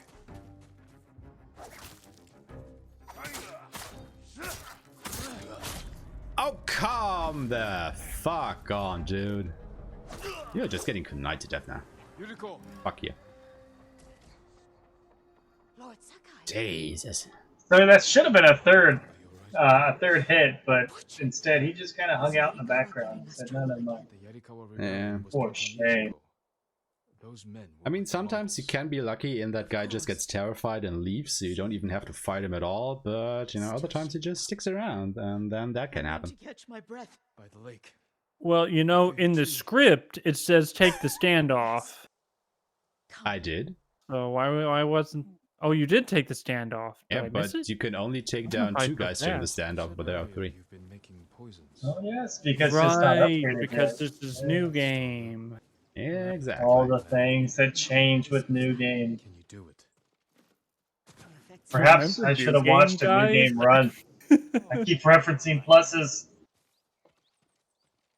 Yeah, so for those of you not in the know, you know, the three of us are doing 90% of the runs, as Ashma mentioned earlier, and we're all doing New Game Plus, so this is kind of like a retro stream now, and we're like, oh yeah, remember when we used to do this, guys? Back in the day. So when I knew I was going to run on this marathon, I actually went back and watched the current World Record run of this category, and I actually had to take notes because I totally did not remember how to do most of this stuff. I mean, we have to spend our technique points during this run. How wild is that? They must be consumed. Weird. How will you Technique. I appreciate your vulnerability in admitting that. I mean, I've had 3 streams to practice this run since then, so I think I'm kind of good, but, you know, that was kind of interesting to go back I've to. been there and confused for all of them. So, touching up on the script again, because that's the part that I like to play, apparently. We've came back home. We've got Yuriko here. She's basically, she let slip earlier. Well, not really let slip. She mentioned that she makes poisons to keep rats and whatnot out of the rice, out of the food storage. So you come up with this great idea. You say, hey, can we make it strong enough to kill a man? And she's not necessarily happy about that, but you tell her it's for the good of the island. So this sets in motion the events that will basically bring you to be an outcast. I mean, as Chad just mentioned, you just have to shoot the poison dart in a way that it lands inside the mouth of your enemy, right? To have them ingested. It's a very advanced technique, but... it requires really good aim. Yeah. And an opportune moment. Like your enemy opening his mouth. And blow darts can pierce armor, by the way. So these are like some super sci-fi advanced future blow darts. No, Jin is just really powerful. I mean, I think in all the cutscenes and stuff, you see him specifically aiming at the neck, so that they don't have to penetrate the armor. Yeah, but in the game, cutscene thing, he shoots them in the armor. You know this. Yeah. Can't use cutscene logic. I'm just I going got a with theory. Gale Force wind coming out of his blowhole. I think Wind Daddy goes into Jin's chest and goes out with the blow dart to make it a superhuman super blow dart. Because Wind Daddy is helping. Oh, okay. I see. I see. Yeah. Your father is the wind at your back and in your lungs. Yes, I'm cool with now that. You're getting it. So every time Jin fires a blow dart, he is getting about 2 inches of daddy. I see now. Oh. Really, really longathon after dark. Oh. Can you take that one back, please? Please. I said it. It's out on the internet now. No giving back. Somebody clip it. Excuse me, young master. We are never getting invited back, are we? I was just here. He's the one that made the comment. We just laughed at it. He loved you in his way. How community? I thought we were all in this together. Well, as soon as shit hits the fan, it's everybody for himself. I'm like the ghost. Like, hey, honor, honor. Nope, never mind. I'm out. You're on. Take your honor, leave. I have a small camp where I gather plants and herbs for ointments. And poison. You know, every time I see this dual circle, I get flashbacks at the end of the run, and I believe in my heart of hearts we're 7 hours in. Not Then yet. I'm reminded we're not. Run yet? There's that's major spoilers. John, just a question. How much time do you save by pushing Grandma? Like, 2-3 seconds. Don't push Grandma. Don't go to the dark side. Don't do it. Come on, here we go. So you're interesting here, fact John about pushes Grandma to save push. time. You were the Shogun himself. For some reason, Grandma's path in this cutscene is more solidified than other NPCs. So you can push Yuna and Ishikawa farther when you push them than Grandma. For some reason, you can't push Grandma as far as you can push Ishikawa and. They pushing everyone old else. lady around. I don't know why. You've been really going in depth Don't with know that, why. haven't you? I've analyzed this game far more than anybody should. Grandma should be the most brittle. She should. You don't have to. I just thought I was being a good speedrunner. I mean, probably. I mean, Aren't you if it- supposed to test these things? If it hadn't been He's for your analyzing work, the trajectory of the grandma shoves. if it hadn't been for your work, I don't think we would be where we are now. So much appreciated, John. It's I just didn't know this that is you- the game of the year. I just didn't know that There's you would no go way to I'm the not lengths going in on to, it. you know, push grandmas around to get the best optimal Those are my time. friend a campfire. You sleep out here? Save the frames, push Grandma. How'd you get that gold split? Well, Granny had to go. Here you go. I will get them for you. So I have learned in New Game Plus, if you make the mistake and accidentally pick up a poison dart before doing this mission, you will actually not be able to pick up one of these flowers. You have to shoot a dart out. It's kind of weird Really? because you're full. Yeah, I don't know why I did that, or maybe I was just being dumb, but I couldn't pick it up. Ah, We extract the seeds, interesting. make a paste, and dip the I think needles. it might have been user error, but I'm gonna say it was a game issue until someone proves me wrong. I can't say that I've had that happen to me yet. Well, all I know is now I don't pick up any poison darts on the way there. I don't know why I ever did. I think just like out of habit, you're right where you see it, you pick it up. Yeah, yeah, Just I now did that make- too. It was really all down to I'd habit. like to add my piece of the poison dart puzzle was turning the circle around.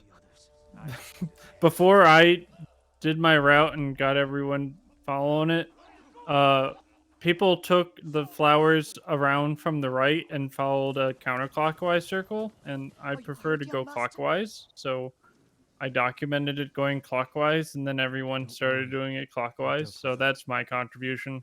I made a I do it the other way counterclockwise around. circle go clockwise.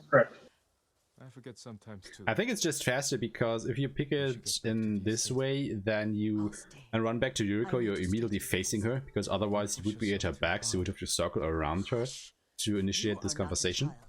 And I'm old enough to I That might have been something to do with it. I don't remember. It was like 6 months ago. But I do remember everyone was running around the wrong way, so I made it go the right way. Were they not following the script? Try to remember. They did for the first few weeks after I published it. Then everyone went hog wild. I just do what I want. Bunch of rebels. I saved 1 second over my PB here. God gamer.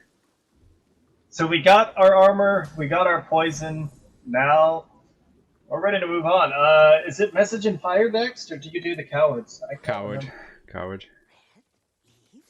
Also, I'm just trying what kind of techniques I get here. I think it's these two. And then when I get... Yeah, that sounds about right. There. So gaining though. What? You take Surging Strike and Downpour instead of Flurry of Stabs? What is this? I'm wild like that. You are going wild. Whoa. I'm off script, like I said. No. Well, no, it's not even documented in the script. I think you and I were doing the full act at the same time briefly, and back then it was Flurry of Stab strats. And then I just haven't touched base with you since. Might be. So it's kind of a different thing. If I stayed in Yarikawa, Yes, this is Reddit Tsushima gone wild now. I can learn. The ghost does whatever the hell the ghost wants to do. Fine, but be careful. Yeah. Listen to your sister. I mean, there is a lot of room for that, because I'm not going to claim anything that we did 4 months ago or today or 2 weeks ago or when the game came out was the optimal way of doing things. I think there's a lot of room for personalization, and you're adding your own flair to it and whatnot. I think the getting around the place stuff has been pretty much optimized at this point, you know, getting from one quest to the next. But the quests themselves, like all the fights, there's definitely still room for improvement there. Absolutely. That's where it's where it's at. I see it. For example, not dying is a great plus. You know, that makes it go fast. I'll be honest, I haven't died in one of my new game pluses until yesterday. So, I mean, I guess I must be doing something really good. Or just playing something very easy. I'm not going to confirm either of those. I've still died to dogs. I can't handle the dogs. I finally decided to step up my difficulties. I was super proud of myself yesterday. I stepped up the difficulties. Hey, competition! What No, are you up to now? no, not Are you on hard now? Just another person. Yeah, I played hard yesterday, and then I completed a medium, and then I started a hard, but I couldn't beat Kutan Khan at the end, so I rage quit. Typical. Do you know how many people say they're going to do lethal and quit at Kutan Khan? Like 90% of people. Like, truth be told, even I am not looking forward to that fight. And I've done it a bunch of times now.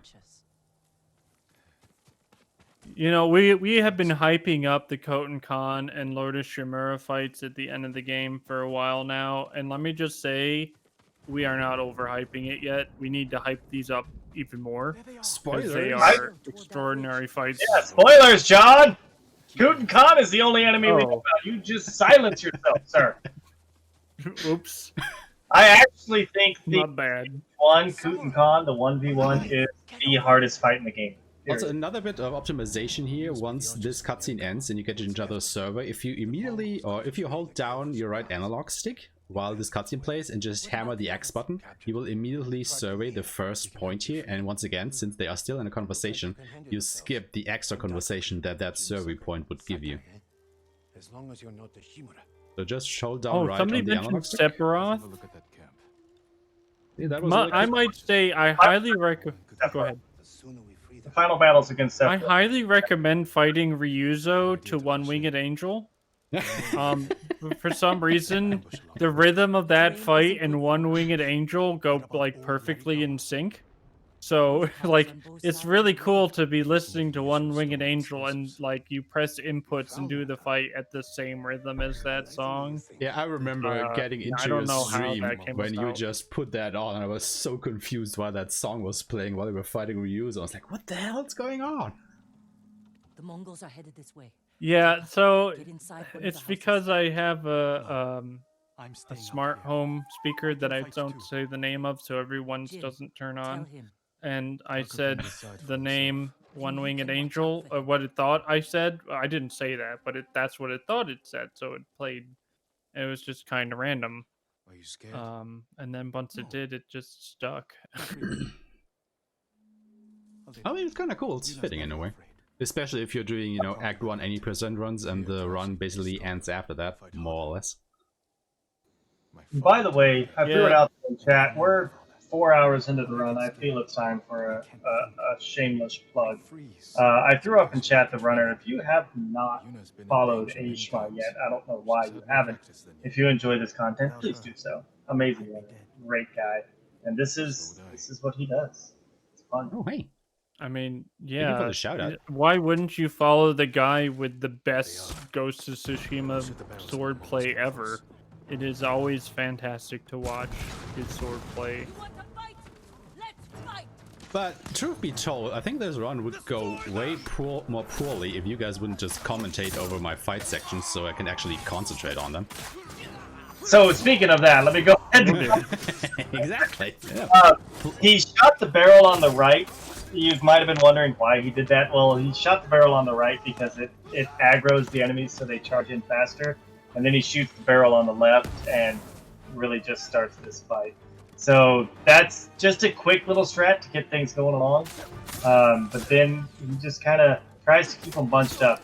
If he goes too far out there and chases those enemies that are down there, he'll leave the tail area and he'll start having issues. So go off script, come up here and kill something else. And this is a three-way fight, if I'm not mistaken, too. You've got the ones that come through the main gate, and then you've got these guys that come through what is effectively the left side when you start the run, and then you've got another main gate force. And there's 2 generals in this fight that you got to beat. Mongols gone wild.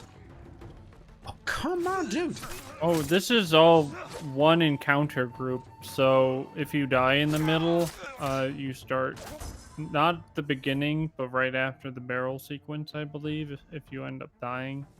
It's one of the longer encounter groups in the game. And they are all over the place. Okay, where's the last guy? He's shooting arrows. Oh, right over there. He's beating Taka. Leave Taka alone. No touching my Taka. Nah.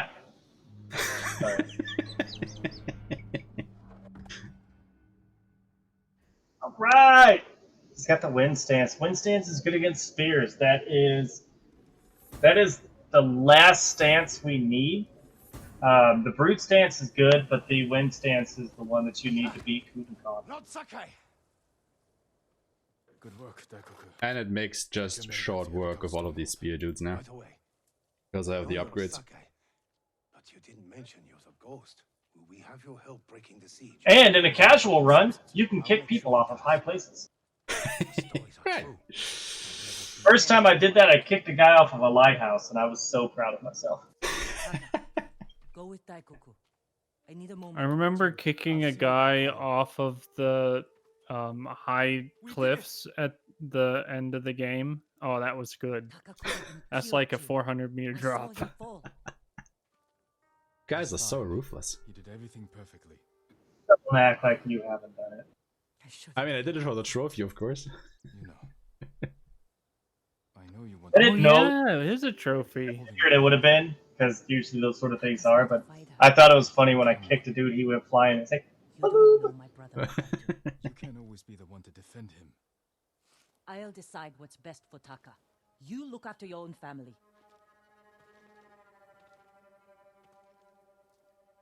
I need to go back. I need to make another cup of coffee. I'll be right back. You do that. I'll see you there. alrighty, so there's a little internal conflict going on here. Yuna, she's like, I will protect my brother. And Jin's like, let him be an adult. And Yuna's like, I hate you. And then they stare at each other. And they say, oh, fine, I'll see you back at Yarikawa. That's the fight that they have. Pretty good fight, isn't it? Pretty much. Controversy. You know, you gotta have a little bit of drama now and then. Right. Keep things interesting. The next fight, the next thing that we're gonna do here, I'm pretty sure you're doing the ghost, right? Yes. Okay. So the next fight here is the siege of Yarikawa and the defending of such a thing. And this allows you to go into ghost stance. When you complete this one, you get the ghost stance. So it's pretty useful in a duel. or not duel, but against generals in casual fights or group fights. It's a pretty helpful thing. New Game Plus, not so much, but New Game, do you still use it quite a bit? They'll give us a sleepless night. Tomorrow. Good question. Get some rest while you can. I like it myself. I know that I like it because it's a guaranteed hit. It's non-interrupted, and you can kill a general with one hit. So hooray with that. I almost forgot. Yuna is in the queue. She wants you to. I can't actually remember at the moment. It's strange. But I will definitely go ahead and upgrade my stuff here. You have my thanks. Don't forget to do that. Because interestingly enough, upgrading the Sakai armor once increases the damage that you deal, which is pretty useful. How can I help you? Also critically important to get this smoke bomb upgrade here. Yes, indeed. So this is what I was talking about earlier when we were mentioning getting the pelts. You use, well, they're hides. You use hides to upgrade your tools, and you want to have 2 smoke bombs for the middle portion of this upcoming fight, because it just saves significant amount of times. Indeed. Also tending to upgrade my katana here, just because, you know, it deals a little bit of damage. I mean, if you can, you might as well. Yeah. You know, sharper sword, more damage, go fast. Something like that. Pro strats. Make your short stuff sharper. Good stuff. Alright, this is another somewhat longer cutscene here. You're awake too. Jill and Yuna are having a bonding moment. Yes. Yes. They snuggle by the sake. The samurai. A chance to a bunch of farmers have. Look at that helmet now. Very fantastic helmet. Also, for all of those Sakai armor lovers out there, we won't be upgrading the armor any further, so this is the best it will get. I think you need this more than me. You don't go for the full-on antler horns? Nope. You just don't have the resources for that. Even after the gift altar? That's a good question. I honestly don't remember. I haven't done this in a while. I can't remember. We might have enough for that. The problem is that the armor in Jogaku Temple is so out of the way that I wouldn't get back to where Yuna initiated the quest in time, so I would definitely lose time if I would do that. So, yeah. And I don't even know if it matters on lethal, because the next upgrade increases your health or makes it so that you take less damage. I can't remember, one of the two. And I don't even think that matters on lethal, because you still die in one hit, so nah. It's true. That's very true, yeah. Lethal is kind of irrelevant how many hit points you got, because they just take them all. So may I add, the armor and upgrade route was crafted on easy difficulty, and I have no idea what you guys need. So whatever we put together during week 1, it's probably not geared towards what you're doing here in lethal, because we all thought that everyone was going to be running easy. So yeah. I don't know. I don't think my armor weapon upgrade route might not apply to what you guys do in lethal. Yeah, I think the lethal runners have definitely applied their own spin and all of that. Because just before you came back, I upgraded my armor once and my katana once here in Yarikawa. What? Because I have the resources to do that. That's incredible. I never thought of doing it here. Yeah, because both the armor and the swordsmith are kind of close to where you start the quest anyway, so it doesn't take long to get to them. And you have the resources at that point, so you might as well do it here, because you have another duel and stuff coming up. Spoilers. That's really smart. Now I have no idea if the katana upgrade actually helps during the duel, because I don't think I've noticed that I need less strikes to defeat the enemy, but yeah, might help against the odd enemy or so. I believe the Tuck up. first Gather is everyone who can fight and get them to the keep. 20% Everyone, attack take shelter damage in the keep, increase, quickly. which on duels is not actually all that much. It's just a tiny little bar tick more. They'll breach the gate. Stand your Oh, ground. that sounds about You right. don't deal a lot of damage during duels. But if you go with the beginner's guide and do the extra upgrades, you will notice it because it's quite a substantial tick more. But you've got to go 2 tiers higher to really notice it.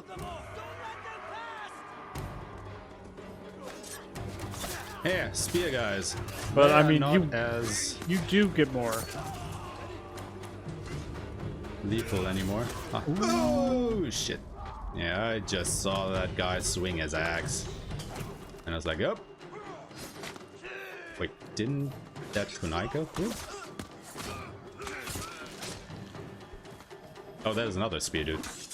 I thought you were a sword dude.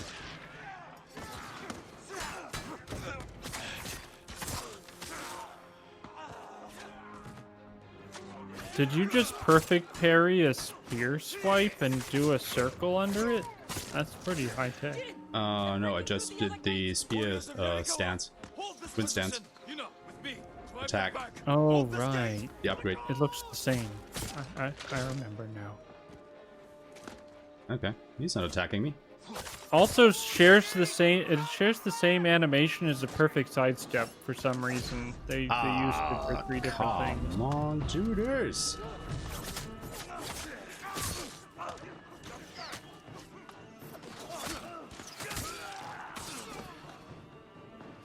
Are all 2-sword yellow also grenadiers? I think they are.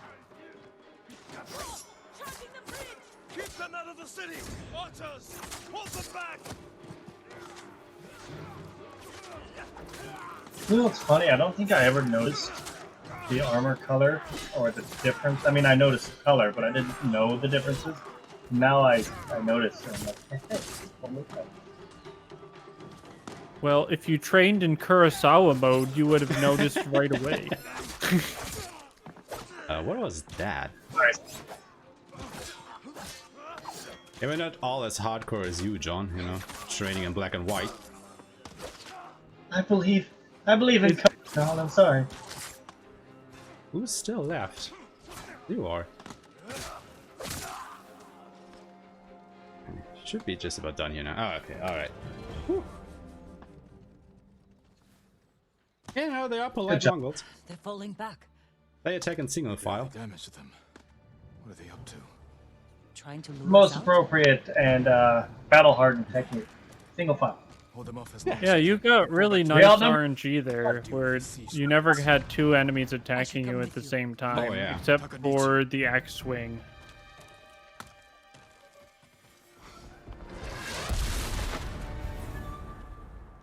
So I think Two this is enemies another attacking technique you at the same coming time up only happens that, on the beach. most people will be a little bit surprised by how we do this part of the game siege weapons. with the siege weapons. The only reason you need the upgrade for smoke bombs. This was an Anzu strat, if I do recall. I think so, yeah. And she came out with it, yeah, out of nowhere. And then immediately everybody did it. So what is supposed to after happen Anzu did here? it. You are not allowed to interact with these things until you've cleared the combat area, so you killed all the enemies. However, if you drop a smoke bomb, that gets you out of combat, and then you can just interact with it, and that is how we dismantle these siege weapons. They broke through the walls. And all of them And are then confused why the hell these siege weapons are broken, and we're just standing here and leave. Can still drive them out. Yeah, it ends combat completely. Because it puts it on to the next checkpoint. So the dozen enemies you'd normally have to fight there, that's no problem anymore. Also, it would be slow to do that. Oh, it's so painful. Just like to get your way back to here, you can either sneak or you can fight. But of course, we don't want to do either of those things. You are not supposed to see me. I prefer the taking the 3 rope swings, landing by the cart on the left-hand side, getting the guaranteed smoke powder bomb underneath the cart, and then rolling in myself. Yeah, you can definitely grab another smoke You don't bomb have there a for smoke right safety. now. but not exactly that. If you do that right and you get all the way up to the door, they don't see you, you're good. You just wait for them to stop talking and you walk right through. Because normally you are supposed to kill all the enemies inside Yarikawa here. However, as you just saw, if you can just sneak up to the gate, you can just open that. Because otherwise, again, the interaction would be blocked by you being in combat. Tumbleweed strats, the bestest strats. Do you need some silence time for Tamugi? What do I? Hey Ashma, do you need silence time for Tamugi, Ashma? I don't think he's actually not that tough. Okay. I don't know. I don't do lethal. He's really easy on easy. You just do this, and you do it again, and that is phase 1. Then you wait for him to ignite his sword, and you do it again. And again. And that is phase 2. And what will happen in phase 3? We actually have to dodge in a bit. Oh no, not dodge.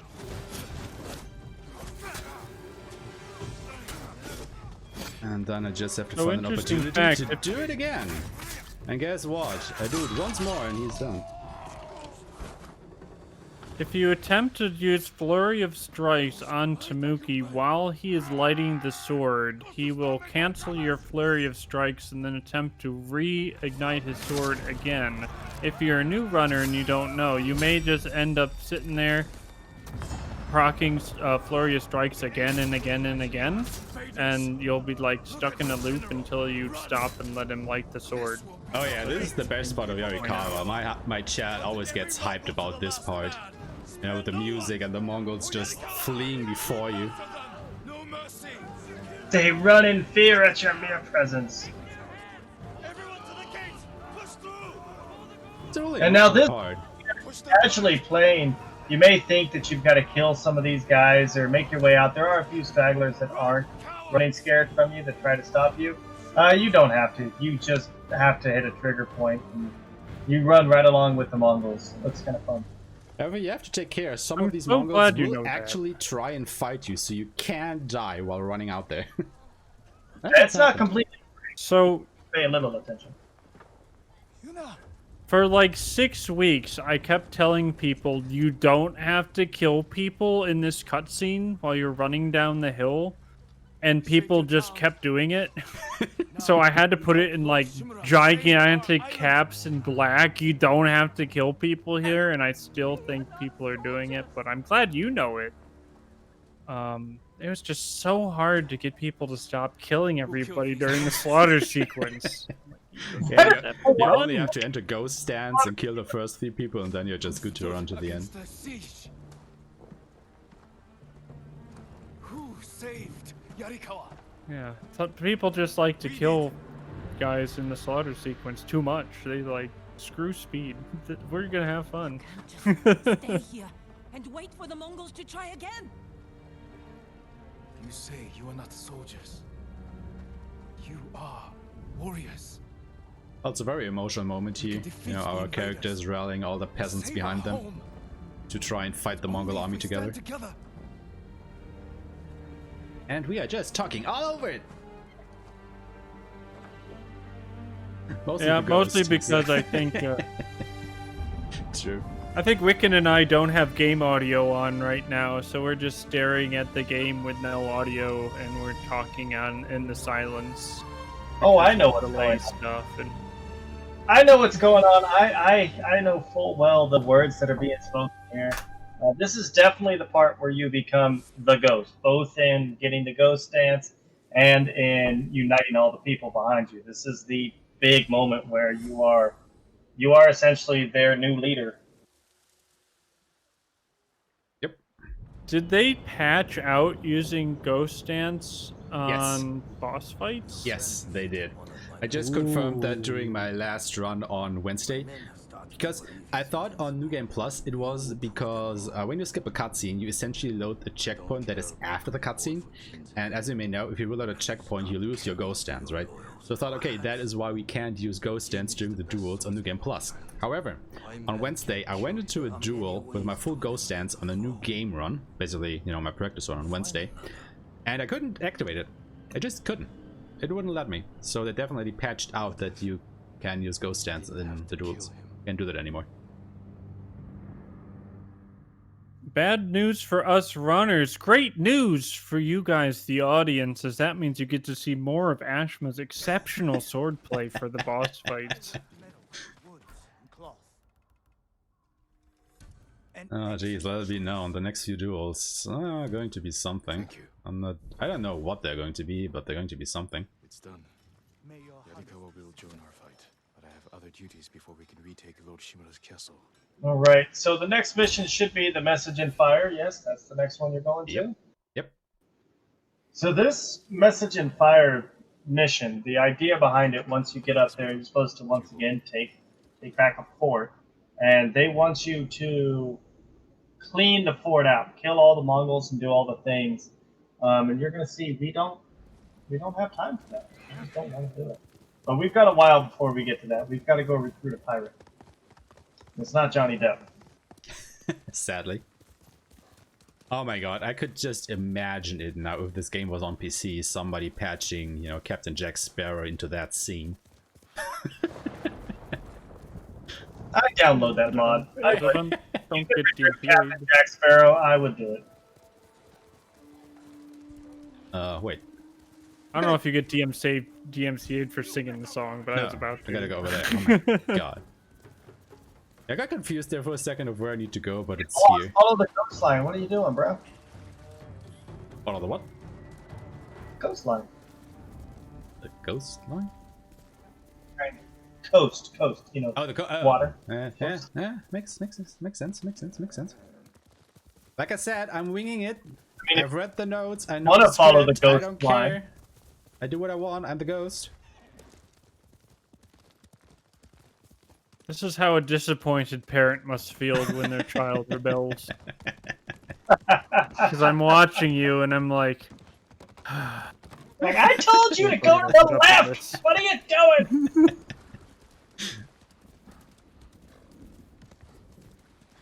Well, all killed I can say to that, Dad, is to do it yourself and do it better. Ooh. I'm sorry. We'll turn this speed run right around. Keep myself out.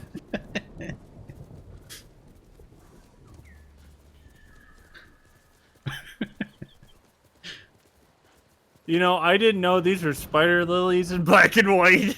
And now I'm seeing them in red. I'm like, look at all these spider lilies.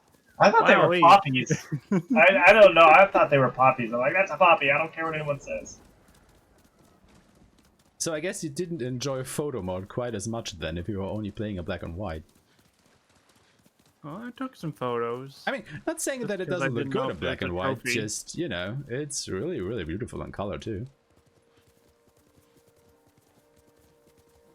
Bear!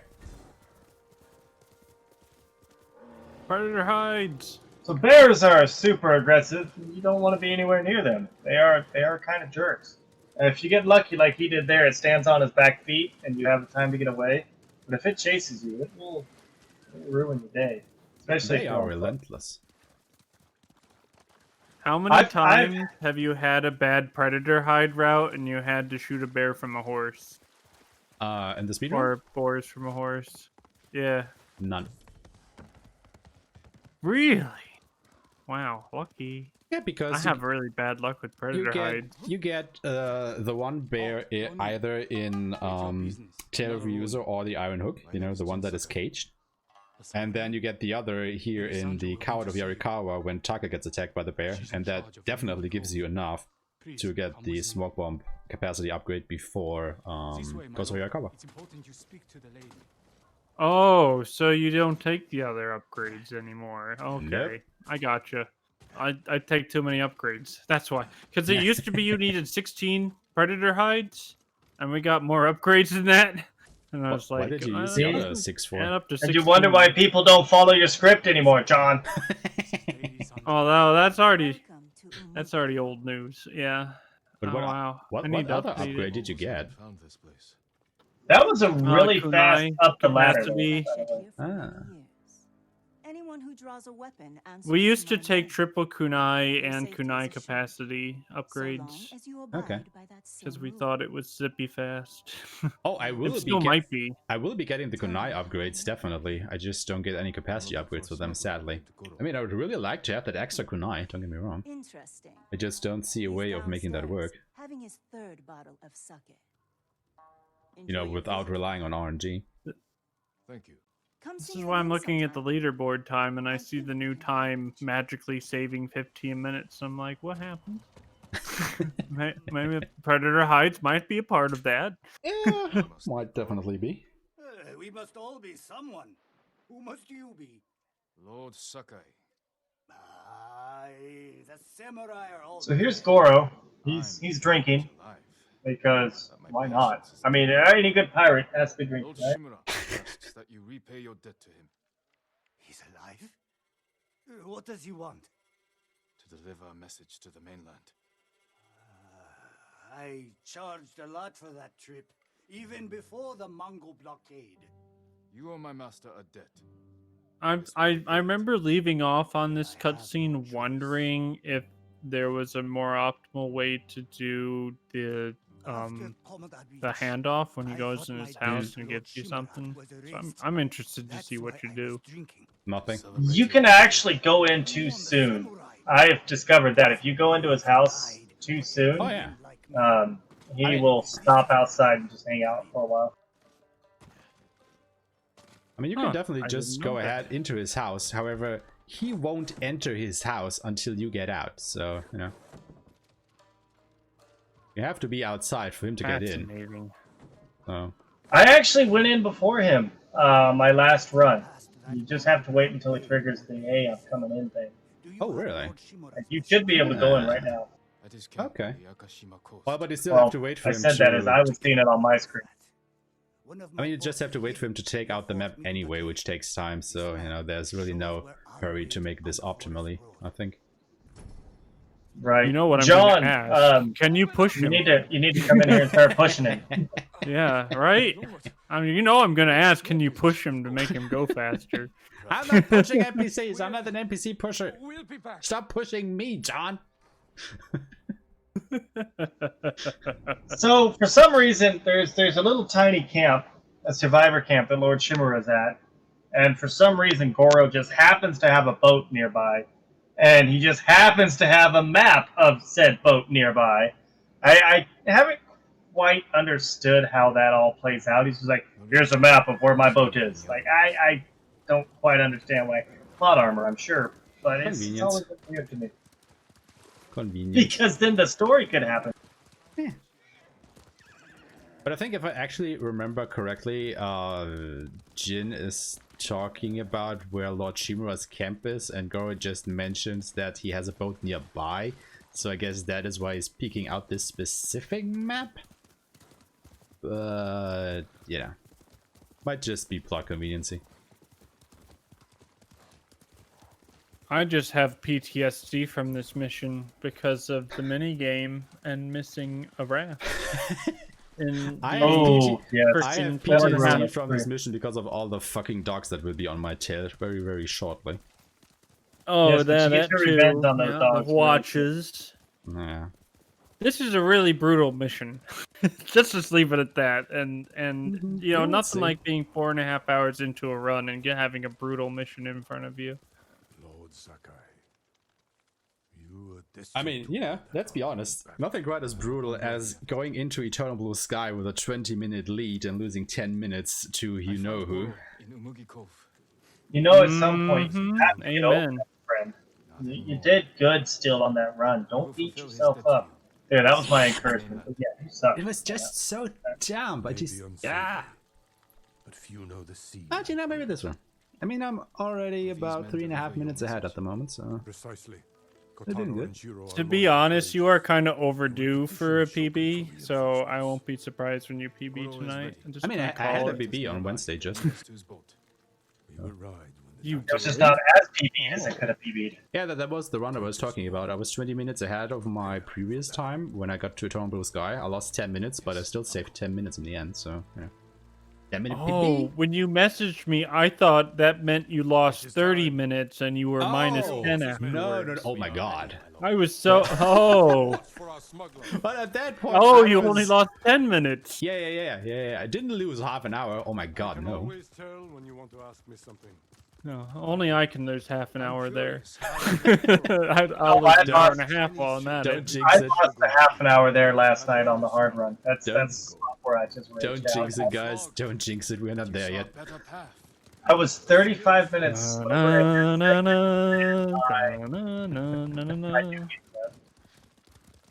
Mongols have many yeah, that song is carved in my brain from resetting there so many times. Do not fear death, Kotaro.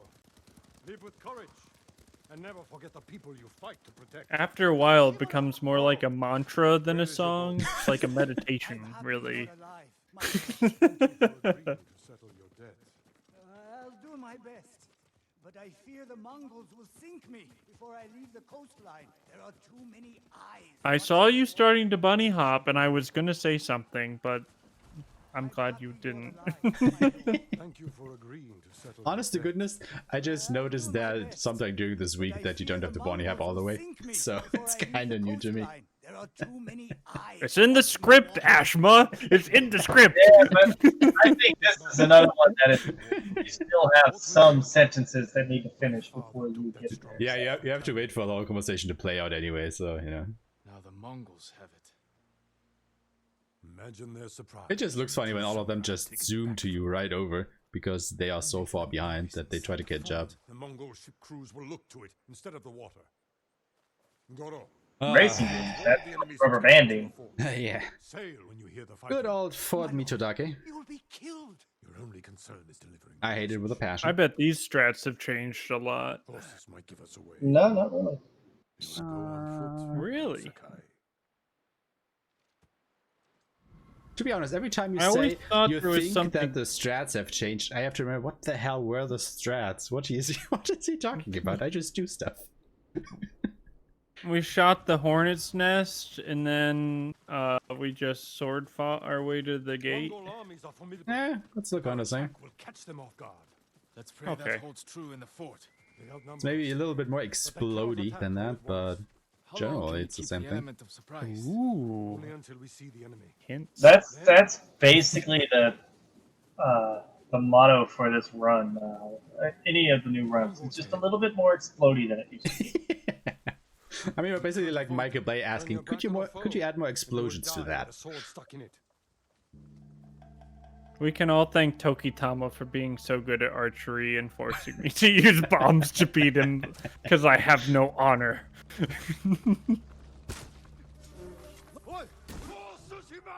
Ah, this will get him. There's no way he'll shoot faster than I can throw bombs. Shimura said for Tsushima, right? Because I was kind of confused that the Mongol would shout that out.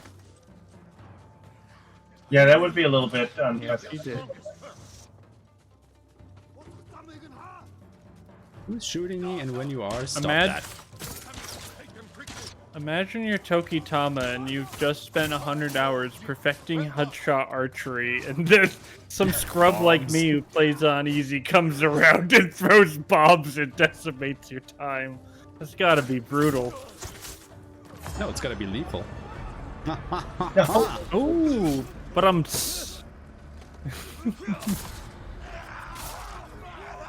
Aeshema getting his own puns in here, man. Look at these archers just hanging out. Nice ghost dance here. I never thought of using one here. It's very nice.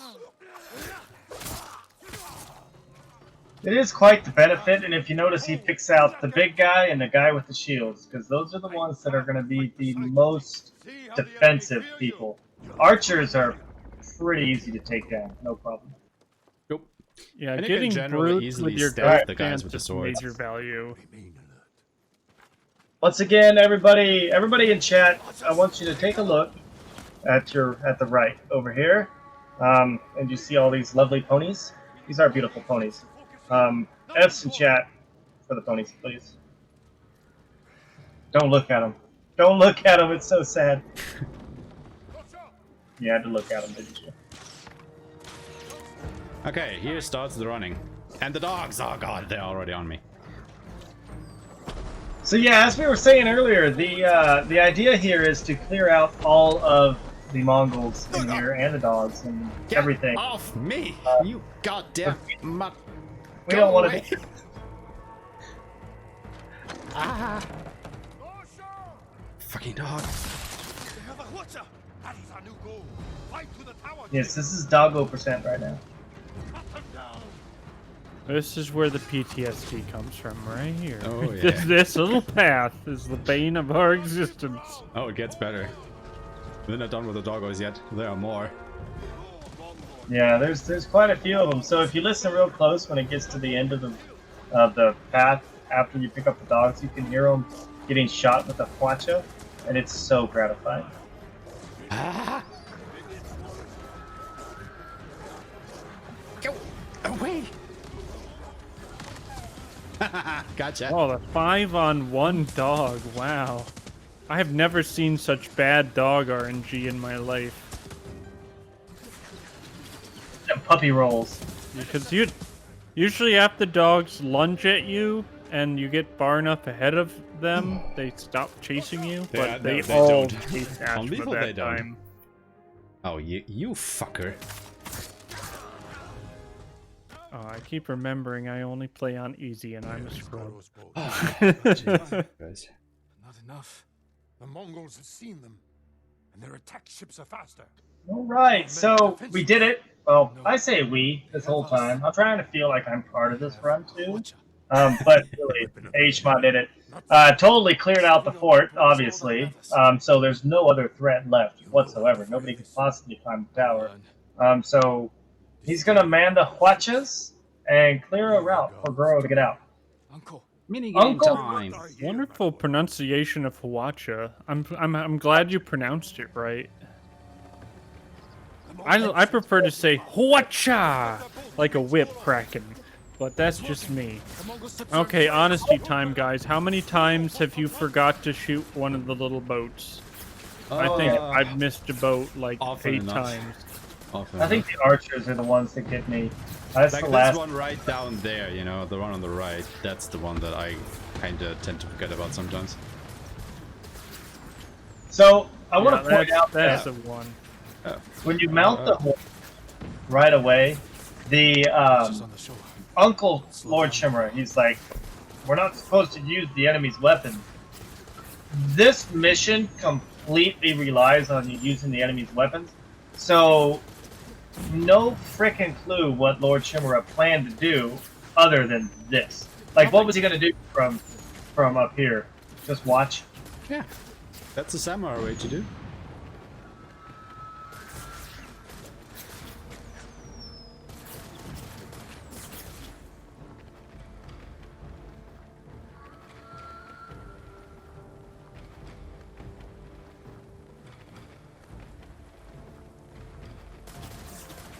All the poor I little believe you can blind shot these 3 boats that come out, like right after they spawn. Yes, you can. Okay. The Shogun's help. We did it. I knew we He's just strafe shooting. You continue to prove the Mongols are not unstoppable. You taught me to fight. I couldn't disappoint you. And you never have. So this is a nice sentimental part here. Lord Shimura, he gives us some very sweet, kind My words. message to the Shogun included an announcement. I wish to formally adopt you as my son. Aww. Uncle. He wants to be our daddy. In my heart, He wants to be, always been the he heir wants to to my be legacy. your father. He wants to adopt you, a grown-ass man. He wants to adopt you. Official.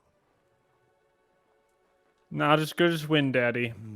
I'm a Wind Daddy boy. As their leader, Wind Daddy is true daddy. you will At- become their honorable At least Wind Daddy tells me where to go. All right, Wind Daddy. More ever do to me. I hope I can serve them as well as you have. Also, Wind Daddy sticks with you through everything. We must finish up. Samurai Daddy doesn't. And he makes your darts OP. Yeah, Yeah. you can pierce armors. Yeah. You just gotta take in 2 Wind Daddy inches from of them every time you do it. Exactly. Get out of here, Shimura. I got Wind Daddy. As father and son, the Shogun himself will celebrate our victory. We will meet again soon. Until then, travel safely. When Daddy is. Oh, jeez. Okay. So, did we see any by golden exactly birds? 4 minutes now. Just keeping you informed. Nice. So if you notice, he does fast travel back to Lord Shimura's camp. That is why we tagged the camp. He tagged the camp on his way up to Omi Village. It was specifically for this and one other fast travel back, but this one obviously is the first one. It's the one that we opened it up. So that one little stop by the camp saves what, a good 2-3 minutes on the run, doesn't it? Probably, yeah. I mean, you have more to go than that. all the way over like here. closer to 5. Yeah, it's like 5 minutes. It is no joke. I mean, you could fast travel to You're gonna Yarikawa get because lost. you definitely have that, so I don't think it's just as much time. But still, you have to get from Yarikawa over to here, so yeah. Yeah, Definitely it's makes mostly difference. bobbing and weaving through the bamboo that costs so much time because you will get lost. Yeah. If you're wondering, the counterpart to Wind Daddy is Bird Mommy. Oh, yeah. Your mom is now the birds in the trees. So if you see a Exactly. golden bird, that is your bird mommy. It's a silly explanation, but I love that they put it in there because they give a reason why you see these things, like the wind guides you and the birds guide you. That's your father and your When they mother. arrive, we must resolve a new problem. My scouts intercepted. What I think is really sweet is that Daisuke Tsuji, the voice actor for Jin Sakai, he also started streaming his first playthrough of the game here on Twitch, and he unironically referred to the wind and the bird every time as daddy and mommy, which is kind of funny to watch. My friend. Excellent. Our lore checks out. Hashtag confirmed. Exactly. Do what you must. I mean, yeah, it all makes sense now. I mean, I think we can thank the developers of the game that this isn't a JRPG, because otherwise we would have RPG Jerkbird Mom, I guess. Oh yes, RPG. Every JRPG converts. I mean, it is a JRPG, but it's not a JRPG. Exactly. Ooh, figure that out. It's an action RPG. No, it's Get the my Japanese nerdy hat roly-poly on here. ghost. You can abbreviate that to JRPG. That is why I thought of that in the first place, because I'm funny like that. Tumbleweed. Tumbleweed. I can't. Please understand. I think we're pretty much done with Tumbleweed. We've only got two more spots of Tumbleweed. Gathering Storm and... Part of the Jito, yes. Part of the Jito, Gathering Storm, and... No. Fate of Tsushima, my friend. Yeah, Fate of Tsushima. I was Fate getting of there. I said Tsushima. 3. He's got you. I said 3.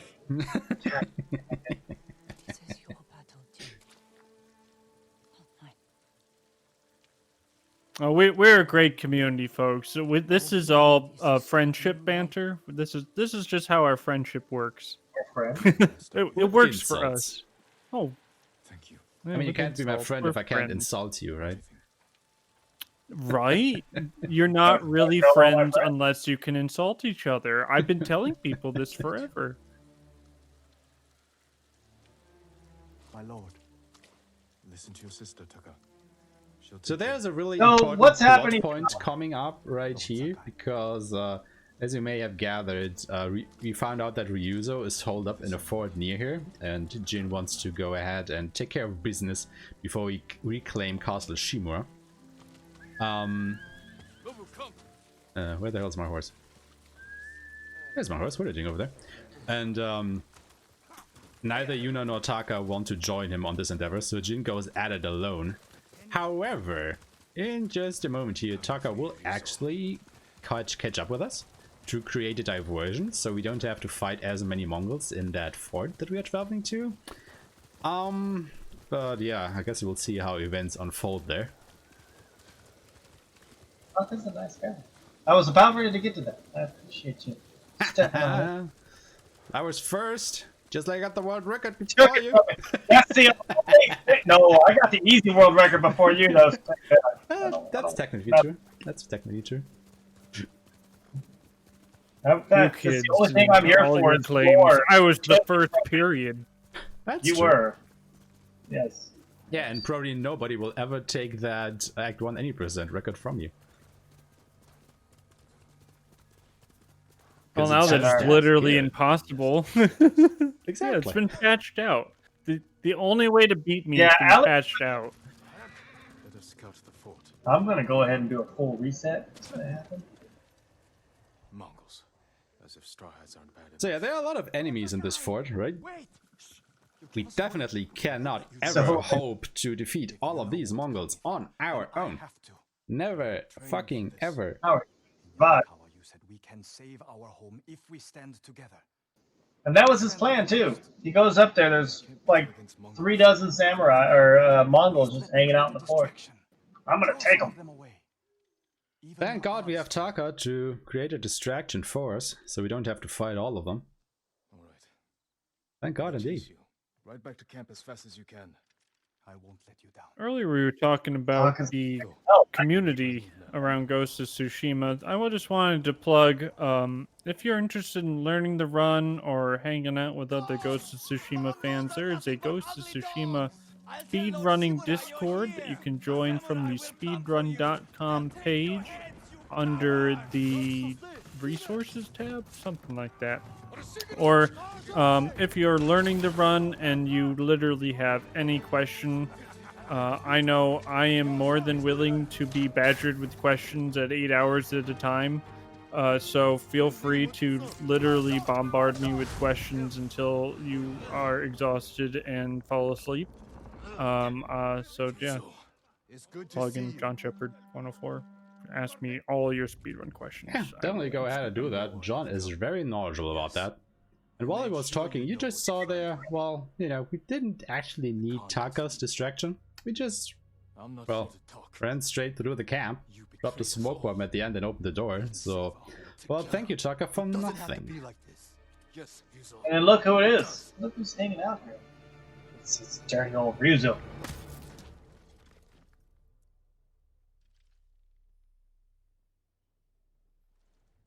Lord Sakai! Lord Sakai! Please, wake up!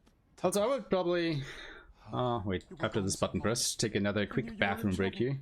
It's actually my favorite cutscene coming up, but for a wholly different reason than you might think. And I will get to that when I'm back. Just gotta mesh a button here real quick. Try to get loose. What a clickbait, also cliffhanger. Right. See you in a minute. Stay tuned for the one reason Aeshema loves this cutscene you will not believe. Click on the follow button and then come back and you'll learn why. So this cutscene actually made me want to make Arig. It's their fermented milk that they do. I make mead. I love making mead. It's a lot of fun. I want to try different fermentations of things. And so Arig, which is a fermented milk, I've seen this cutscene. No, I want to try that. I can't guarantee I'll enjoy it, but I kind of want to try it. I am samurai. No, you are more than. So, how was it? Was it good? I haven't done it yet. I've been too busy actually playing the game. Sorry. We will never. And you might have said that, but I just might be exhausted from lack of sleep. I'm sorry. Your uncle. So, things are happening. Don't want to talk too much over this scene because this is also kind of a important, powerful scene. You don't need Keanu to make a game good.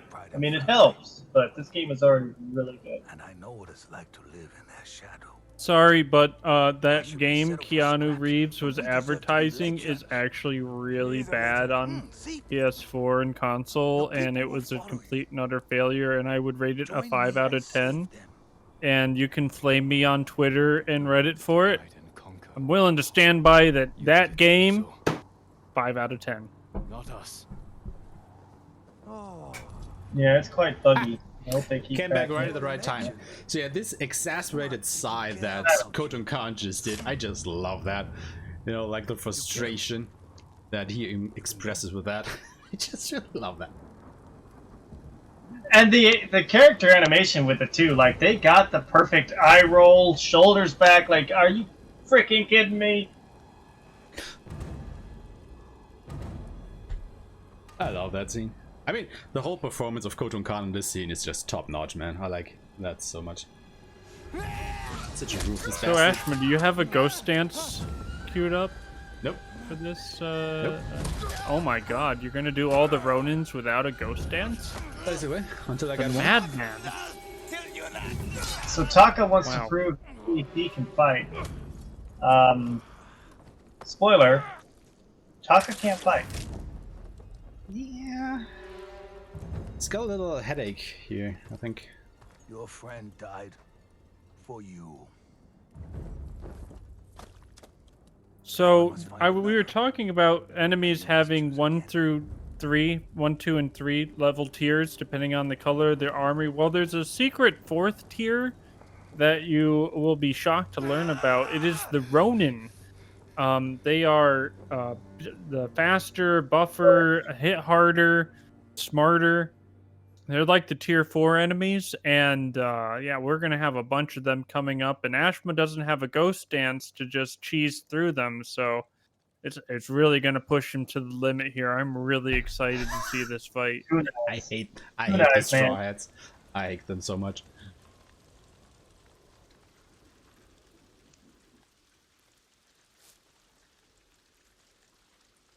I like Rightfully that they so, by pan the over way. this dead Taka and his head just on the ground. Details, man. Details. Kill them all.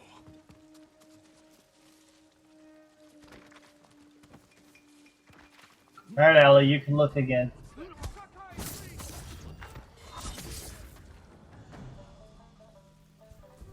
Alright, I'm gonna be quiet to let him concentrate on the straw hats. Straw hats are hard. They really are. I think they're one of the tougher enemies just because of how fast they are. They definitely are. And blocking. Yeah. It's got a sneak down really well. Go sends now, dudes. Well done. That was Oh, I got both of them with one strike. What? Whoa! I've never seen that. Another marathon on that before. Beautiful. That was all of them. Expertly handled. That was the best Ronin fight I've ever seen here. To be honest, that was the best Ronin fight I've ever done. Yeah, that's really good. I know he's here. I've Really never good. seen such successful sneaking in my life. Where is he? Me neither. Like, that was really fucking clean. Holy crap. That was the best that I've done this segment in, like, ever. No! Shuna, wait! You got phase 2 coming up. Yeah, we're not done yet. believe in We're not done yet. Why didn't he listen? Not out of the woods just yet. It's still going on. Yeah, there's some brutes in phase 2 mixed in with the Ronin. It's a deadly combination.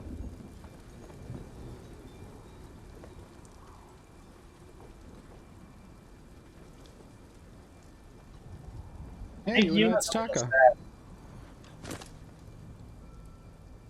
I think phase 2 boils down to how well Ashma is going to be able to use the exploding barrels to his advantage. I'm just calling it. Yep. Yeah, that's what I Yeah, figured. Very environmentally savvy fight for sure. He tried to make you proud. Now, I don't know if you can get it in New Game, but can you get them clustered at the gate like you can in New Game Plus? Not exactly. I mean, you can try, but you probably don't have enough black powder bombs to make use of that then anyway. But he wanted to help.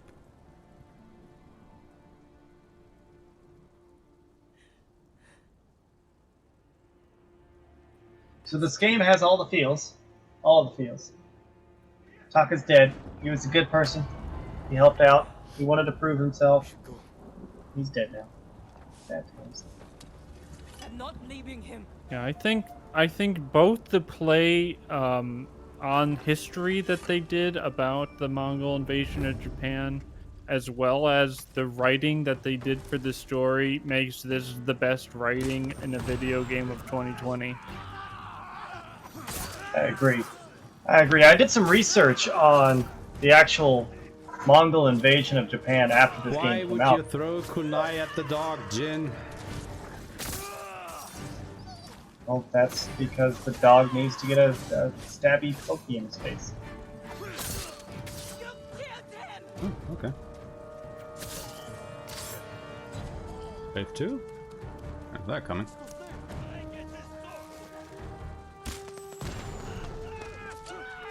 Wow. I hit one guy with that. Perfect.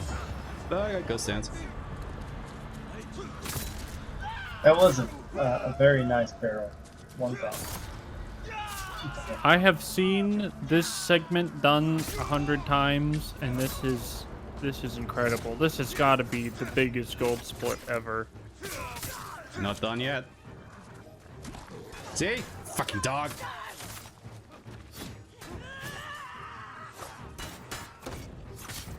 Oh, No, yeah, I saw it. one enemy. Boy, yeah, that sucked. Okay, we got phase 3 now, so let's just reload the checkpoint to have more barrels to use. Frost rat. As if you reload the checkpoint here, the barrels respawn. You know how that came about? The reload from checkpoint came about because I'm really bad at this.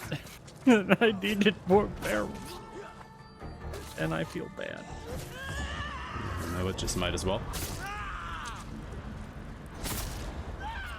Espereth says that the actual Mongol invasion of Tsushima Island did not have reloading barrels. Okay. So, can confirm. Was pretty good. I am really happy with that split. That was a very good run. That was a good fight. Never done this Except for the this dog smooth. bite. I need to bury my brother. I mean, one dog bite in that whole fight, and that was untoppable, essentially. Yeah, so that's probably a split I'm never going to top. Well, except for that one dog bite. Maybe. Yeah, just do that exact thing Ashma did without getting bit by a dog for your next gold split. Good luck. Have fun. Yes, yes indeed. I swore I'd give him a good life. Keep him safe. I mean, if we are talking about historical accuracy, as far as I know, the only things that are historically accurate is that, yes, the Mongols did invade Tsushima, and it basically ends there. I mean, there was no Clan Sakai. Khotun Khan definitely wasn't on Tsushima, he wasn't leading that invasion. No, it's like Khan that actually led the invasion. I believe that the tsunami that destroyed the fleet at the end of the game actually occurred before they ever landed in real history. Yeah, so when they went to But, I Hakata mean, and actually landed on the mainland, they got hit with a tsunami, and then they came back 3 years later and got hit with another tsunami, and that's when they just said, all right, we're done. We're not trying again. Yeah, something like that. Was Taka brave? At the end. He was always brave. but it's fantastic to see that Sucker Punch took the real life event and twisted it into this fantastic story. It's like a what if they actually landed and then they just went hog wild on it, and they did a great job. And Exactly. as somebody who really likes history, I can really appreciate that. Okay, though that was an 18-second gold split. Take it. Very good. GG. Very good.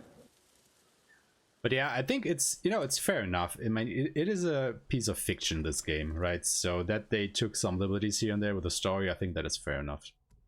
So I don't begrudge them of that in any way, shape, or form.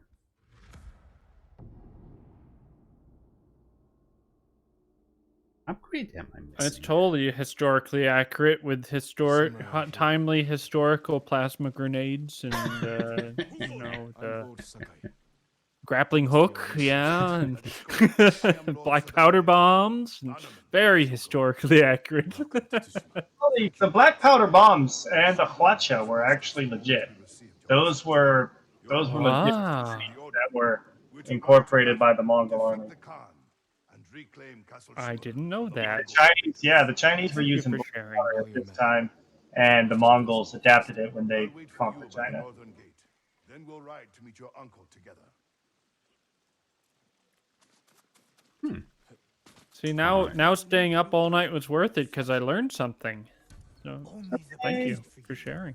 I'll see you again. Yeah, they had the Chinese. They had this item called, I want to call it the beehive, if I'm thinking about it correctly. But they were hexagonal arrow launchers, and you could stack them together, and they would look like a beehive.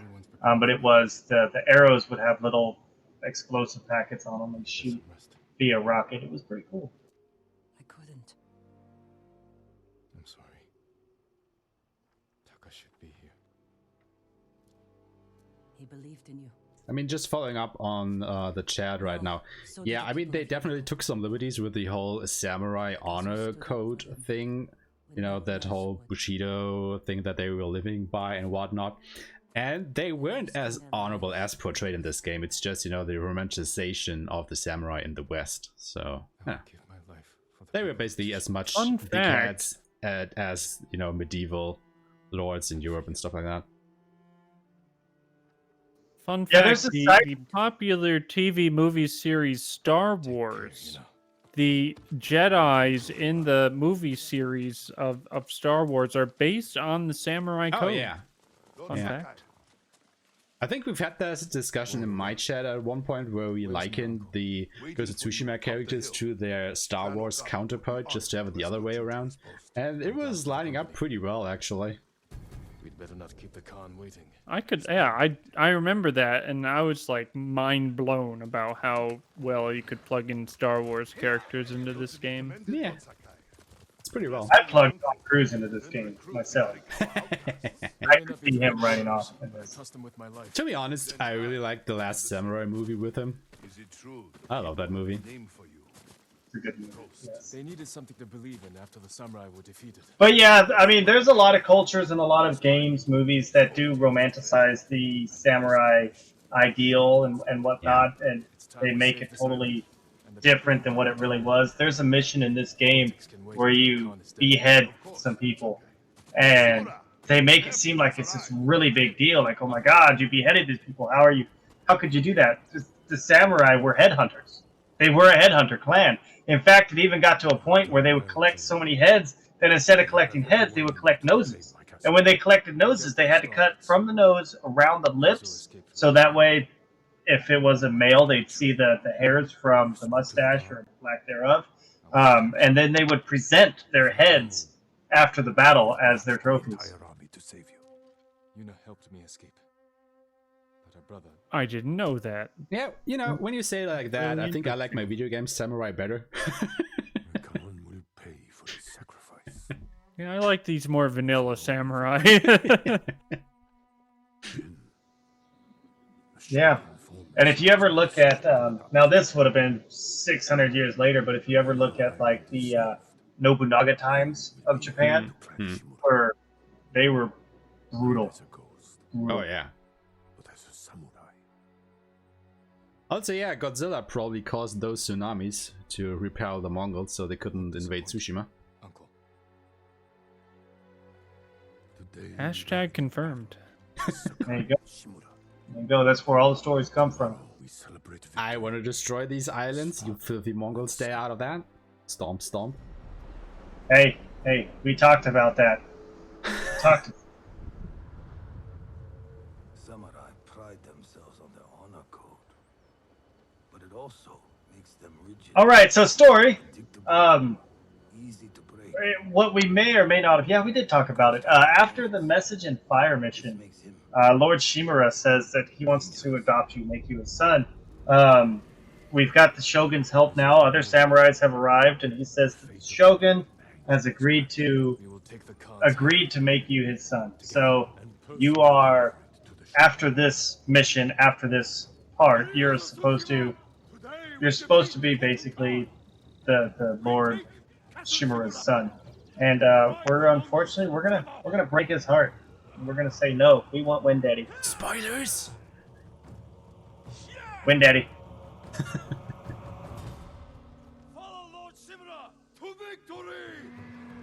Alright, lots of battles coming up here as we try to retake Castle Shimura. Lots of fighting and stuff.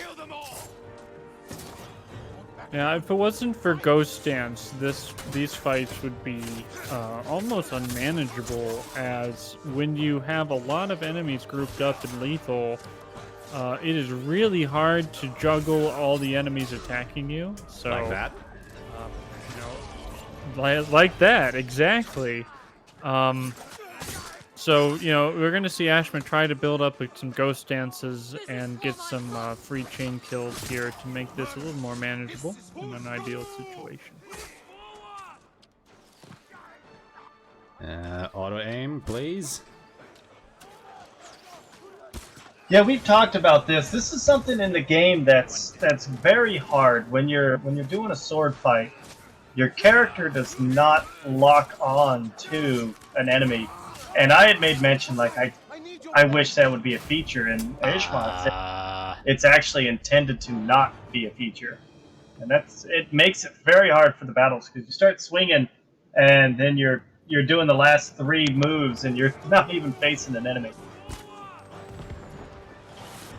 It was a bit unfortunate there. I was trying to help Norio get up again because he was downed, but there was still an archer around who just shot me.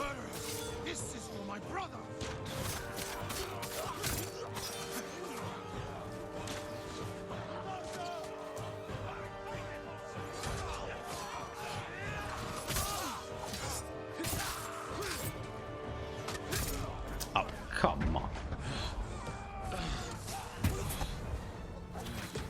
Rude. What a rude dude. So we've talked about how he wants to get into Ghost Dance and the implications of that, but we've not talked about how to actually get into Ghost Dance.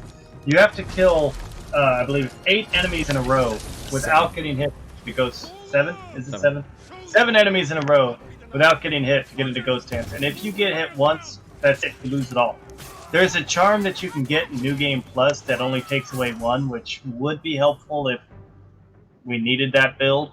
That would be super helpful here, but New Game Plus. Yeah. No go on this one. So he's got to try to get the 7 kills. There's people that are generally easier to kill to kind of bring that up, but it's rough.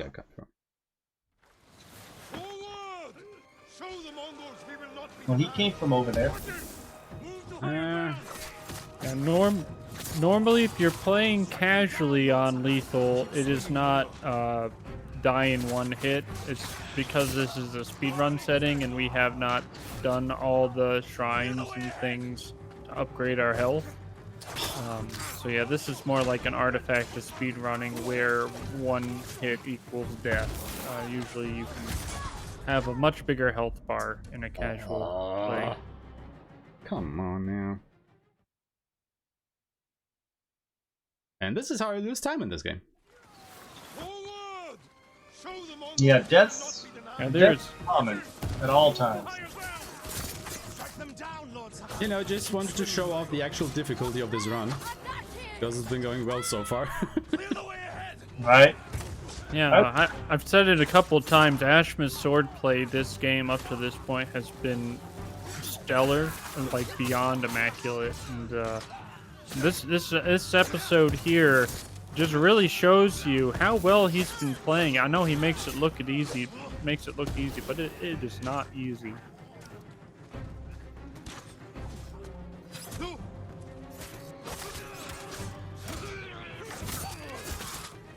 So this area here, this fight region, is the only time you actually really have to fight in this conquest. Once you take this first area, the rest of it's just run and try not to die. You then get to mount a Hwacha, which you get to use on all the enemies very effectively. So that first part is the only part that's really, really tough and difficult. He still has to avoid archers here, because a good snipe will ruin his day. But the hard part for this... Well, as I say that, this is over. The fucker! He shot me through the window. I have never seen someone get shot through the window before. What? Oh, there's another first for your speedrun marathon bingo cards. Never has that happened outside of marathon. Yeah. So we're showing Daddy Shimura that we are not samurai material. We use poison, and then we behead one of the generals, and we call them all cowards. And yeah, Lord Shimura is not happy with us. He says, "Hey, you know that's not how we do the things." Yeah, that's gonna be how we do the things, though. Spoiler. Bad Jinsekai, bad. He's acting more like also, a I ninja. really like that even though we killed that leader in a cutscene, we still get the credit to what the next stands from him. That is really thoughtful programming there. I'm coming with you. Stay close. Hold your position. I didn't want to do that game, but okay.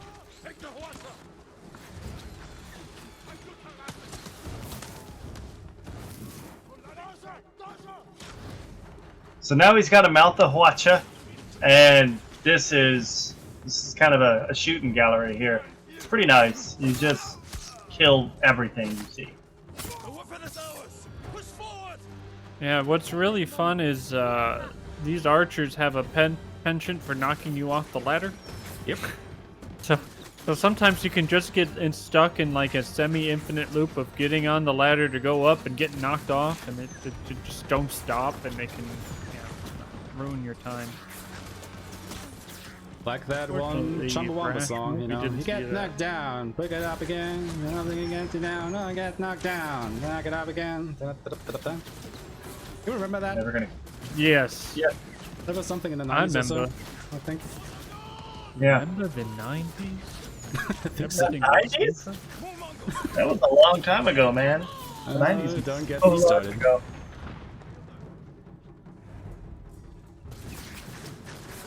Listen, I'm an old man. I went through all the 90s. Most of the 80s. Also, if it wasn't apparent up until now, yes, all three of us are a little bit older, I guess.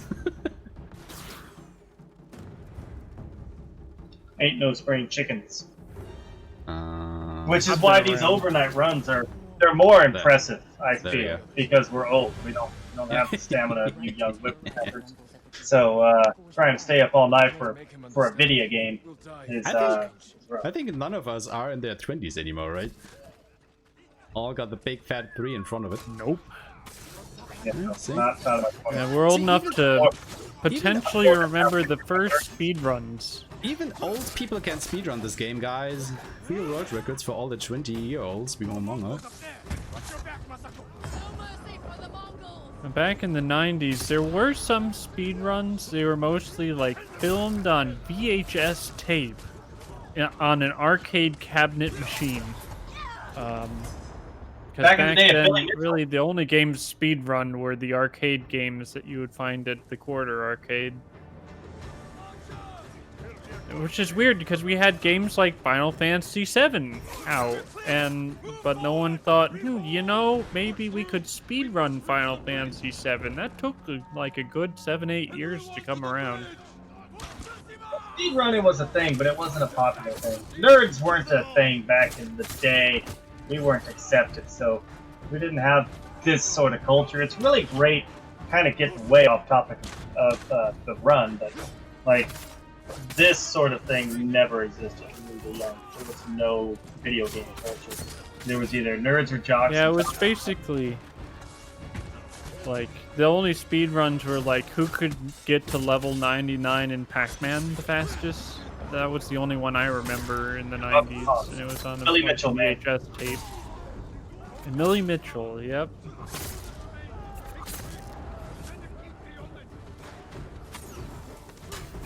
Look at We that. had Justin.tv and Break through that gate! Lord Sakai! We will fire on them from above! Yuna! We need your bow! we remember when memes were a picture of a cat or a baby with like a line of sentence at the bottom. Yeah. So Oh this yeah, is the wizard movie with the power glove. It's so bad. this is kind of a powerful moment right here. This is a point where Jin is seeing that his method is better. But you know, Lord Shimura is very stubborn. And again, F's in chat for the horses. Horses! Also, it doesn't matter if you shoot the horses here or not. They will just explode on themselves. There's nothing else you can do about this. Sent them to die. For nothing. We must That was the first time I saw that. It was like, holy cow! They just lit a bunch of horses on fire and blew them up. That's rough. I cried. I will admit I cried when the horses blew up. It was too much for me to handle the first time. But you know, after seeing enough, I kind of don't do that You've been anymore. desensitized. There is another way. John just doesn't care anymore. I don't care anymore. I've seen him blow up 100 times. John is now just dead inside to all of this. I know. The first time I bawled my eyes out for like 10 minutes. Now it's nothing. There's still a lot more fields coming up, though. A Oh, lot of yeah. fields coming up. Oh, split. Horse genocide simulator. I don't know if I would go that far.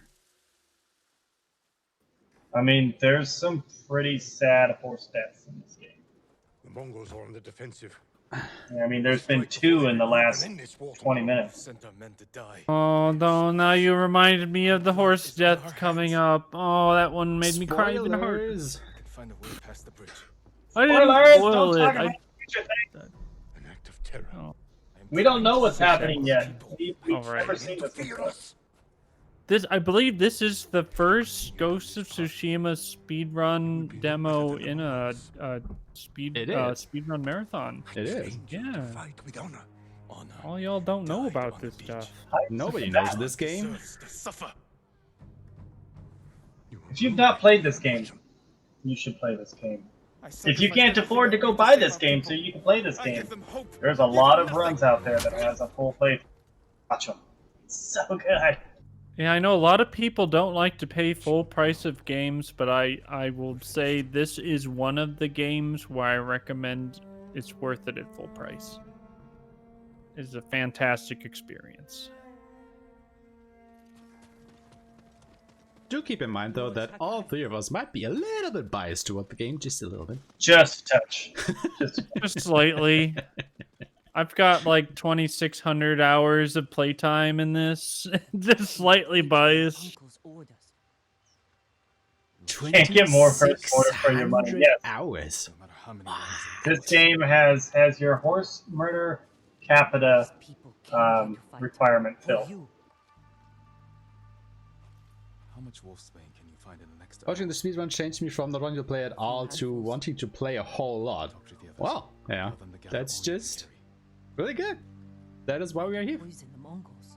Yay! That is exactly the behavior that we want to encourage you.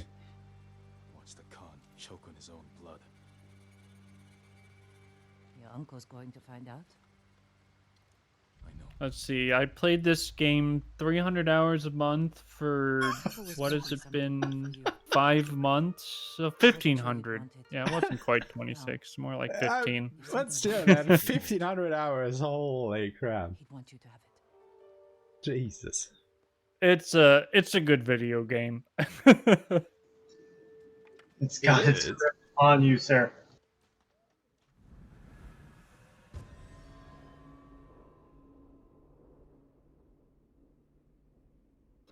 So, what's happening right now? This is another turning point. Well, I can't really say a turning point. This is just a continuation down the path of Ghost armor hype. becoming Oh, that's a what good armor. Uncle doesn't want you to be. Basically, Uncle is saying that we're going to repair the bridge and they're going to attack again. And you, being Sneaky Ninja Ghost Man, you want to sneak in and poison them and, you know, just murder them in their sleep. So you basically sneak out. That's what you're doing. You're going to sneak in there and you're going to find a way to poison everybody and save the day, really. I have And to that, admit, I was so sad when we initially routed the speedrun and the ghost armor didn't get used at all. And I was so glad when we then routed New Game Plus and we use it all the time because it looks so good when it's upgraded.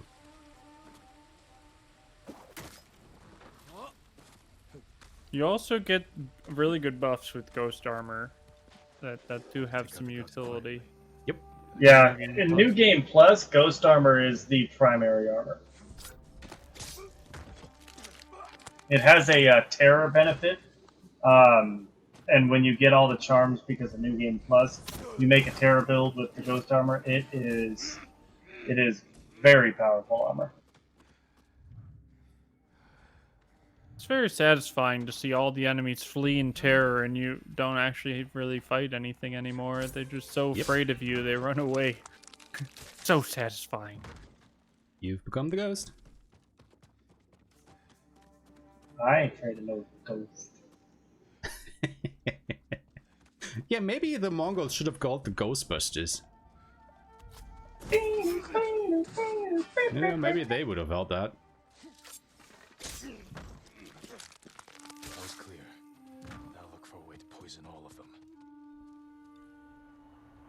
them. Prompt, please. Garden path.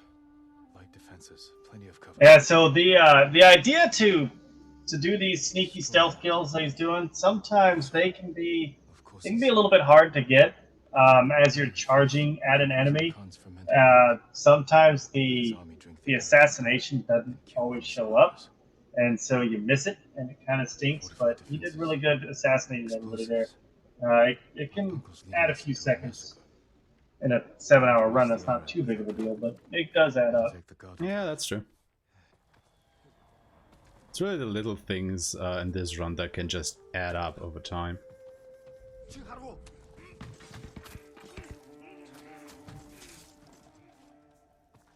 So we got a big ass Mongol camp going up. What the hell are we going to do to get through that? Now to reach their It's going to be the return of our favorite samurai. Whoa, nice route through the courtyard, Ashma. I have never seen someone take that route. Thank you. That's like the route. What are you talking about, bro? Yeah. That's the only route. I'm outdated. That's what Tumble we used to samurai. do. It was called the nailing the sweet spot back in the day, where we would jump off the rope, one section of rope earlier to this very specific spot where none of the enemies would spot you. Then we'd roll up to the crack in the wall.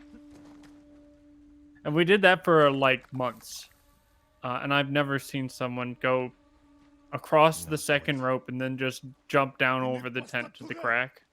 That's new to me. And yeah, way easier than what we did.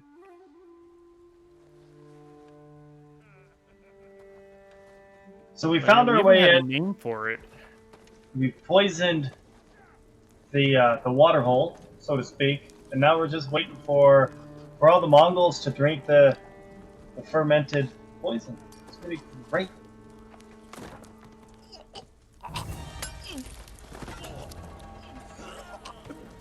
I like to think that the milk is just spoiled and the Mongols can't take it. There you go. Yes, we didn't poison them. It was bad milk. Right. Iraq gone bad. There can be complications in the fermenting process. Maybe it wasn't our fault at all. Yet another reason why I don't drink alcohol. Thanks for scaring me off it, guys. So, just to remind you, I'm inside there with a full ghost stance, right? That icon is blinking. I could use it. But once I get into, you know, this fight here.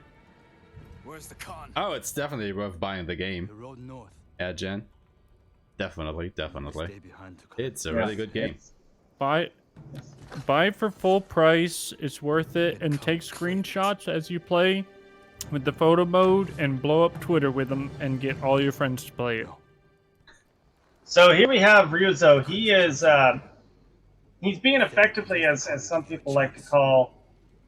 Well, I'm not going to say it because I don't know if we want to keep it completely PG-13, but it starts with a B. And he's like, "Hey, just tell them that you're a spy on the inside. Don't leave me hanging like this, Jin."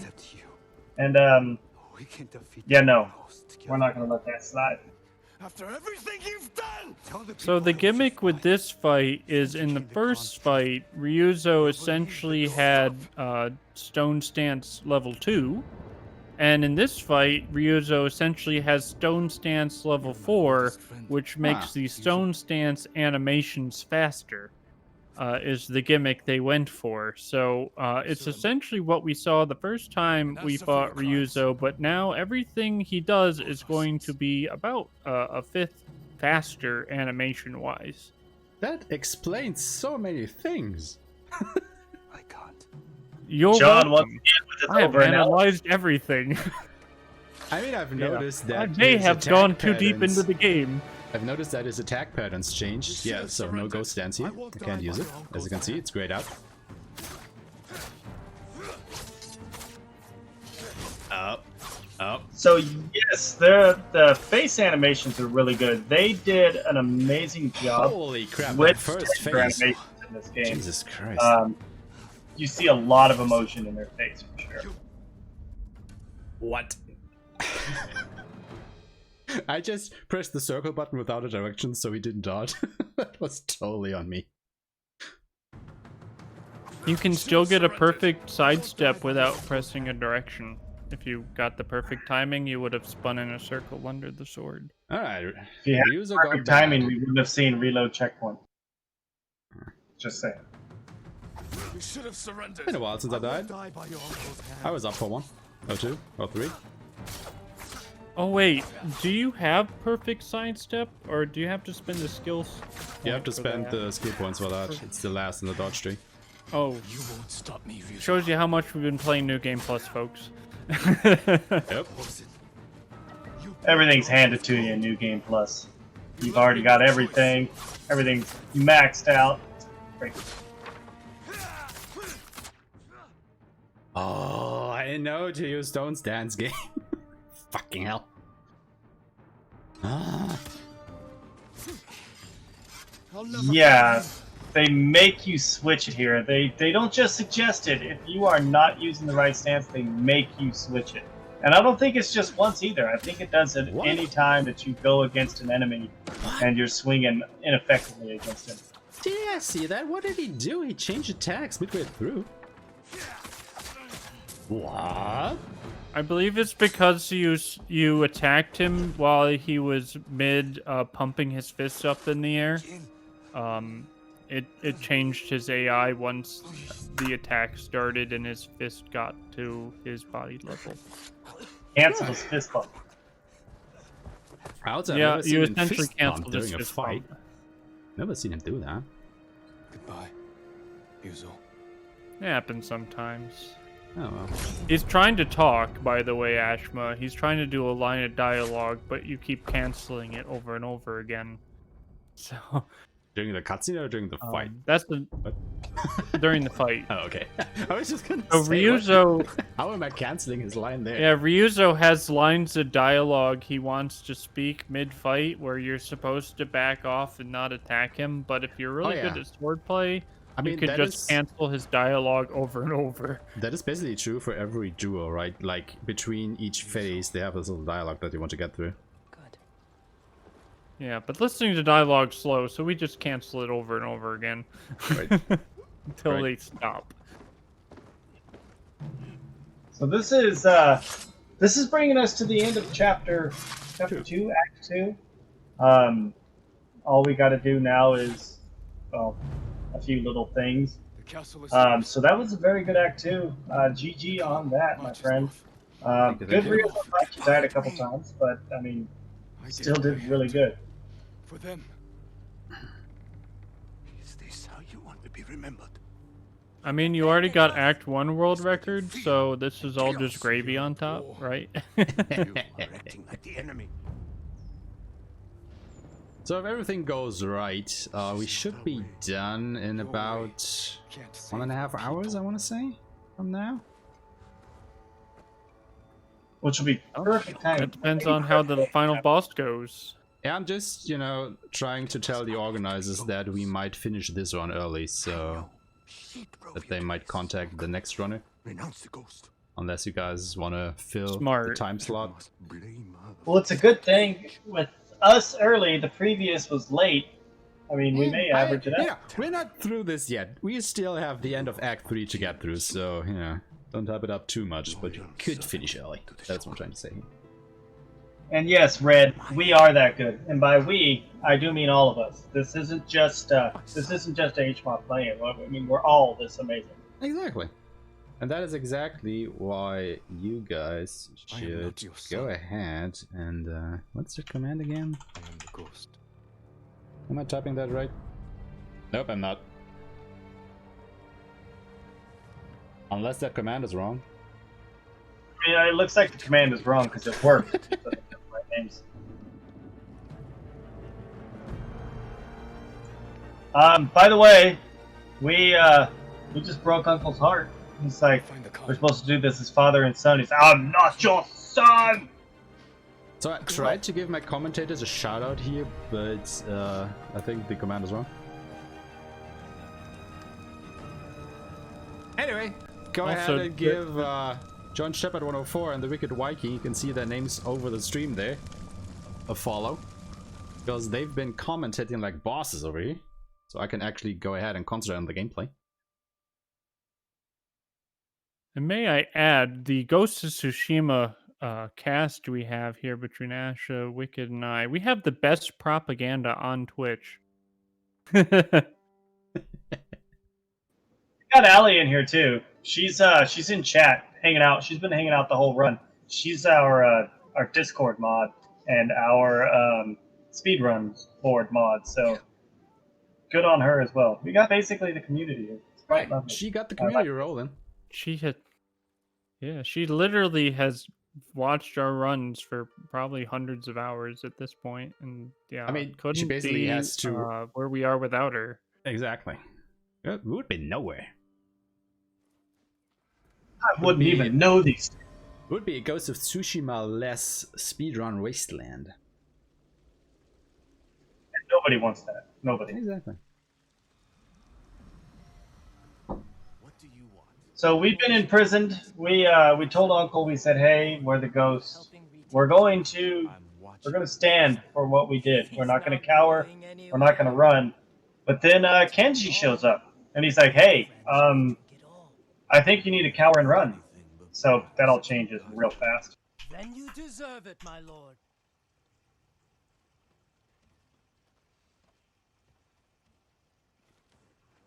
Also, another reason why I shouldn't drink alcohol. Look at this guy. He's a guard, and he leaves his post to go drink some booze. What does it look like? Let's go. I'm also going to say, no spoilers, but sad moment ahead. Nah. If you super sadness, don't look. I'll tell you when it's Ship you to the Shogun for judgment. The orders just came through.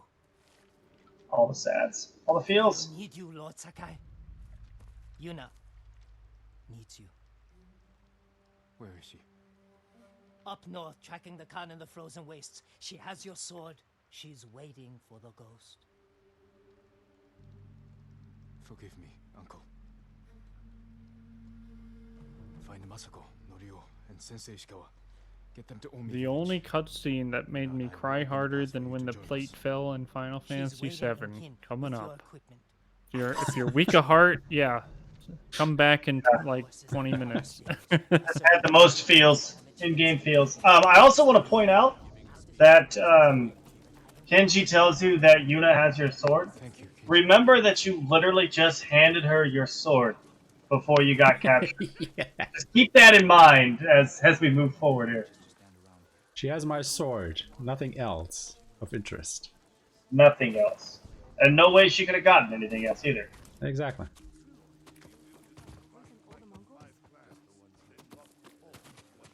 You know what really sucked was when we were routing at the beginning and we didn't have roly-poly samurai skip. I watched the horse cutscene like I'd played 40 times while I was figuring out the best sneaking route down to the tree. Oh god. It was brutal. Dying inside. Okay. No Okay, spoilers. everybody. Get your Look tissues away. ready. Get your tissues ready. It's coming. It's coming. The hardest part to watch on Twitch. This is going to be the saddest moment on Twitch. I don't, for the week at least. Be strong, everyone. Be strong. All the Fs. Everyone get Fs in chat right now. Just start with the Fs. We have to reach Ken.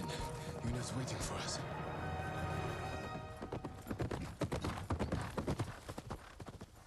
I actually don't think so. I think this is way worse. Oh. Yeah, this is worse than Taka. If you play this game casually, you have spent so much time riding around the landscape and doing stuff that watching this is like heart-rending. And you tell your horsey, you'd like, we're gonna ride in a meadow one day together. I mean, One even day the we'll get music. through all this. Just listen to the music for a second here. The way they portray the horse suffering, oh my goodness.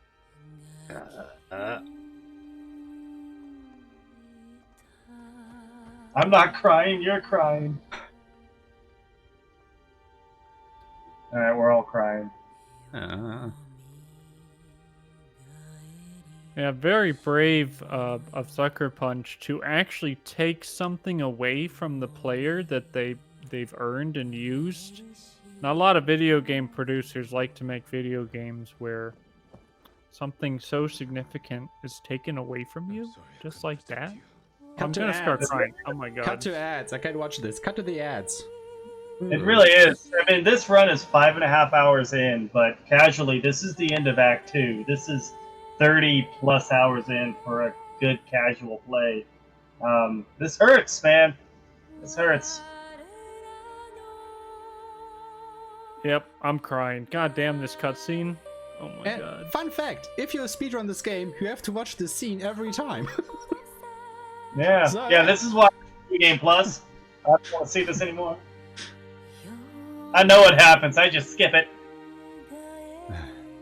Also, I like how the I how the did 3, objectives because it doesn't in the say acts just get more desperate. You know, like Act 1 was just rescue Lord Shimura, Act 2 was reclaim Castle Shimura, and Act 3 is just kill the can. You know, end it. This is the end. Well, I mean, that's it. You're like, all right, we're gonna save our island. We're gonna save our island, and then it's like, all right, fuck it, this guy's gotta die. Yep.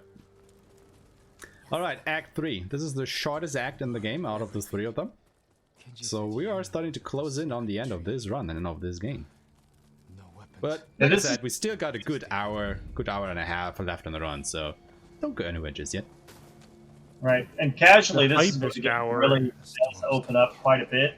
So even though in the speed run it's the fastest chapter, there is quite a bit to do in this chapter in casual. So it just seems fast because the difficulty spike. Oh yeah. Yeah, it's a very brutal difficulty spike, even on lower difficulties. You're just like not prepared for it. You come into Act 3 devastated, and all of a sudden everything starts attacking you smarter and faster and harder. It's a really tough act. So fun times ahead. From his mouth smells like wolf's bane. The Mongols learned how to make. So Khan has gone north, destroying this wonderful town in his path. You don't really get too much of it, but we're starting to also discover. Notice here that we just got poisoned by our own poison. We are literally puking blood. Doesn't stop us from just rolling around though. Right. Right, and again, Jin is Superman. He can fall from high heights. He can take an explosion to his face, poison to his kidney. He keeps going.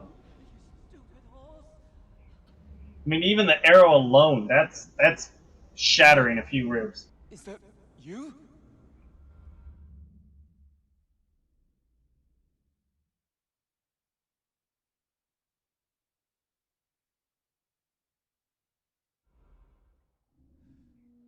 But once again, our savior, our hero Yuna, comes in. I don't know where she came from or how she found us, but there she is. The thing that I find really funny is, before Jin basically lost consciousness, he was walking on that plank, into that storm.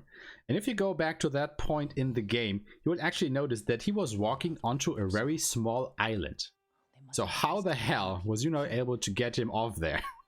Before they burned the town, I saw families lying in pools of blood.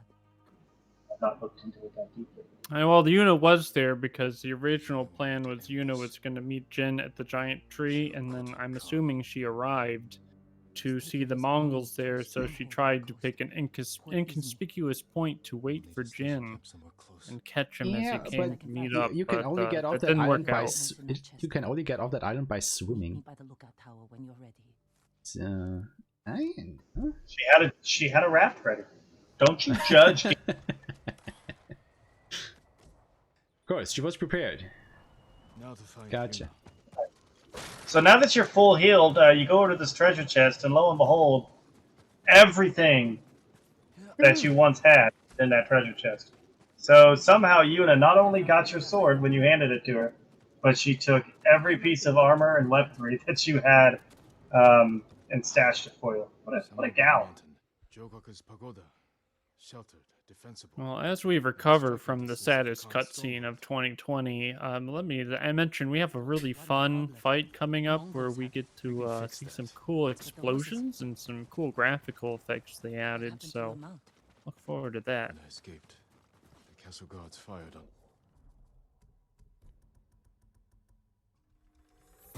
The only time in the run I believe that you can actually destroy part of the environment. Might be true, yeah. Correct, yes. Other than obviously doing the war camps that are like ammo camps and stuff. Yeah, sure. Oh yeah, you're right. Remember casually playing this game? Remember side missions? I remember. God. Instead of fighting each other. Why did you surrender to your uncle? If I didn't give myself up, everyone who followed me would have attacked. Honest to goodness, when I was doing my casual New Game Plus run, to set up a save file so I can speedrun New Game Plus, it felt so awkward to do the side missions again. Because nothing was planned out, you were just doing stuff and it just didn't feel optimal and whatnot. It was like a very strange experience. It's very frustrating trying to cutscene skip casually in New Game Plus and not knowing where the skips were on a script. That annoyed me to heck. If we kill the Khan and drive the Mongols out, is there a chance your uncle? And then finding like unskippable cutscenes in the side missions. Ooh. Oh, really? That really got my goat. Yeah. Oh, God. Especially Ishikawa. Ishikawa had a lot of unskippable cutscenes in his side tales. Won't change who I am. He thinks I corrupted you. I made my own choices. Even knowing what they've cost me, I'd make them again. Yeah, this game would be so much easier if Yuna could just summon Bahamut to take care of the Mongols. I mean, seriously, Yuna, what are you doing? Alright, gentlemen, I will be right. I'm gonna go summon read Bahamut. my copy. I'll go to the temple with you. There's a fishing camp on the lake. We could Ooh, scout the temple grounds. we're talking Bahamut. Like, have you seen the new Bahamut route on the FF10 speed run? So satisfying to see Bahamut just punching everything. So nice. I think it was in this marathon, right? They showed that off, Or frozen lake. wasn't it? Maybe. I don't know. I remember watching a Final Fantasy X somebody speedrun. just I linked the just schedule. can't remember much of it at the moment. I mean, they even had a race yesterday, I think, between 3 runners. Couldn't watch all of it though. Oh, they did. They had a 3-way Final Fantasy X race between Shadowa, Christianarium, and Enkaran.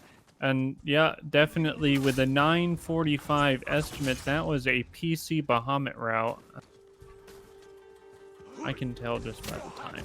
I kind of like Final Fantasy. Kinda. It says. I think this is going to be a little bit slow. I may or may not have run that game. What are you doing over there? Maybe I dumb Mongol dude. What was he doing? So over I there? believe he actually came over from the other encounter. So there's two groups of Mongols that have two encounter zones here. And occasionally you can have a Mongol from the first encounter group walk into this encounter group and they change groups. It's really fun. Sometimes you get a patrol of 3 dudes from the other encounter zone into this one. And that's 3 guys you gotta take. Let's bring them to Earth. Okay, are you guys ready That's for a bit really of rare. Mongols on ice? Divide and conquer. Because that's basically what we're going to play now. Yes. Big about a boom. Get back to you. You might not be ready for big bada booms on ice. I mean, the Mongols are coming, and we are on ice, so it's the Mongols on ice, right? Ooh, a fun little dance routine here. Yeah.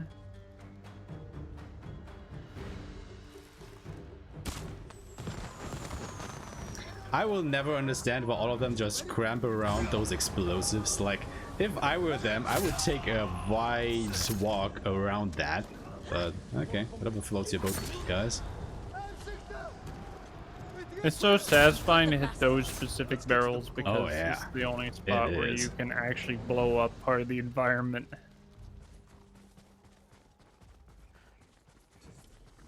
Hey, alright, I'm back.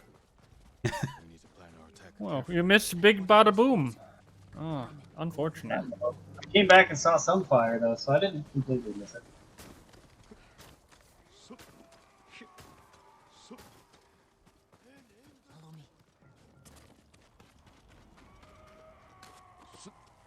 Just the warlord and his guards. Make him suffer.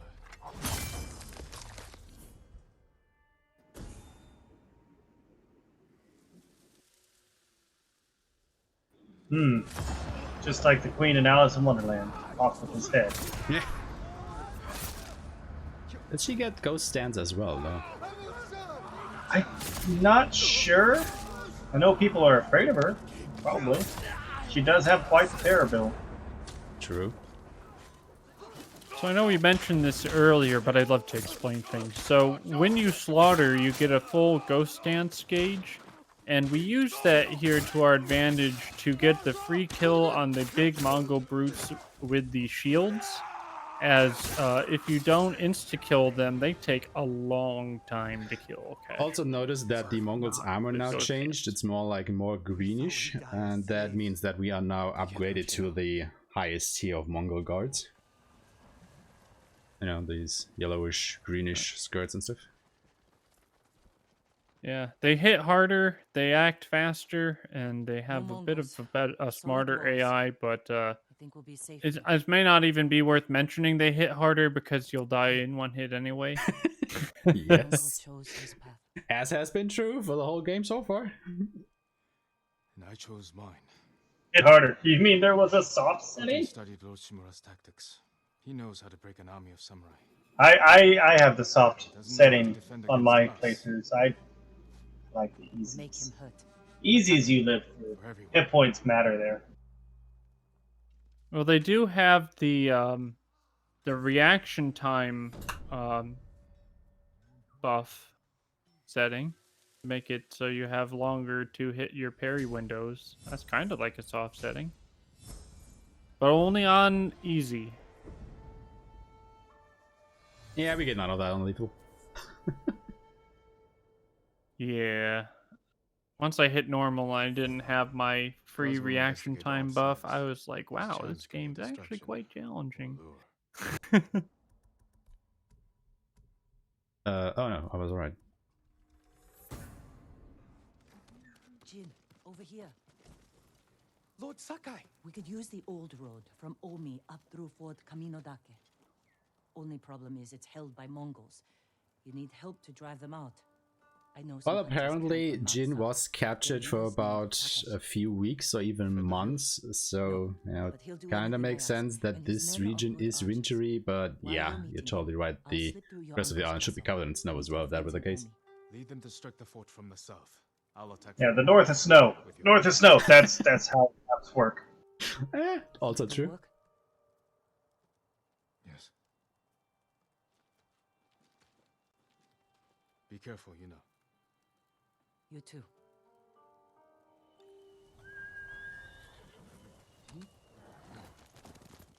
I believe this upcoming section is where you have to wait for Yuna a long time as she passed to an armorer. No, Is that's that right that's now or before That's not Eternal Blue Sky.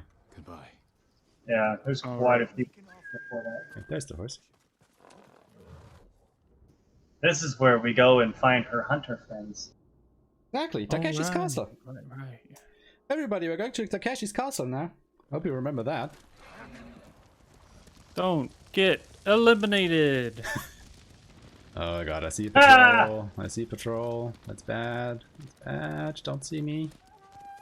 Not even here, guys. Alright, made it. Okay. Success. So navigating Act 3 is actually quite challenging because everything is this white forest that we are about to ride into, and it's really hard to get your bearings to know if you're still going in the right direction. So it's gonna be fun. Markers are definitely your friend. Let Wind Daddy guide you. So where we're at in the story right now, we've taken Jogaku Temple, that is now our base of operations for the Ghost. Yuna was discussing we need to bring our people from Yarikawa, the people that support us, we need to bring them to the north so we can hunt the Khan. So what we have to do now is we have to take this castle that apparently is very important. Yuna and her people are going to attack from the south, and us and this group of hunters are going to attack from the north simultaneously. And it's quite a fun little segment. I imagine it's probably not nearly as fun on New Game as it is on New Game Plus, but that's just the nature of the beast. It's a thing that we have to do, I guess. So up there is Takeshi's castle. I remember pathing. The run up this hill, and it was a large deliberation on if you want to take the right side or the left side, and timing it over and over again, as I could not seem to ride my horse the same line twice. It was so aggravating, but we ended up on the left side, as it is slightly faster. Also, I think I kind of lied Takeshi's because this is castle. Takeshi's camp and not his castle, but oh well. First few let us check out. I'm Jin Sakai. I mean, any hardcore fan of Takeshi's Castle will call it Takeshi's Castle. Exactly. Open the way, and I can't do it alone. Memes, man, memes. Sounds dangerous. I thought you were an expert hunter, leader of the best archers in the prefecture. Is that what Yuna told you? She thinks you care enough to fight. Is she wrong? So I remember all the times I went down from the camp and turning the wrong way and ending up on the wrong side of the mountain. Ooh, that one gets me. It's hard to tell where you're going when everything is the same snow white color. Yeah, definitely. Very disorienting. Like if you ride through this area of the game in sunny in-game weather, you are getting blinded. It is that aggressively white. Like holy crap. Yeah, as we mentioned back in Act 1, if you remember all the way back then, the horse rides are one of the hardest things about learning the run. As the optimal horse lines, you literally have to remember this tree is here, that bush is there, that flower is here, and you have to remember a long series of these things in order to get the ride route down. And as it used to be a 7.5 hour run before New Game Plus, remembering all of these long sequences of little tiny graphical things to orient yourself is quite challenging. Yeah.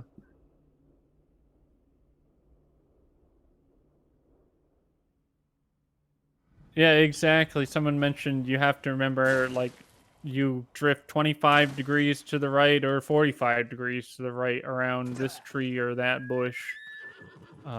That's pretty intense part of the routing as well. But you Also, just get that used to it after a while. that hitting roll as you land is extremely precise. I wouldn't call it frame perfect, but essentially the longer you fall, the more precise your roll input has to be as you land. So taking the long jump like that takes a lot of skill on the timing of the roll.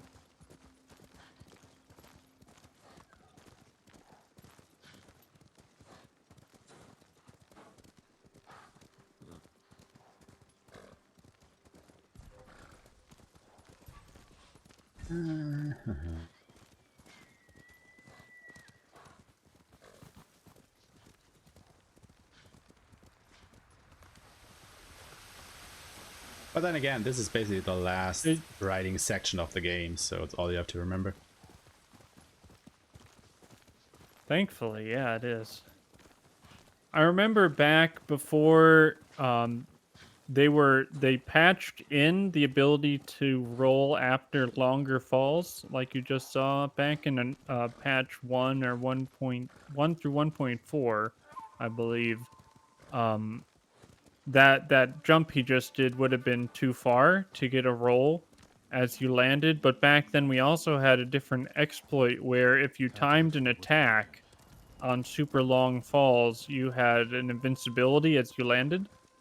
So the strats changed, so now you can take the super long fall and just take a really precise roll input. Before, we would take the long fall and have a super precise attack. You know what?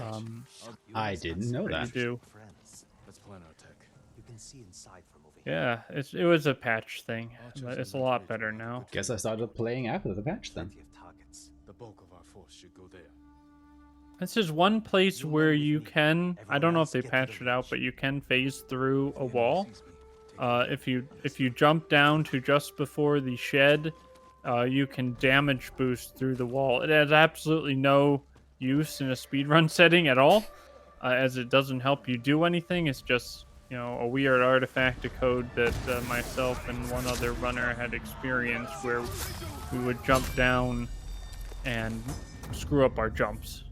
And we would encounter this strange phase through the wall. At least 2 of us did. You gotta love that leader slaughter. Insta ghost stance. And this you really need it. There's a lot of shield guys here. That's pretty much a lot of everything here. Yeah, this is a big fight. There's quite a few fights, and your friends don't do much to help.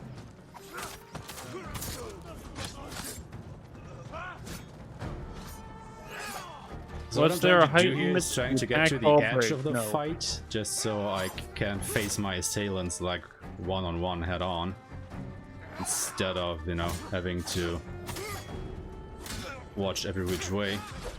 Didn't quite work out though, I guess. Yeah, you could literally jump off anything to anywhere and break the fall damage with an attack before patch 1.4. Ah.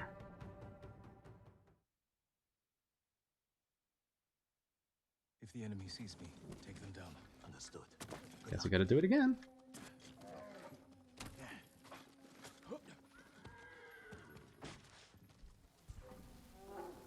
Oh.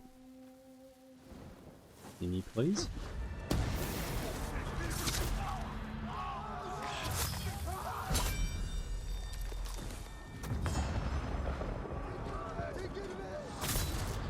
Yeah, it's always really heartbreaking when you get killed at the end of an encounter, or even if only in the middle, because you have to go through all of that again. But keep in mind, just happens. There are a ton of enemies here, and they're mostly tier 3 versions of the units in yellow and blue and green. The hell on. So we're giving Aeshema some silence to do some focus time here, as this is a brutal section. Indeed, it is. It's quite rough. Interesting thing is, normally I die in the fight after this one, not in this one. So that never happened before.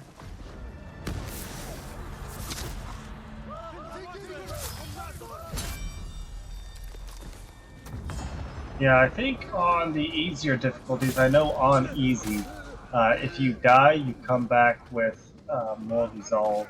I know that doesn't happen in the other versions.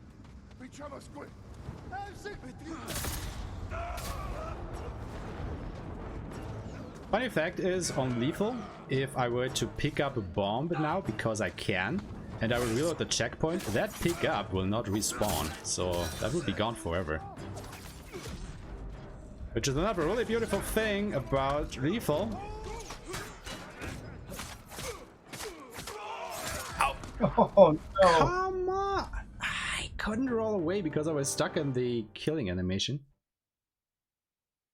Jeez. If the enemy sees me, take All right, this is getting stupid now. We're having a bad time. If you try to kill instead of roll, you're gonna have a bad time. Yeah, definitely will have a bad time. Yeah, and as you just saw, if you are in the middle of a killing animation, you cannot block or parry or dodge roll, so there was nothing that could be done in that situation.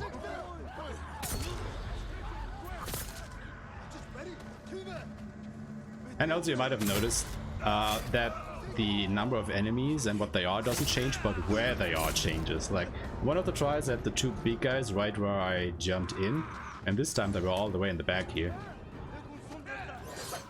No, not getting me with that again. You'll see this this theme of having the same enemies in random locations in the same encounter zone throughout the game. What? They wanted, I'm assuming they wanted to make some RNG about the encounters in the game, but they didn't want to lose their like game balance. So I theorized that they did it that way for that reason. He pushed me into the tent and then I couldn't dodge his attack. Oh my god! I got something for you. Sneaky Mongols. Well, I think at least our audience does get a little bit of the taste of the difficulty in this game now. You could let the three guys on the horses. You can let the three guys on the horses ride all the way out of the camp, and then they leave the encounter zone. Really? I don't know if that will help. You're telling me that now? Yeah, once they leave the encounter zone. Oh. Sorry, it is 7 a.m. where I'm at, and I've been up for no worries, dude. No worries. 5 hours. But I honestly didn't know that. So, yeah. It might help a little to let them just ride out of the camp. Once they're outside the encounter zone, they're treated as a different encounter, and they won't aggro into the fight. It's just these sword dudes that are giving me a really hacking time at the moment.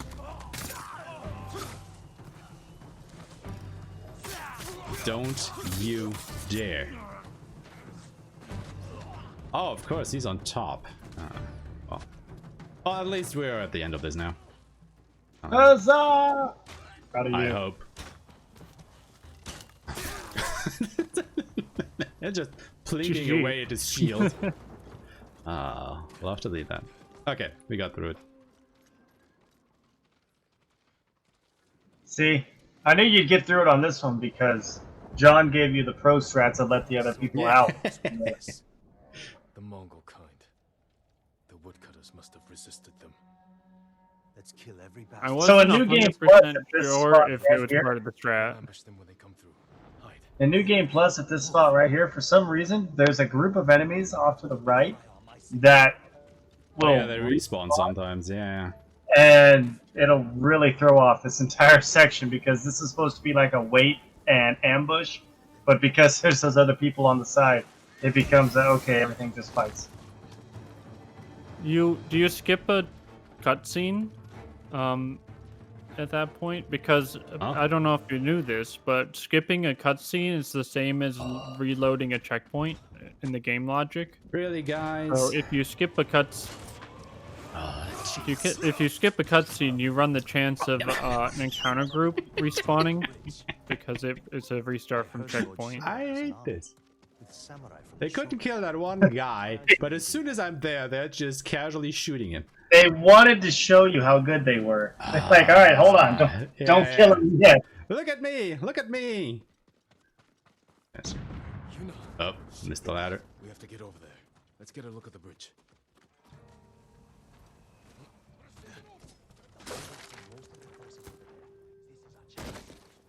I like that leap. That was a good leap to the side of the Oh ladder. gosh. This is normally the part where I die on, so let's see how that goes, because there are way more dudes here. Don't forget you have a ghost dance. I like way more dudes here.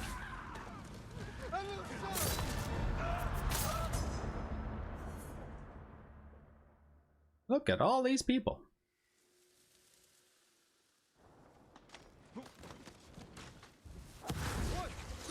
Do you need the smokes later on? 'Cause you can always smoke chain assassinate too. Oh, that's what I'm about to do. If I could. Oh, called it. I think I'm dead anyway. Okay. Kinda got through that.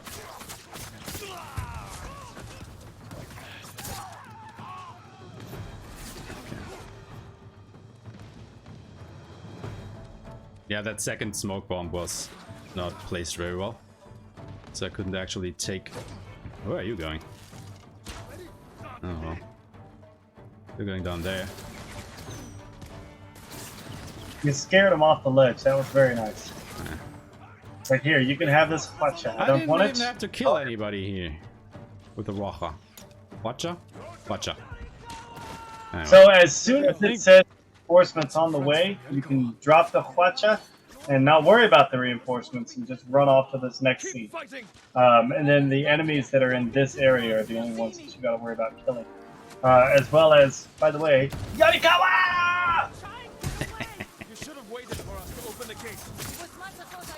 Have you? I think you can take a path to the right before the gate and sneak up to the Huacha. I don't know if that would make that encounter easier for you. No. I mean, it would make it easier, yes, but it would be slower. Okay, I've never died here. I have never had to reload this, so I have no idea what's going to happen now.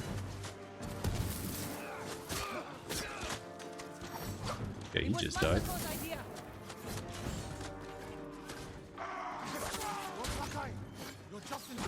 Keep swinging, Norio.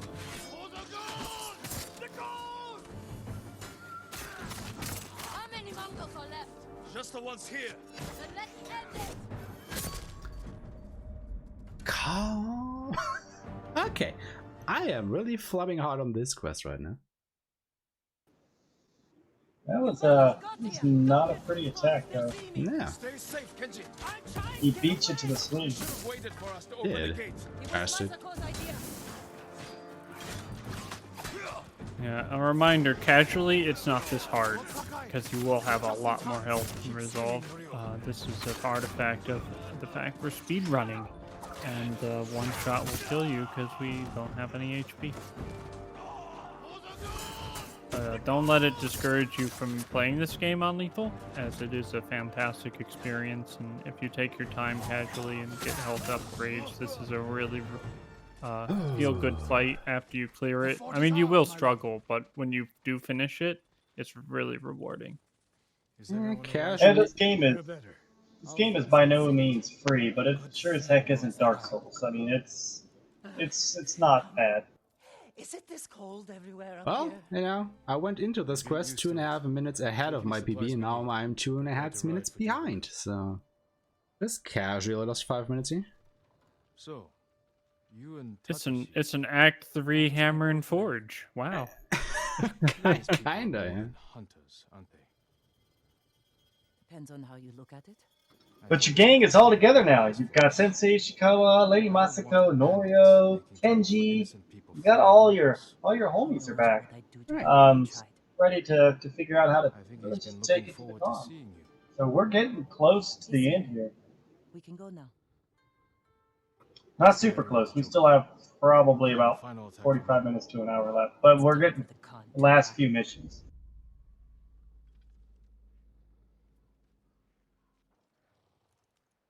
And it's only gonna get more hype from here, so spam your hypes in chat because we're gonna get into some really hypers fights coming up, and you'll really get to see Oh the yeah, absolute the skill best of our is runner. definitely yet to come.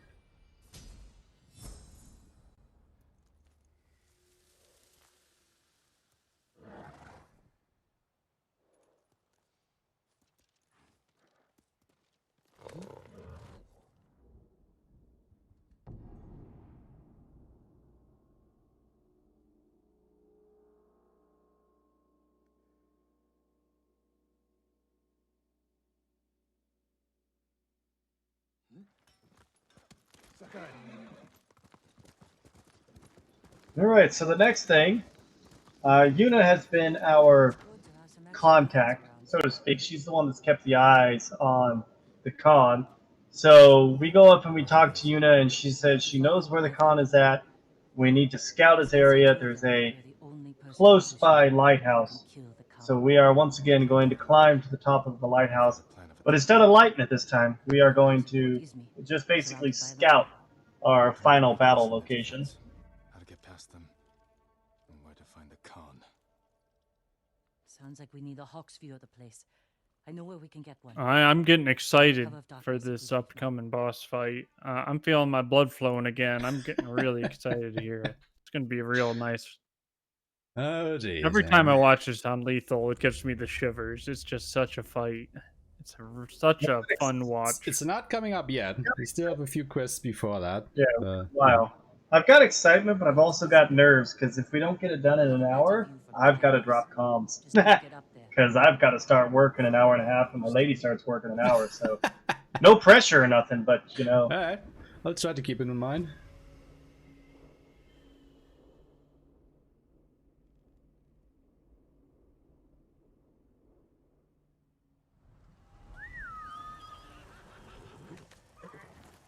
Why would the Khan come up here? He'll sail for our mainland. Guess I just have to try it and go fast then, right? This is our last chance to stop him. So at this point in the game just expects you to follow this snowy road here to that cliff on the right, you know, where the quest objective is, and go all along the cliffs you can see, all there on the right, to get to this lighthouse undetected, and nope, not gonna do that. It's way too slow. We'll wait Samurai for the win! Hey guys! How you doing? Lovely night. Nothing to see here. To be a Mongol hanging out in this camp. What is that person rolling around? Nope, that's just a tumbleweed, bro. It's a tumbleweed. What's in all these barrels? Supplies? So this is a kind of a spot where Jin realizes that he was too hasty to want to get the idea of poison. This whole lighthouse and the build-up around it is just full of this wolfsbane, which is what they use to make the poison. And he realizes it's his fault. He gave the poison to the enemy. Now, the Mongols plan to take all of this poison stored in the lighthouse and go to mainland Japan and wreak havoc with it. So this is where Jin has a reckoning that, you know, his ninjutsu ways of using the stealthy sneaks and the poisons has very dramatic effects on the world around him, and he potentially is leading mainland Japan down a path of mass poisoning, and he has to prevent that, of course. Like they're scared of something on its way. Also, just to get back to chat, yeah, they have patched quite a few things that we cannot use anymore, but if they start patching that rolling abuse, we riot. Like, seriously, we'll be on the streets. All games will be 1.0. Imagine what we could do to their ships if we had our own watchers. I'll feel really useful again, because y'all have to ask me what the old sneak strats are that we mined out. Almost ready to sail for our mainland. With ships full of men. How much time would roll patch How much? add? Oh god. It'd be a lot. It'd be a very roughly 35 minutes. Yeah. I would Yeah, say. it's roughly 35 minutes of sneaking that we avoid with roly-poly samurai. Khan will have to shelter his fleet in the bay. That's when we strike. The about right. the old sneak routes are very slow and very roundabout, Simple task for a master thief. but that's how sneaking be, yo. A small force could distract the Mongols while I get inside Port That's Izmir. the amazing, Kill the Khan. amazing use Could work. of tumbleweed Let's get back strats. to Like, Japan and prepare. nobody knew this back in the 10th century Japanese time. Nobody knew that you could just roll to remain undetected. We have Yeah, discovered it. We have learned. Also, I just love the quest that is coming up because it is so broken. I love it.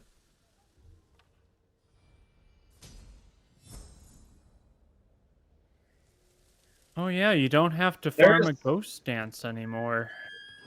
There is a You can't use it. what's it called? A trove? I want to call it a trove on the top floor that I used to route in to get, so I would have a whole bunch of materials. But the new route and the new way to get up to it, it's too far out of the way. It's not worth it. Are the plans coming? Kenji found where we can steal watches from the Mongols. I'm heading there now. That's a good start. But we need more fighters. So, No. Yuna, she's like, hey, what are we going to do? You say, we're going to see if Uncle wants to help. We'll sneak into his castle, In a castle full and of we'll be like, hey, this is what our plan is. If you want to join, so that's our mission. That's our job. We got to sneak into Uncle's castle. We write him a nice little love note because that's what we do. And then Yuna, she gives us another horse. And if you remember, back in the start of this run, about 6 hours ago, they told us that that horse that we got, that was going to be our horse forever. And that they let us down. Let us down. Give one of these a chance. Yeah, Also, it is. If you have played RPGs before, you'll know that it's an extremely rare thing where a game designer will take something away from you in an RPG. So if you're like me, who has played RPGs for a really long time, and you come into this and you lose your horse, you can feel really angry, you can feel really sad. It brings out a lot of really strong emotions, I think, in people. I feel betrayed. And yeah, they took a big risk. Yeah, they betrayed the trust that they established with the player and take away something they said they weren't going to. It was a really daring move by the game designers. So one thing that is kind of sad about it is when you New Game Plus, you actually get a really cool mount, and obviously you lose that, and you don't get that mount option back for this new horse. So they give you this awesome thing to have in New Game Plus, but then they take it away, and you don't get it anymore. Also, interesting fact, you always have 3 naming choices for your horse. But when you get your second one here, you cannot take the same name as before. That gets replaced with another name.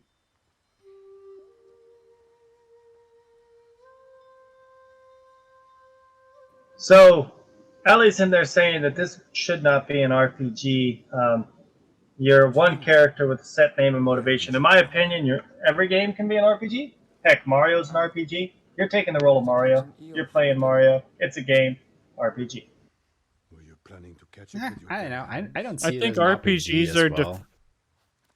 I mean, I think for it's me, an action RPGs RPG. like need more, experience points and stuff so you level up. I mean, you can't say that your legend growing is kind of like experience points, but I don't know. Your friend is wrong. Yeah, RPGs all have experience points and skill points that you spend, weapons and armors that you buy and upgrade. I think from that aspect, it's barely an RPG, but just enough. But I would say it's an action RPG, but just barely an RPG on that half. For me, it's more like in line with Zelda and stuff, like the action RPG route, like, not the action RPG, the action adventure route, like John just said.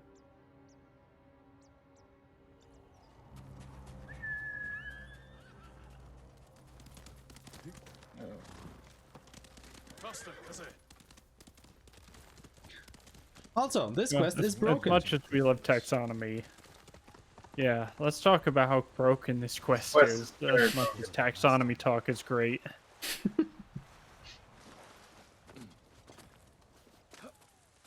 So we are supposed to sneak into Castle Shimura, you know, all sneaky like. Nobody is allowed to see us, so we can... What was that? Jin? Jin, what did you do? There's he just ran off the cliff. He didn't even there's a couple ways to win this mission. They have a couple ways that they want you to do it. Obviously not, running off a cliff, but actual ways they want you to do this. You can swing under a bridge. You can get into a cart, a supply cart. But it's all supposed to be very, very sneaky. But once again, if it's sneak mode, then it's tumbleweed time. By the way, this is the last time we ever see Tumbleweed Samurai, so everyone get ready to pay respects to Tumbleweed Samurai. He dies after this round. Oh. Yeah.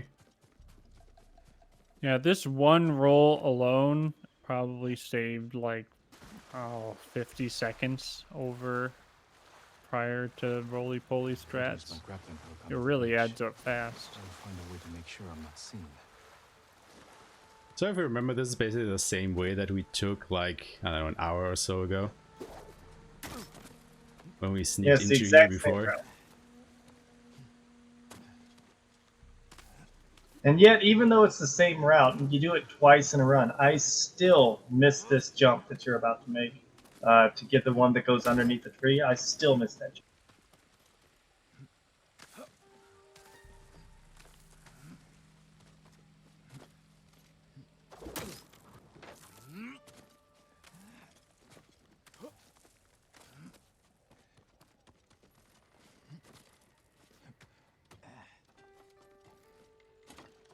Oh dear, we broke chat with our video game taxonomy comments. Yes, we did. Yes, we did.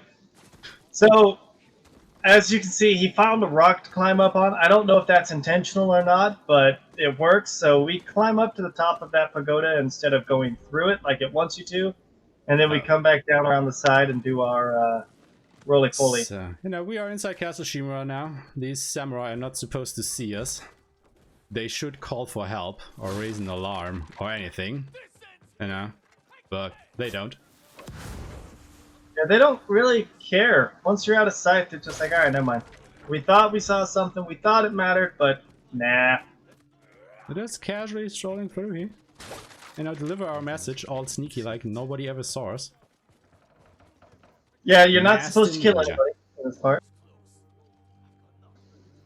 You can still break doors. You can't kill anybody. And just like that, we made it all the way through Castle Shimura without being seen somehow.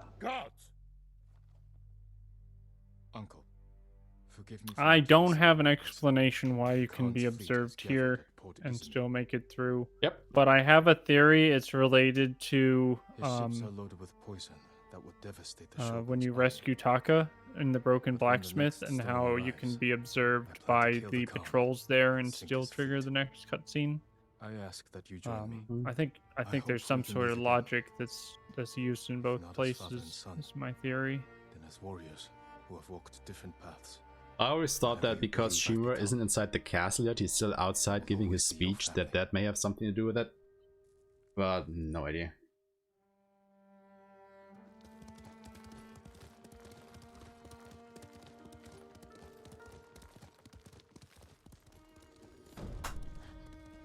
Alright, so everyone get ready. We have 2 missions left. This is, we're coming down on the end of this, and we're not going to tell you what the last mission is, but this mission right here, this is one of the big ones. The big one. This is what everybody has been waiting for. Eternal Blue Sky. The quest, we finally go face to face with the Khan. Well, again, basically. Now, John made a comment earlier about talking to Yuna and having to wait for her to go a long route. This is that time. So what you want to do here is you want to activate Yuna and her quest to walk around the entire Jogaku temple for some reason. While you're doing that, normally in this game, if you menu, actions outside of your character stop. But for some reason, this one specifically, when you menu, she is still walking. So this is a free time to go get goods, resupply, upgrade your weapon if you can. And if you're quick enough, you'll get there right before Yuna gets to her final spot. Plenty of damage. Also found some deserters from your uncle's army who want to follow the ghost. In New Game Plus, I'm assuming this is a restroom break. Tell the others what you heard at dawn. No? Yes. Oh yeah. But Oh, this yeah, goes yeah, to the end of the waiting for game. Yuna. Yes, It's not yes, yes. necessary. They want to hear from their leader. Right. Because, well, you do have to resupply, but after that, you just wait around for Yuna to show up.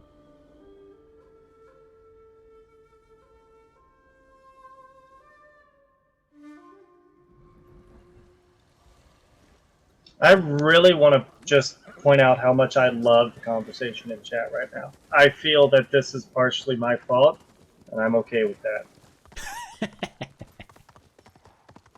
I was just trying to underline the importance of how rare it is for a game developer to take something away from you, and I said the word RPG, and it was a mistake.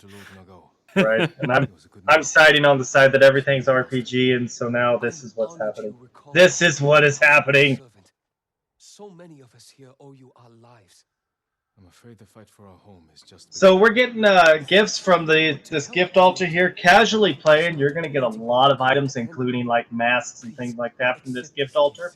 For us, we only visit it once in New Game because it does give us quite a bit of supplies, and we do have some good stuff from some of the missions. But basically, every time you do a side mission, something that's not main story, you get something added to this gift altar pile. Yeah, if you're clever enough, you can look at the golden diamond on the map before you take a main story mission, or the silver diamonds on the map for side quests, and it will tell you what sort of rewards you'll get, I believe. But yeah, who reads? Reading is work. So we want to sell the linen. We don't need linen. That is a lot of money, and it's not a supply that we do anything with. We definitely want to try to buy gold there because we use that to upgrade our weapon. And I think, I don't know if you managed to get any steel, if there's any in there or not, but make sure all your bombs, everything you need is capped out, and then run over here to the swordsmith and get as many upgrades as you can. So we'll trigger this cutscene and we'll take a last bathroom break, so I'll see you guys in a bit. We've come a long way since you pulled me off Komoda Beach. Oh, yep, there we go. You were so heavy, I could I swear barely he drag left you. before he hit R2. Had to strip you half naked just to reach So the this top. is the this is cute. This is a really good scene. Yuna and Jin, they become really good friends. And you know, the golden rule, I'm going to say it, the golden rule of RPGs is friendship makes you better at murder. So it's very important to make your friends here in Ghost of Tsushima, as they do help you commit murder better. Indeed. The power of love is stronger than any Mongol army. Period. No, you don't. We could find a boat, sail somewhere quiet. I'm going to take this opportunity for a bathroom break as well. So, John, you can talk to yourself or let the thing play out. I'll be right back. Okay. I wasn't prepared for this. Enjoy the cutscene.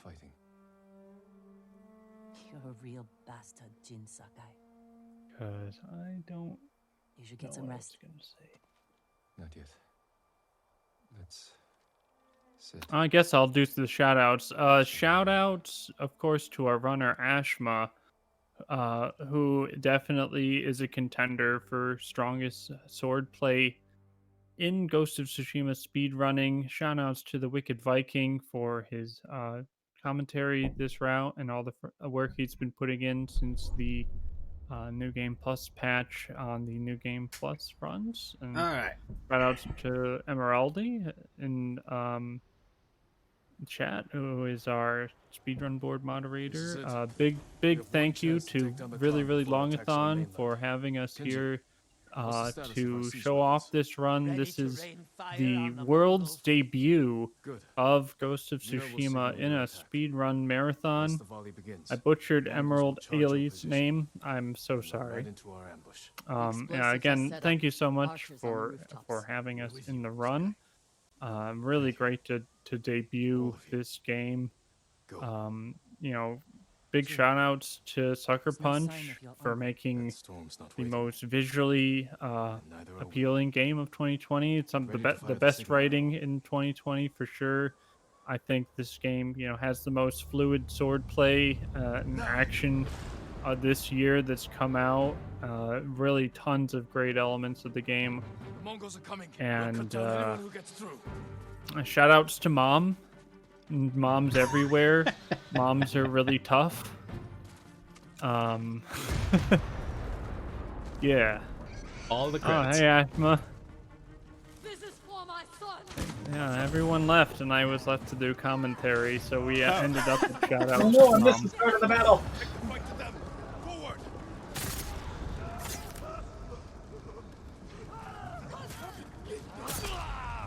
So we are up to the last few fights of the run here.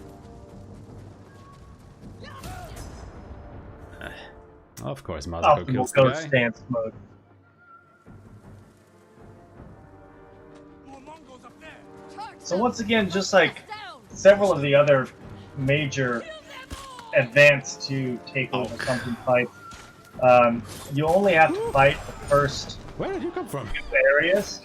After that, you pretty much just get to run your way to the end.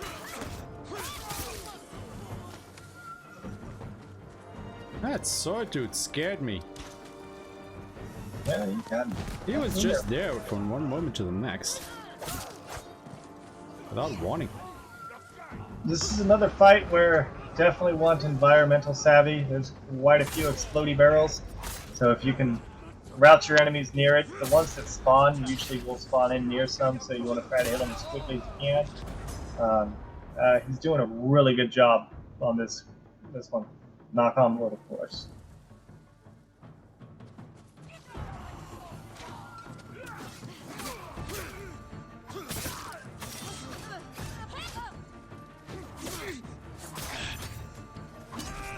Are you kidding me?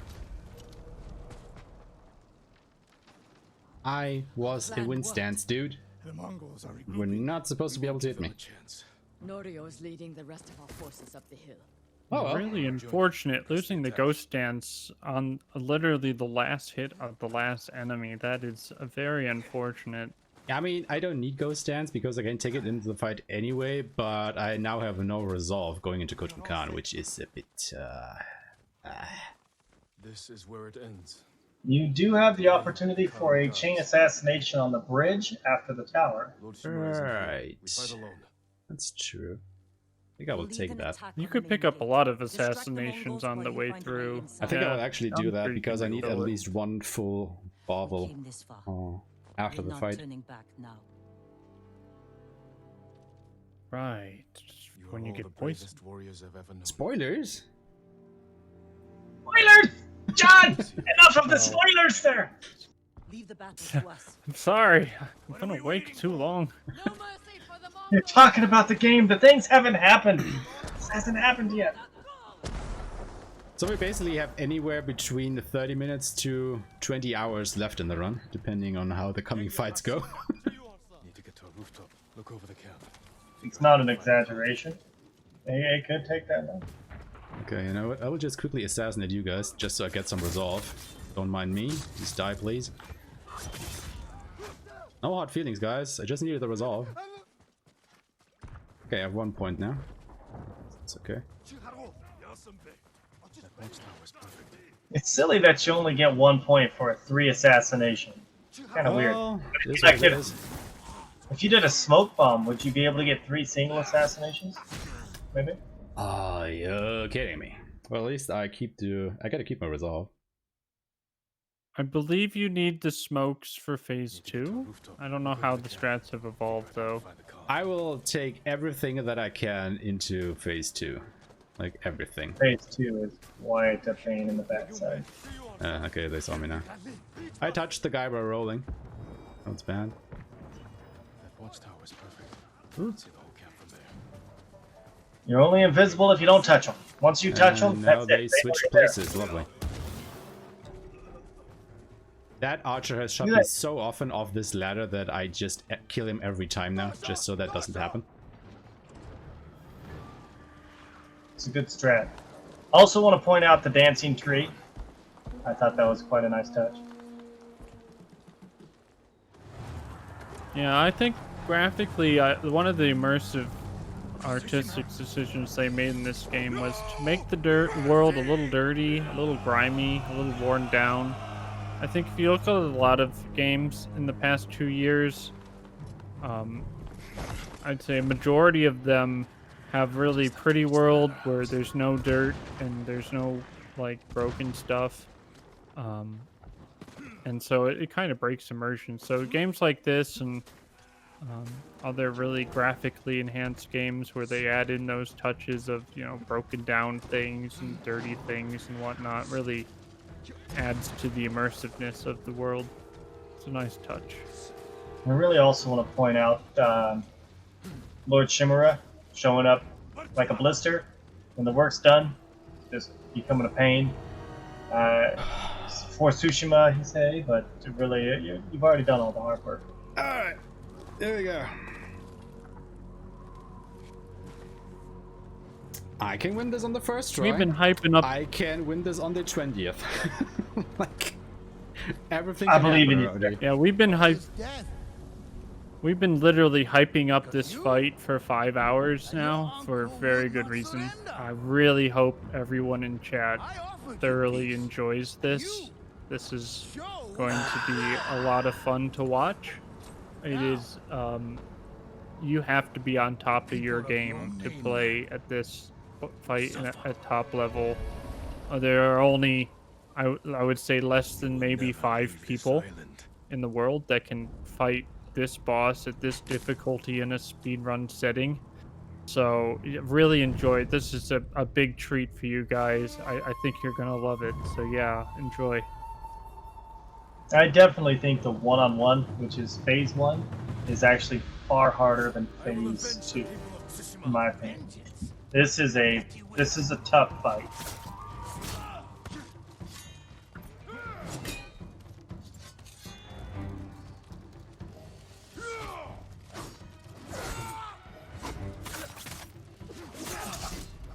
Yep, and there he goes. Just for reference, he can do this attack that he just did at any time. There is nothing you can do about it. If he decides to do that, you're dead. Nothing you could have done there. I will avenge the people of Tsushima. Vengeance.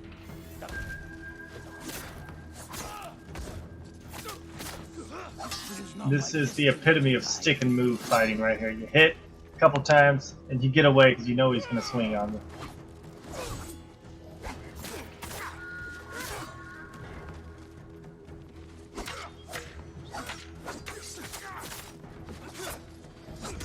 Oh, come on. I totally blocked that. You never could defeat. Also, nice little detail. If you watch Kotonkon closely, he actually has 2 different combat stances. One where he holds his weapon in both hands, like he does at the beginning of the fight. And one where he holds it in one hand and has his left arm as a shield outside. I will avenge And the when he people does of the second Tsushima. one, where he holds the weapon with only one hand, he actually counts as a spear enemy. And then you can, you know, use your spear stance shenanigans against him. But not when he holds it in both hands. So that is the two-handed stance.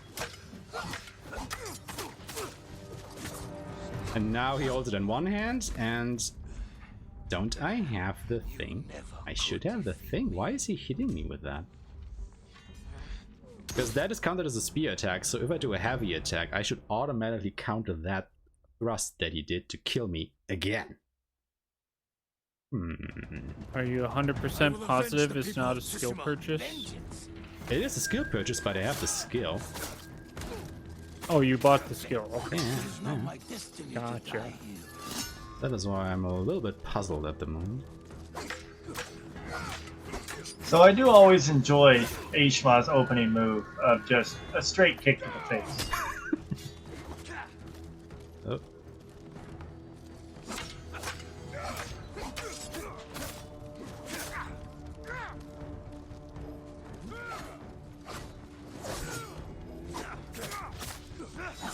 Okay. Yeah, blocking these flurry of attacks in a row like aeshema does is not easy. It is extremely difficult. And very impressive. And he did it again. You never could defeat me. I hate hearing that when I'm watching the fight and I'm not caught up to you, so I'm like, is this the one? And then, no. Yeah, this trolley move is like I said, it's just bullshit. If he does that and I'm near him, I'm dead. There's nothing I can do about it. And you never know when he might do it, and yeah, I hate it. The petty wish of a child. I'm pretty sure, like, even if you sidestep or roll away, it still counts as a glancing blow, and because your HP is so low, you just die. I can see that happening. Oh, hey, Kojin. I was wondering when you would retaliate. Can we finish this now? I defeated you before. I defeated you before. This. I've got no words. You sound afraid. Oh, come on. Already your No. legend fades. He hit me on the... What? I on the replay, referee. I definitely dodge Yeah, it rolled looks that. like you rolled to the right. Yeah, you dodge rolled it, but you were still at the apex of the roll, which is in range of his swing. That's probably because he was If you were at the beginning. Yeah. If you were at the beginning or the end of the roll, it would account as a dodge. And with that health left, he had one hit. He could have smacked him with the side of his sword and been over. Well, at least we didn't hype it up for nothing, right? I will avenge the people of Tsushima. A fun mechanic of Koten Khan is that he is the only boss in the game where the only way to dodge one of his attacks is by jumping. When he swings you can do his, that. This one. Yeah. You can jump over the first swing. That is a little bit lower than the the others. only attack that I know of like that.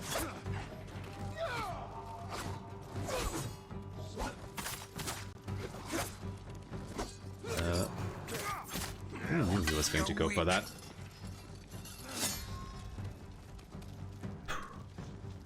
I defeated you before. You sound I don't care, dude. Again! Your people will forget. Holy crap! Dude! What? Okay. Honestly, I have never seen him use this move so often. I mean, once or twice until you've killed him, okay, but this is kinda excessive now. He really wants his place being in the trolled by spotlight marathon tonight. luck. Oh yeah. This is his I'm feeling it now. rapid swing and a circle attack is very low on his priorities. The fact that he's doing a low priority move a lot is very rare. But this is why the estimate is what the estimate is. Step 25. That's given time for these sort of fights and these sort of things. Nothing in this game, especially on lethal difficulties, is free, and you're seeing that.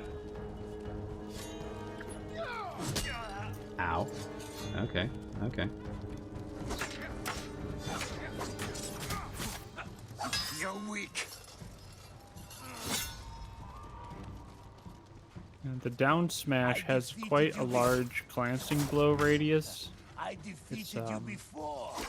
It's almost worthwhile just to take the glancing blow, because if you roll backwards to dodge it, you get really far away, and that makes the priority of the rapid swing attack. Oh no no no no no no no no no where you no are. dude no no no. Ooh, hi. Alright. Kinda survived that. Okay. Ooh. You had me scared for a little while, but that sounded like relief, so I'm hoping that I'm saying GG at the right time. Like, that was sketch. Alrighty, phase one is done. Sketch. But we are not done yet. Oh no. It's like any other good art. That was only the first phase against him. It continues. So Kutenkan used your poison. Threw it right in your face. So that's the second time that you've been poisoned. Again, solidifying you are Superman. I mean, at this point, you're just building up tolerance against it, I guess.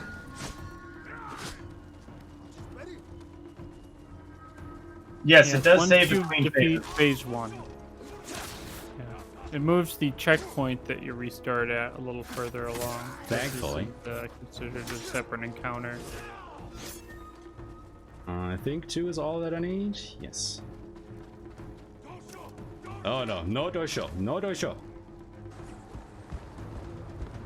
Alright, phase 2.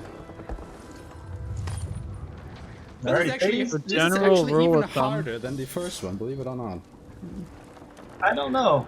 But then again, I don't play it on lethal, so I believe There's definitely more that can go wrong here, because it's not a duel anymore, this is an open fight. So, there's so much going on right here. So generally this checkpoint system has 2 different types of checkpoints. The first type is a cutscene checkpoint, and typically they're located at the start and ends of cutscenes. And the second type is an encounter checkpoint, where if there are multiple encounter groups in the same zone, they're separated by a checkpoint. So once you've watched the cutscene after the first Kotenkan fight, it progresses the cutscene checkpoint at the end of the cutscene, and that's where you'll restart from. I can actually use this. Advantage. Oh no! I was hoping for a ghost dance.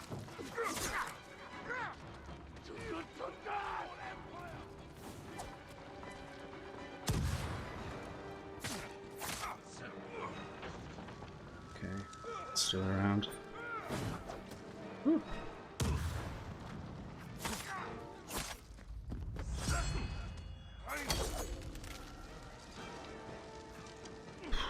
Aeshema showing off the plasma grenade that stuck to Kotenkan and exploded. Okay. Should be an archer back here. There he is. So he's cleaning up the archers because he gets the bonus resolve for it, which can be used obviously to heal if he needs to, or for what comes up later. There he is. He is also building up a ghost dance. If you can use a ghost dance on Kotenkan, you deal big damage for free. So definitely you want to have that. So this should kill. Woo. Easy every time. GG easy? Heck yeah! So that's it. Big baddie boss is now dead. We have defeated the Mongol invader of Tsushima. So that's run over, right? Well, maybe not. You'll find out soon. But yeah, that battle on the ship that we just did, that can go wrong in so many ways on lethal, because you're not only fighting Kotenkan, who has the same moveset as he does during the duel. No, you're also fighting against all these Mongols running around, shooting arrows at you, you know, being big baddie brutes who shoot their cannons, and their poison barrels that can kind of explode and poison you and all kind of stuff. So this battle can go sideways really, really fast. So you really have to, you know, think on your feet of what to do. Do you want to go the extra mile to try and build up a ghost stance to attack Khotun Khan with? Do you want to fight him like in the duel if you can?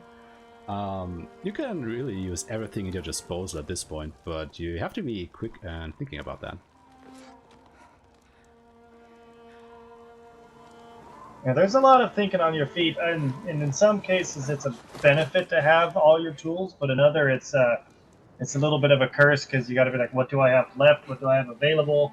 What can I use? And best way to use it. There's a lot more to think about. Obviously, New Game Plus, which is what I play, is so much easier, so easy. Speaking of New Game Plus, since we are starting to come to the end of the run here, just a quick reminder that I will be doing a New Game Plus speedrun during another marathon, and that run will happen at Sunday next week on the 20th. I will be playing New Game Plus Lethal, and the nice thing about that is that for commentary I will be having both Daisuke Tsuji and Earl T. Kim, the actual English voice actors of Jin Sakai and Norio from this game. So, you know, if you want to hang around with these guys and see what they have to say about a speedrun of, well, their game, so to speak, come by and watch that. Will be streamed live on Twitch on Speedruns Live, I think, will be the channel. So you have about a week to make time for that. But his army is still here. No, I'm excited. So I mentioned it before, but And when they're gone, yeah, that is absolutely incredible. And you know what is just as incredible? The fact that, to our knowledge, only 4 people in the world are able to complete the Khotun Khan battle on Lethal in a speedrun setting with as little health as they have in such a fast amount of time. So you are witnessing something very rare and witnessing something really incredible, and you know, I really hope that you all enjoyed this. So basically what John is trying to say is, start speedrunning this game so I don't feel so special anymore. That's what I heard. That's why I'm starting to pick up difficulty levels. Yeah, horses in a trot mode are absolutely useless. You can jump faster than a horse can trot, so we ditch it as soon as we can. He's my only family. I know. Alright, so all of you thought it was over, but no, there's more. Thinking about Taka. The smell of smoke in his hair. So, Lord Shimura is sending out an olive branch, so to speak. He says, hey, we can talk. Meet me at our old sparring grounds. The Red Ring. It's the ring where, if you guys were here 3 hours ago, where we met up with Yoriko and did all that wonderful stuff for the poisons. It's also, if you were here 6 hours and 55 minutes ago, it's where we did our training on how to fight. So it's a very important place.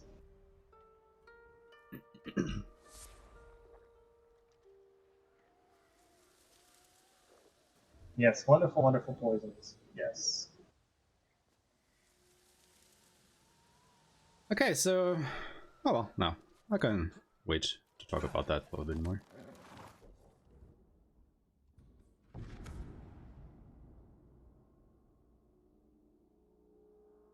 So are you going to do the strategy I was talking about?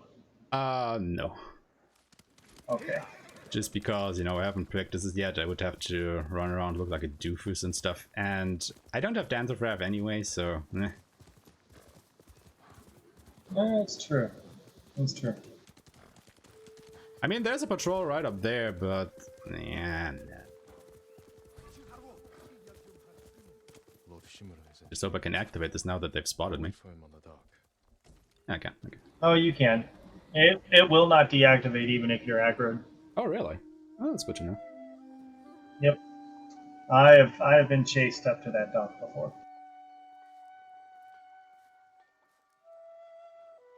So, secret super final boss? Something like that? Not so you secret talking as about? I've spoiled it Yeah. like 5 times. Wants to talk to us. He just wants to talk to us. This is just a conversation. Jin. Uncle. I wasn't sure you would come. I wanted to talk with you. If we work together, we can drive off the remaining Mongols. Start rebuilding our home. That is not your duty. The Shogun has disbanded Clan Sakai. Uh-oh. People are starting to feel the feels. You are no longer samurai.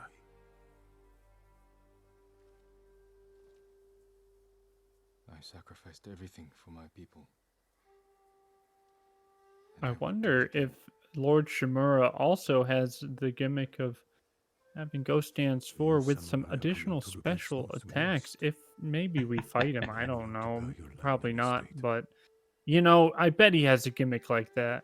I mean, Ghost Stance is dishonorable. If we were to So, fight him. He probably just has Samurai Stance. Ride with me. Alright, Allie. Thank you for stopping by. And thank you for the good looks. Good night. Good night, Allie.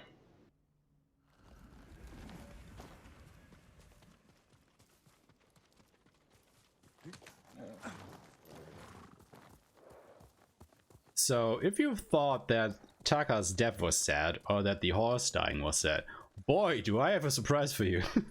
Will you remain in Chito of Tsushima? This is the Fields run. We should rename it instead of any percent. We should call it Fields percent. Yeah, because you have to watch all the cutscenes, right? Don't give up until they've conquered all of Japan. New game Fields Act 1 percent. is no feels percent. Yeah, there really isn't much. Happy. I mean, it's actually true. Nobody important dies in Act 1, right? Even Ryuzo survives. Yeah, Ryuzo betrays you, but that's about it. Yes, That's it. I suppose I can. Looks like he could use a push. Once again, abandoning the horse because horses are for chumps. Nonsense. You can't do it alone. You are much too kind. The mud is thicker than it looks. That's a heavy load. I like that lantern over your head. That's a really good image. Army is up there. He has an army. You didn't Lanterns hear? are great hats. Sailed from I the don't know Mongol if you knew steppes that. with a storm in their back. Burned their Have you homes to tried the that? ground. An impressive goal. This is Sure, everything why I can not? offer them. I hope it helps. Then we will see you on your way.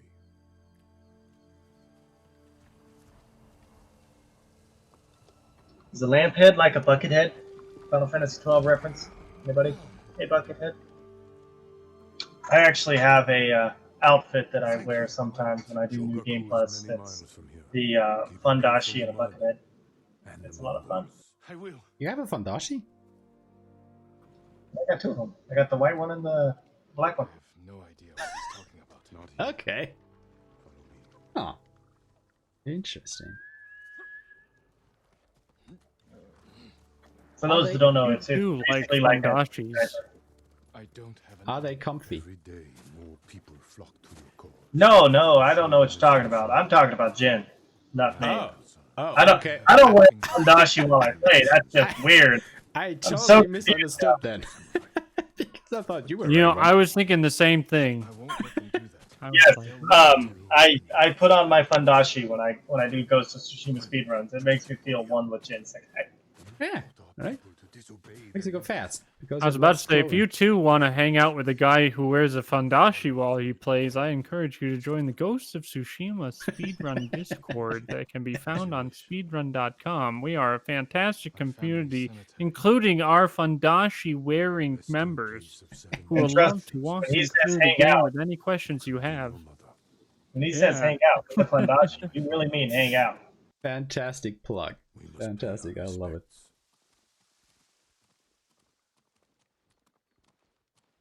Now that you said that, watch the viewer count drop down to about 10 or so who weren't engrossed by that.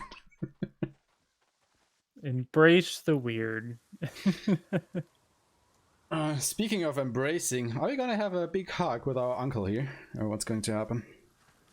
Yes, he's brought us to our family cemetery because he wants us to understand just how important it is. And we're going to hug it out, and that's the end of the game. Nice. I love it. All the fields. I will miss this. So will You know, watching this with no game audio on is a lot less traumatic on me. Because I can imagine. I get such PTSD to this music. It's just I just remember like spending countless days trying to down Shimura and failing over and over and over for hours. By the way, do we go with red or white? Lethal. If you guys know what I mean. I'm thinking red, in my opinion, because that's got more feels. I'm going with hard red. Really? Okay. Also, interesting fact, if you look at the bottom, when the camera pans out a little bit, there are red and white leaves. Huh? Ever noticed that? No. And it's not only, now. and it's only white and red leaves. I didn't notice because I was playing in black and white. They're gray and gray leaves. Fair enough. I must start a new family. And my head is the cost. I mean, I was thinking since we were running a bit over when we started, the red ending would be a bit shorter. Okay, so I think I still have about 20 minutes left to be underestimated, right? Yeah, just about. Yeah, you're actually really good. You're 23. So let's hope that we actually clear that. There's no difference. There is absolutely no difference. It is basically this game's kill the animals. Yeah, it's the same inputs either way. By the way, for the organizers, so we are really starting to fastly come up to the ending here. So I don't know if you guys want to do the next one immediately after. I mean, it only can take me about 5 more minutes and can take me 20. I have no idea. Next one is ready. Alright, that's good. Yeah, the next run is going to be Hollow Knight 106% by the fantastic M-Ray. Oh, be sure to check that out and hang out here after we're done. It's better than 100%. And, you know, Hollow Knight is a great game. Who doesn't love a guy running around thwacking guys with a shovel? I could not imagine the person who wouldn't want to watch that. It's a nail, John. Definitely hang out. Hollow Knight is really a nail. I thought it was a shovel. No, it's a nail. Oh. It says as much if you go to Shows inventory and look at it. But Hollow Knight is a fantastic game, guys. I may have not. Definitely stick around for that. Yeah, I've never played it or watched it before. I know nothing about the game, but I assure you, it is a fantastic game that you should hang out and watch. Oh man, I love Hollow Knight to bits. Like I played that casually. Oh, so good. I know the Hollow Knight because he's, I think, in a couple different games and montages. I think is how I've experienced him. Are you sure you're not thinking about Shovel Knight? Oh, I'm thinking about Shovel Knight, aren't I? Because that makes Thank way you, more sense. Aeshema. The things I don't know will shock you. Yeah, well, yeah, I was kind of suspicious I was thinking when of you Shovel started Knight. calling it a shovel, because if you go into inventory in Hollow Knight, very clearly states it as a nail. Not to say that Shovel Knight isn't a good game. I mean, Shovel Knight is also great. Definitely want to watch Hollow Knight, where he swings around a nail for 160% by the fantastic M-Ray, coming up after we're done. Are you ready? So maybe in a minute, maybe in 20, maybe tomorrow. Let's see. Because if you thought that the Koto and Khan fight was hype, oh boy. This one. Oh.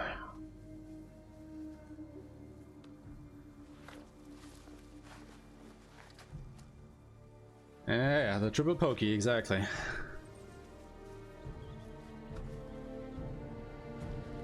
Also, this scene, man. Ah.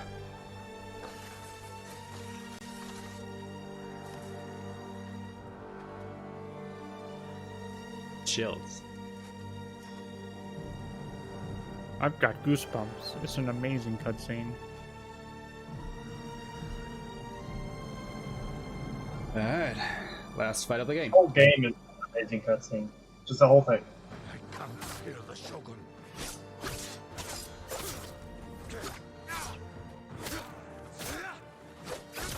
Oh. Missed the parry. Forgive me, Jin.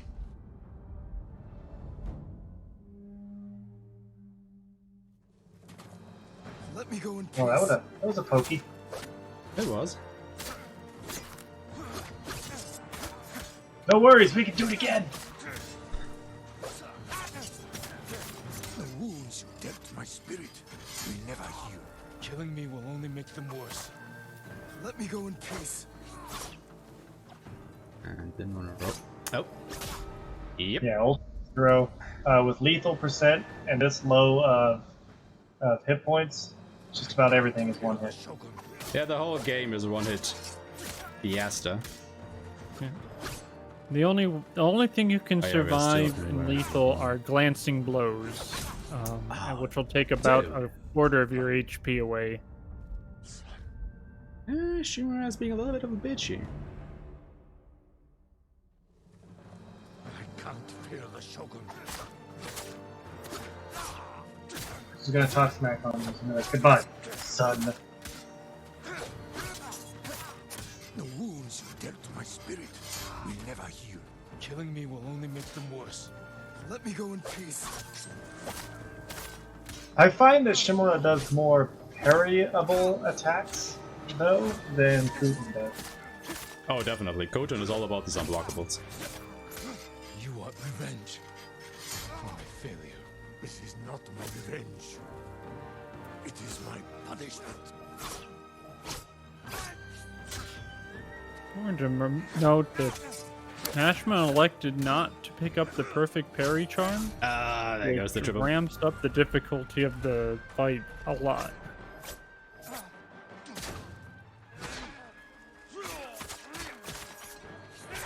I don't care about your rules, game. I want water stance to hit him. Shit. Sorry. Ah! Angry! Let me Nice go in effort, peace. nice effort. Got this.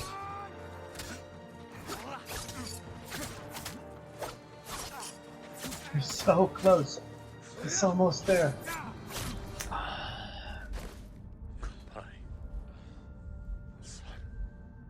Yeah, that triple, these triple small pokes, that is what mostly get me.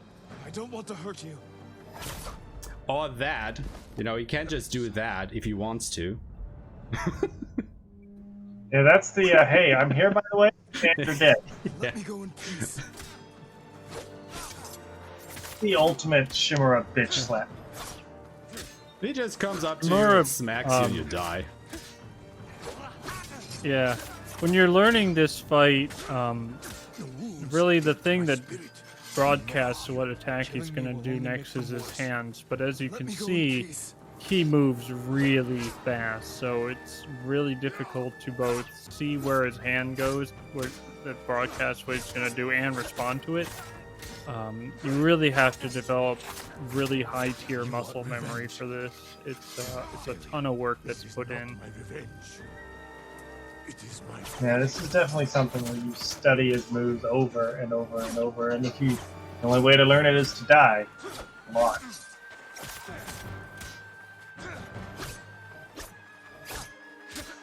At least you get to hear more of the soundtrack. Alright, once again, aeshema just providing you guys with extra content, because he cares.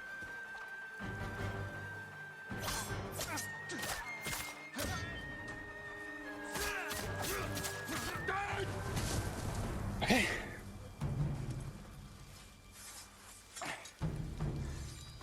So time will be coming up really shortly here. And because we went red on the final we input, kill or save Lord Shimura, and we went with, let's just go ahead and kill him. So time is coming up.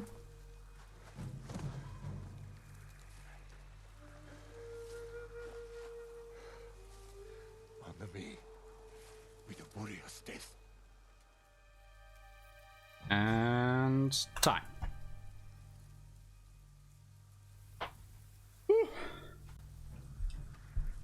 Alright, got it.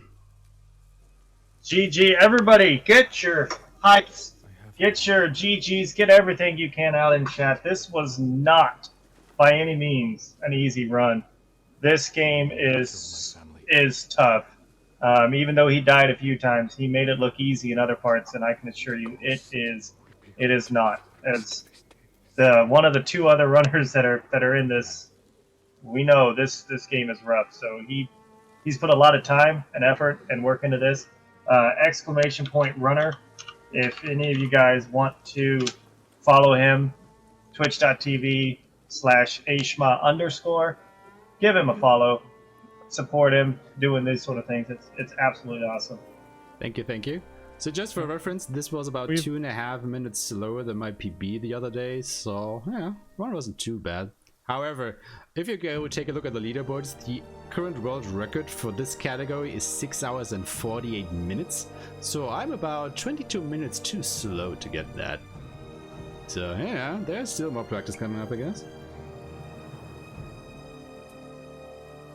So on commentary for this run, we've had the Wicked Viking and myself, John Shepard 104, and a runner, aeshema. Aeshema, would you have any shout-outs or final words to leave us with? Well, first of all, thank you for the organizer of this marathon. I did not know this marathon existed until, a few weeks ago, and I'm blown away by the runs you guys got in here. There are really fun runs that you can watch that you will probably see in not any other marathon because they are so long and complicated. So shoutouts to all the runners in this marathon. Shoutouts to the Go to Tsushima speedrunning community. We're a little tight-knit group that is definitely welcoming to other runners. So if you want to try this game out, definitely come. And of course, thank you so much for my two commentators here, John Shepard and the Wicked Viking. Thank you so much for doing that, so I could actually concentrate on the battles here. Do you guys have anybody you want to shout out or thank? I would just want to give a shout out specifically to Emerald Alley. She was here, not in commentary, but she was here on chat, talking us along. She is the mod for our Discord and the mod for the speedrun.com. So definitely a big shout out to her. And a shout out to you and John as well. And this is a great community to be part of. Just echo what the Wicked Viking said, plus, thank you so much, really, really longathon, for debuting the Ghost of Tsushima speedrun for the first time in a public speedrun setting. Oh yeah, definitely. We really hope you have us back, and really love to show this game off some more. And again, the game's only been out a couple months, the route's evolving. I'm sure the next time you see this run, it will already be different than what you just saw. And there's a lot of great stuff to come. And, shout outs also to moms. Moms are tough. With that, I think we're going to be turning it over to Emery for Hollow Knight 106%, which is not done with the shovel, it's done with a nail. Thank you, everyone. All right. See you guys around. Thank you for having us.